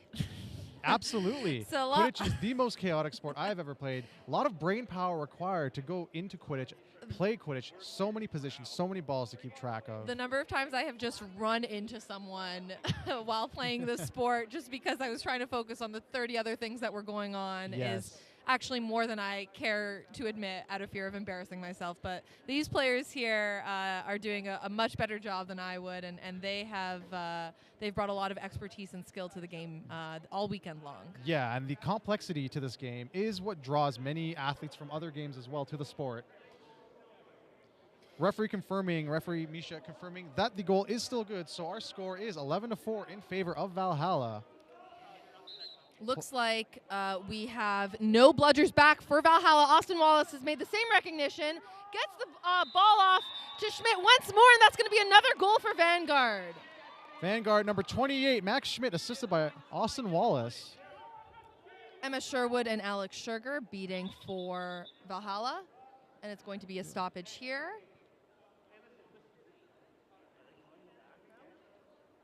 referees conferring here in the lovingly referred to ref party. Looks like head referee Misha Whittingham is pulling cards out from the sock. From sock to the air, we will see what color is there and which player the card is for. Which player has air. Taunting, blue card for taunting. It's going to be a blue card, so just a technical foul again. And so that'll just be 30 seconds. That is the player's third total card. 4 cards total in our rule set does result in an ejection. So Austin Wallace, speaking captain and esteemed chaser, keeper, seeker, is going to want to really manage the penalties going forward. Vanguard certainly does not want to lose him in this game. All right, let's see how this plays out here. Valhalla looking again to widen that gap, but maybe on the back end, looking a little bit to run out the clock as well. It would be to their favor for this clock to reach 0 as soon as possible. Unfortunately, in this universe, we travel at 1 second per second. And it's going to be called beat before, a pass from Sinan Keeter to Joanne Lamb. The goal did go through, but unfortunately, Vanguard's beaters were just a little too quick for them, and the ball does turn over to Vanguard, so that there's going to be no goal on that last play. Wyatt Richer in possession, approaching the offensive zone, passing to Austin Wallace, back on pitch with Vanguard being at full strength, driving to, passing right next to the hoops, getting it in with a nice give and go. That's an easy pass and dish for number 4, Rowan Duncan. Rowan Duncan with the goal there. Excellent positioning from Duncan, and another great assist from Wallace. 8, 7, 6, 5, 4, 3, 2. Good goal at the 2 seconds remaining, just before the buzzer. Just under the wire. And that goal is going to be called good. I'm not sure who scored that. It was Vindua once again. Stevie. Stevie Vindua. Stevie Vindua. We will be taking a 2-minute intermission here and then restarting with a jump ball for the snitch period of this Quidditch Canada 2022 National Championship gold medal match.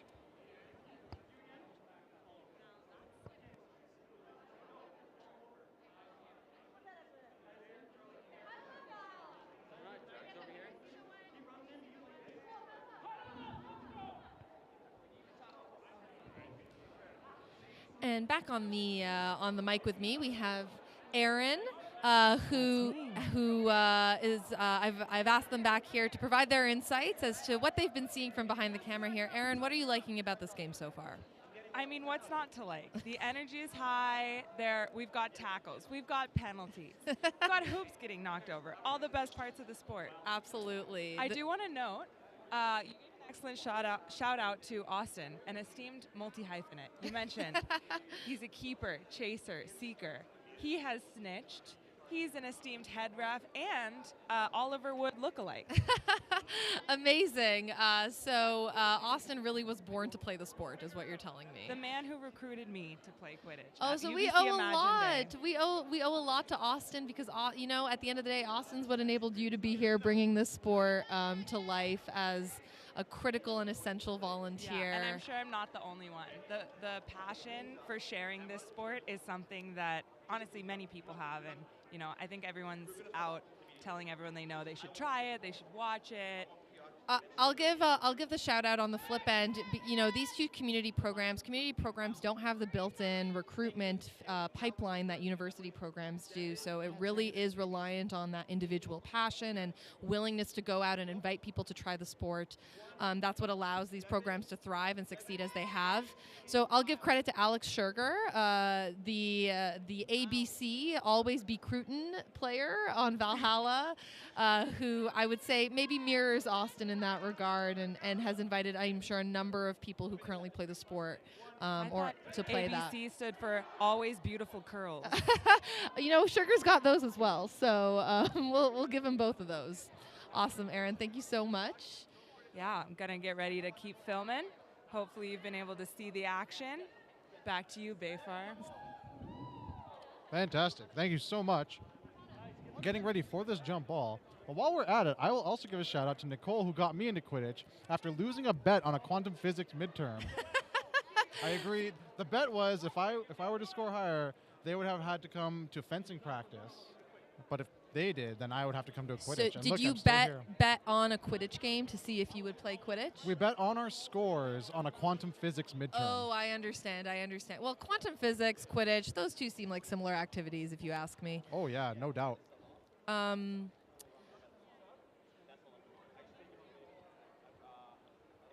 We're just getting ready to start here. Snitch is on pitch. Seekers will be released 10 seconds into the period.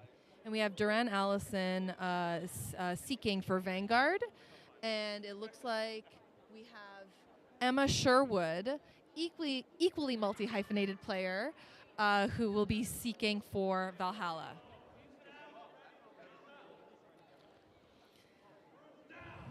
Brooms down called.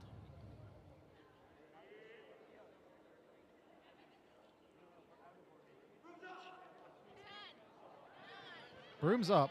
8 seconds until Seekers are released.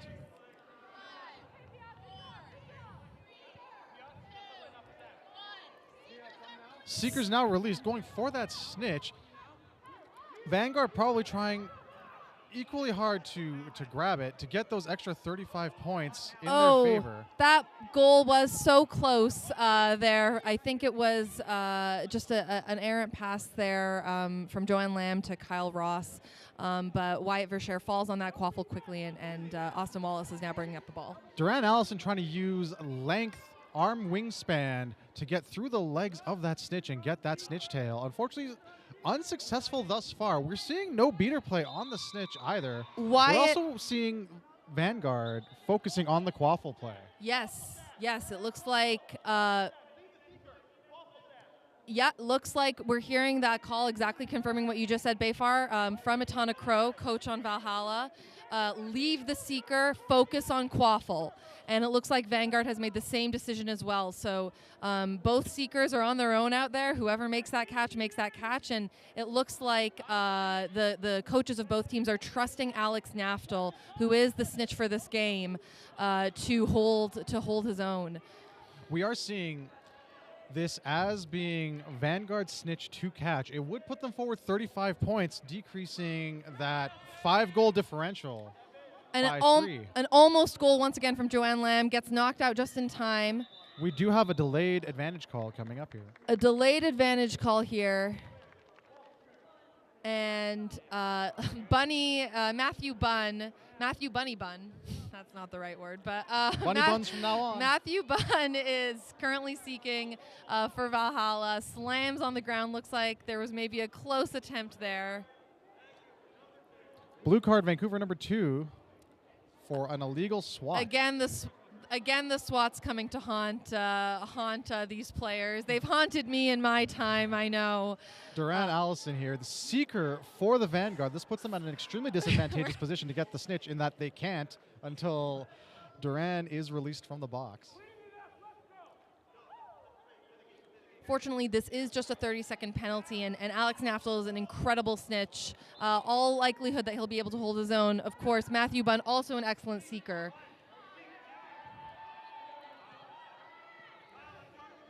And another stop from Valhalla. We have Valhalla bringing up the Quaffle here. Kyle Ross is walking it up.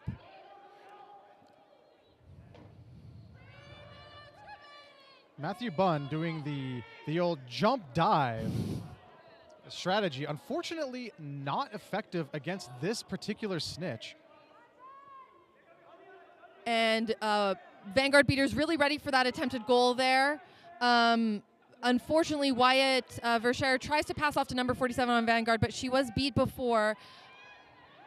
It's going to be called beat before. It's going to be called beat before from Misha Whittingham. The goal from Stevie Vindua did connect, it looks like, but again, those bludgers are extremely agile. I want to note that we do have Soleil Heaney beating out there. So again, many multifaceted and versatile players.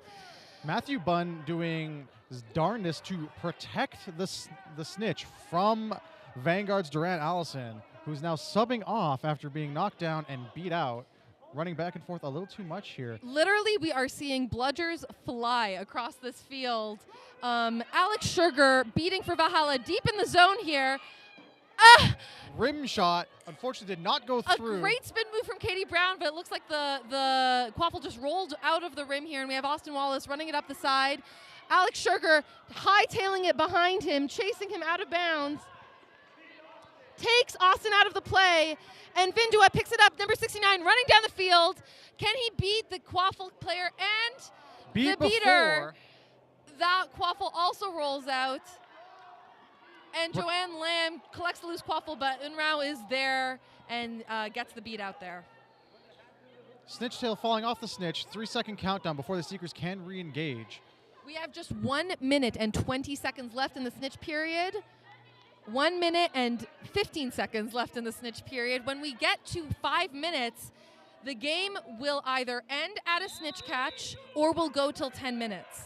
Goal from Itana Crow to further increase Valhalla's lead, 130-70.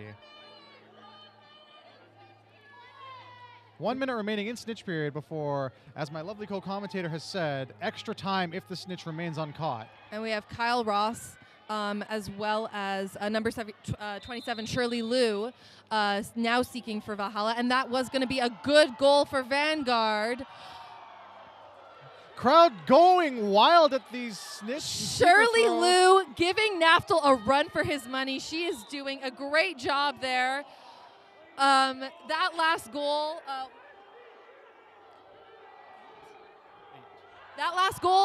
put Vanguard at 8, but we do have a catch. It was Snitch catch by, I believe it was by Kyle Ross, who may have taken advantage of Liu's distraction. Yeah, exactly that. There are 18 seconds remaining in this Snitch period. If the catch is called good, these 18 seconds will likely play out and the game will end. It will be absolutely crucial to score upwards of 7 to 8 goals here if in 18 seconds. It would be nothing short of a miracle if the catch is almost called good. Almost one goal every 2 seconds. Well, you know, if anyone could do it, Vanguard could, right? This is true. What we need to do is just get 7 more Quaffles out there. Referee seeking out speaking captain Austin Wallace to see whether or not they wish to continue. I think that might imply that it was a good catch, but we will wait for the official call.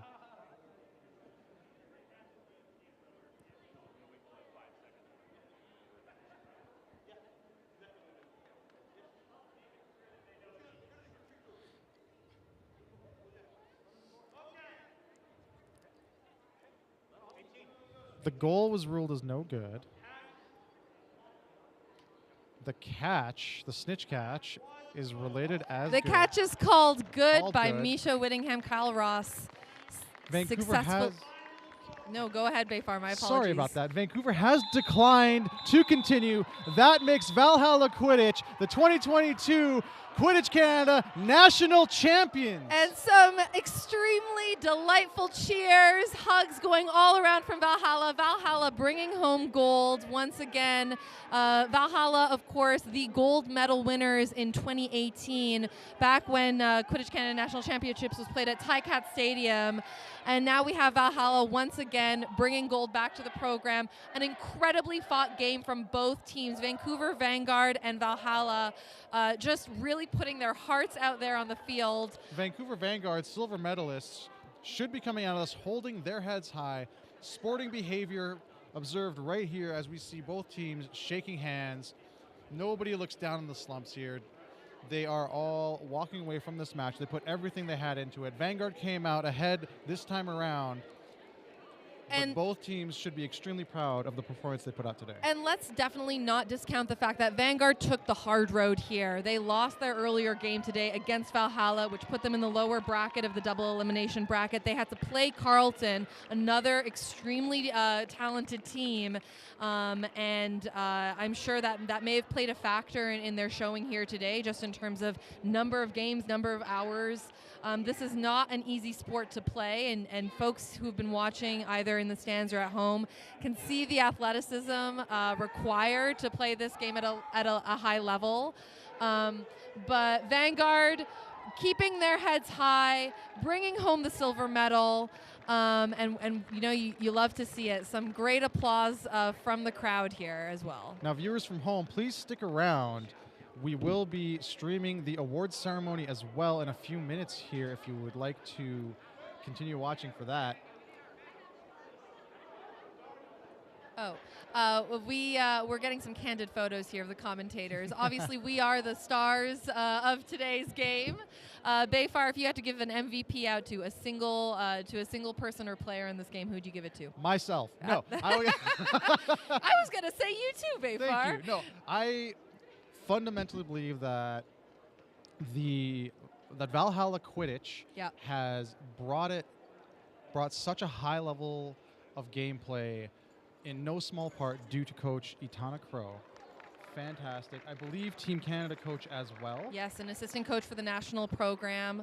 And yeah, Itana, you know, we were talking earlier about, you know, Austin Wallace and who the sort of Eastern counterpart of that would be. I would 100% agree with you. I think Itana brings really seasoned experience and, you know, maybe not a calm presence, but certainly an energizing one to his bench, and keeps his team thinking clearly in games. And I think that's really what I've appreciated about both programs, is just the level of sophistication of the play, the level of thought and adjustments made in the strategy. But yeah, absolutely. If this is a coach v coach, Itana Crow definitely wins it today with the adjustments made from the previous 2 games. Exactly. And I personally don't know Itana. However, from what I've seen today, I have seen a lot of player-first mentality here. I've seen a lot of direction on the pitch, off the pitch, while playing. Yes. We've seen similar from, not to discount Vancouver Vanguard, we have seen extremely high-level play from the Vanguard as well. They just were not able to edge out that win this time around. The luxury of non-playing coaching is just not one that you see with Quidditch. The sport is still pretty young, and many of our best coaches are also our best players. And it's been a real treat to see both programs demonstrate that at a high level. And let's also not forget Carleton Quidditch with some expert coaching from Alexander Naftal. And Carleton Quidditch is taking home bronze today. And so, you know, again, another great program, another solid team with excellent coaching and excellent playing from all around. So I've personally been quite emotional to watch, and I'm being fully serious here. So apologies for like being too genuine on a Quidditch stream. I feel like that. I know. I feel like that's not something that's typically encouraged, but it's been quite emotional for me to see Quidditch come back to life after the pandemic, and to be able to play here in my hometown. I don't know how many people know that Edmonton, Alberta is where I'm from, and I was heartbroken to not be able to bring this tournament to Edmonton in 2020, but absolutely delighted that we're back here in 2022. This was absolutely fantastic Quidditch from all teams involved. Can we get a cheer for all of the players who played in this national championship through both of these days? Energizing cheers from the crowd. Could be a little more, you know, if I had to give you guys a note, I'd just say, you know, amp it up a bit. But save it for the closing ceremonies. It's coming soon, don't you worry. And we'll be getting on shortly with the presentation of the medals and the Jessop Robinson Trophy. Live stream, we will be back momentarily. Please stay tuned as the ceremonies will start momentarily here.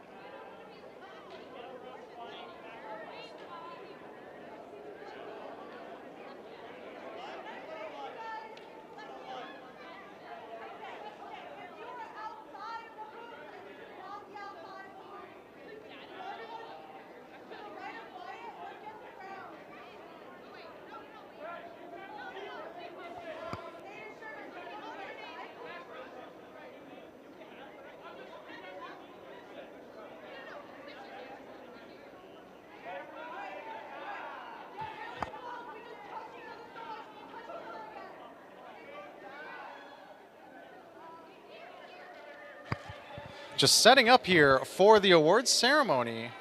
So we have some teams taking group photos. We have Valhalla and the Vancouver Vanguard taking a massive group photo in front of the hoops there. Absolutely beautiful sporting behavior. At the end of the day, we are all friends, after all, in Quidditch.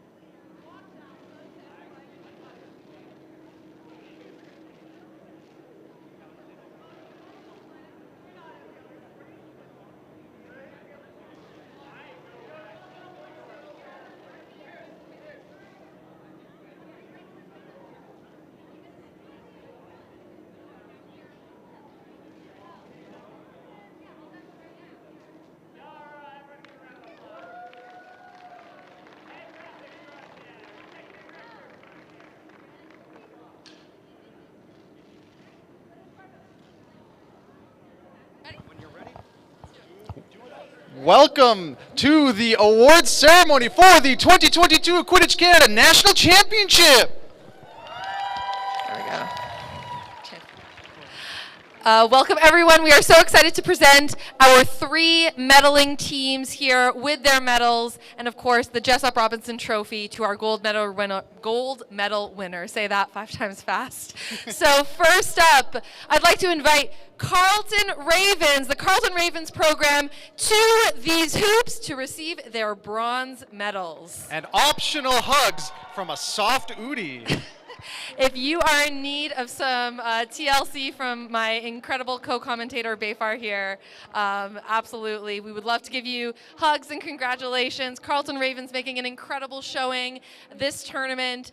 After some previous losses earlier in the day, their win against the Clippers resulted in them being able to face off Vanguard for that bronze medal match, and we're so happy to be able to see them on the podium here today.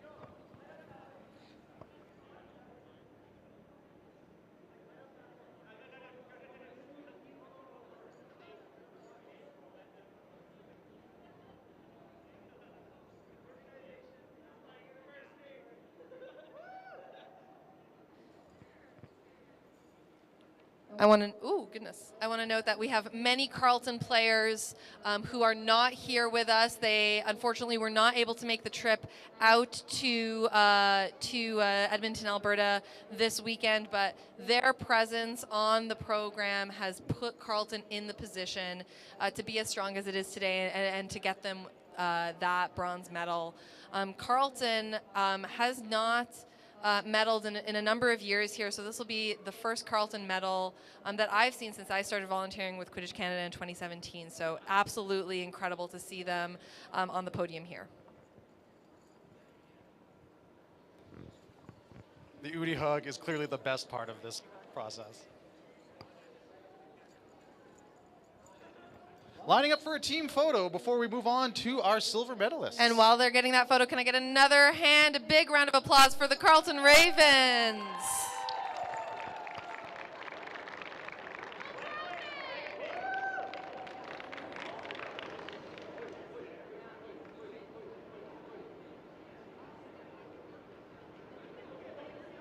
Thank you again, Carleton. Congratulations. And shout out to the Flamingos. Vas-y les Flamingos. And you, Ottawa. Lots of transfers here, rounding out Carleton's roster. All right, next up we have the one, the only. They guard those vans all weekend long. Vancouver Vanguard, our silver medalists. Please make your way to the hoops. Can I get a big round of applause, a big cheer for Vanguard, who have fought hard all weekend long, an incredibly close series of games against Valhalla, losing the previous 2 games by just 5 points, resulting in them having to take the long road to the gold medal game. But they fought their way as hard as they possibly could all weekend long.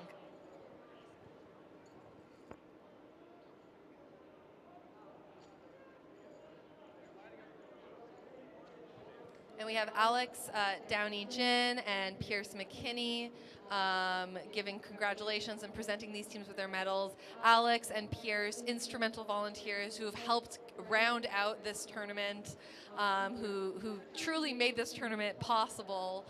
Incredible tournament directors and great friends.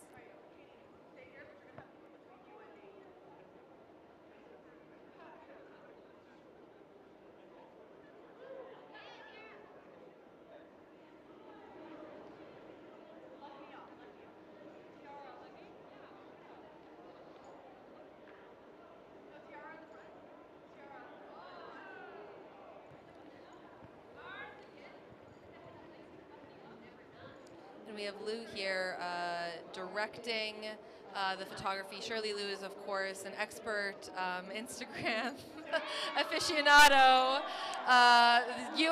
Shout out to US Quad Ball. If you've been liking what you've been seeing over at US Quad Ball, you have Shirley to thank for that.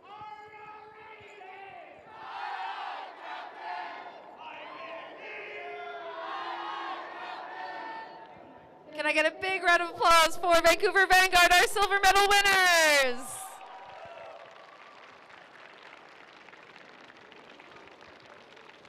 And finally, in first place, winning the gold medal at the 2022 Quidditch Canada National Championship, Valhalla Quidditch!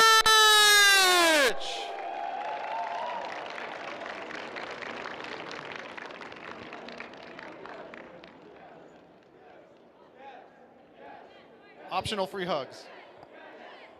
Some chants of yes from the crowd and from the stands. If only I was in the know to understand where this is coming from, but I think, yes says a lot.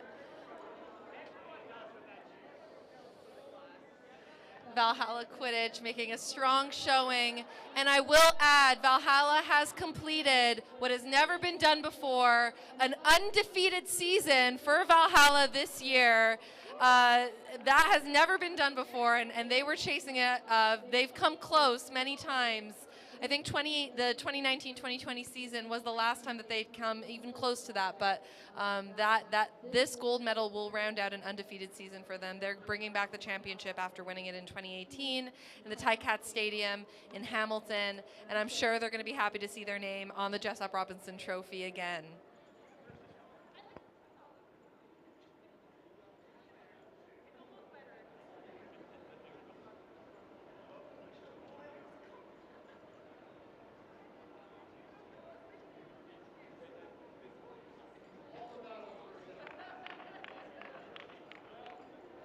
Bringing up the rear here, we have Atana Crow holding the Jessup Robinson Trophy nice and high for all to see.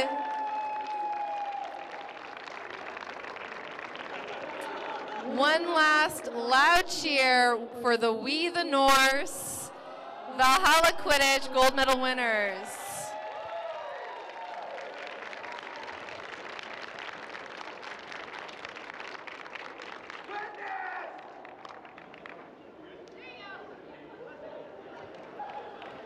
Thank you, everybody.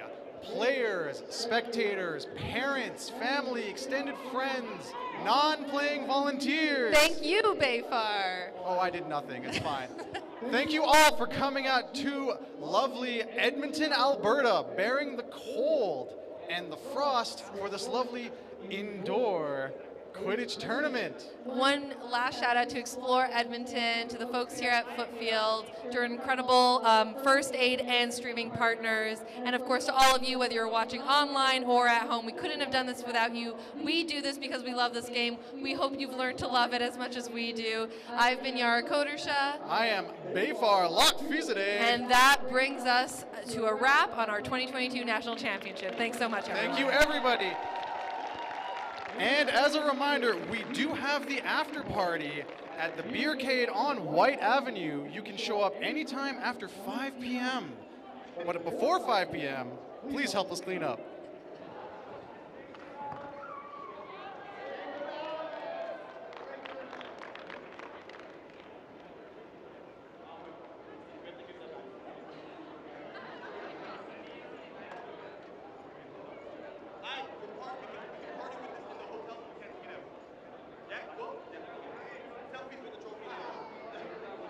We have some lost and found for the event. Please check your stuff and you'll be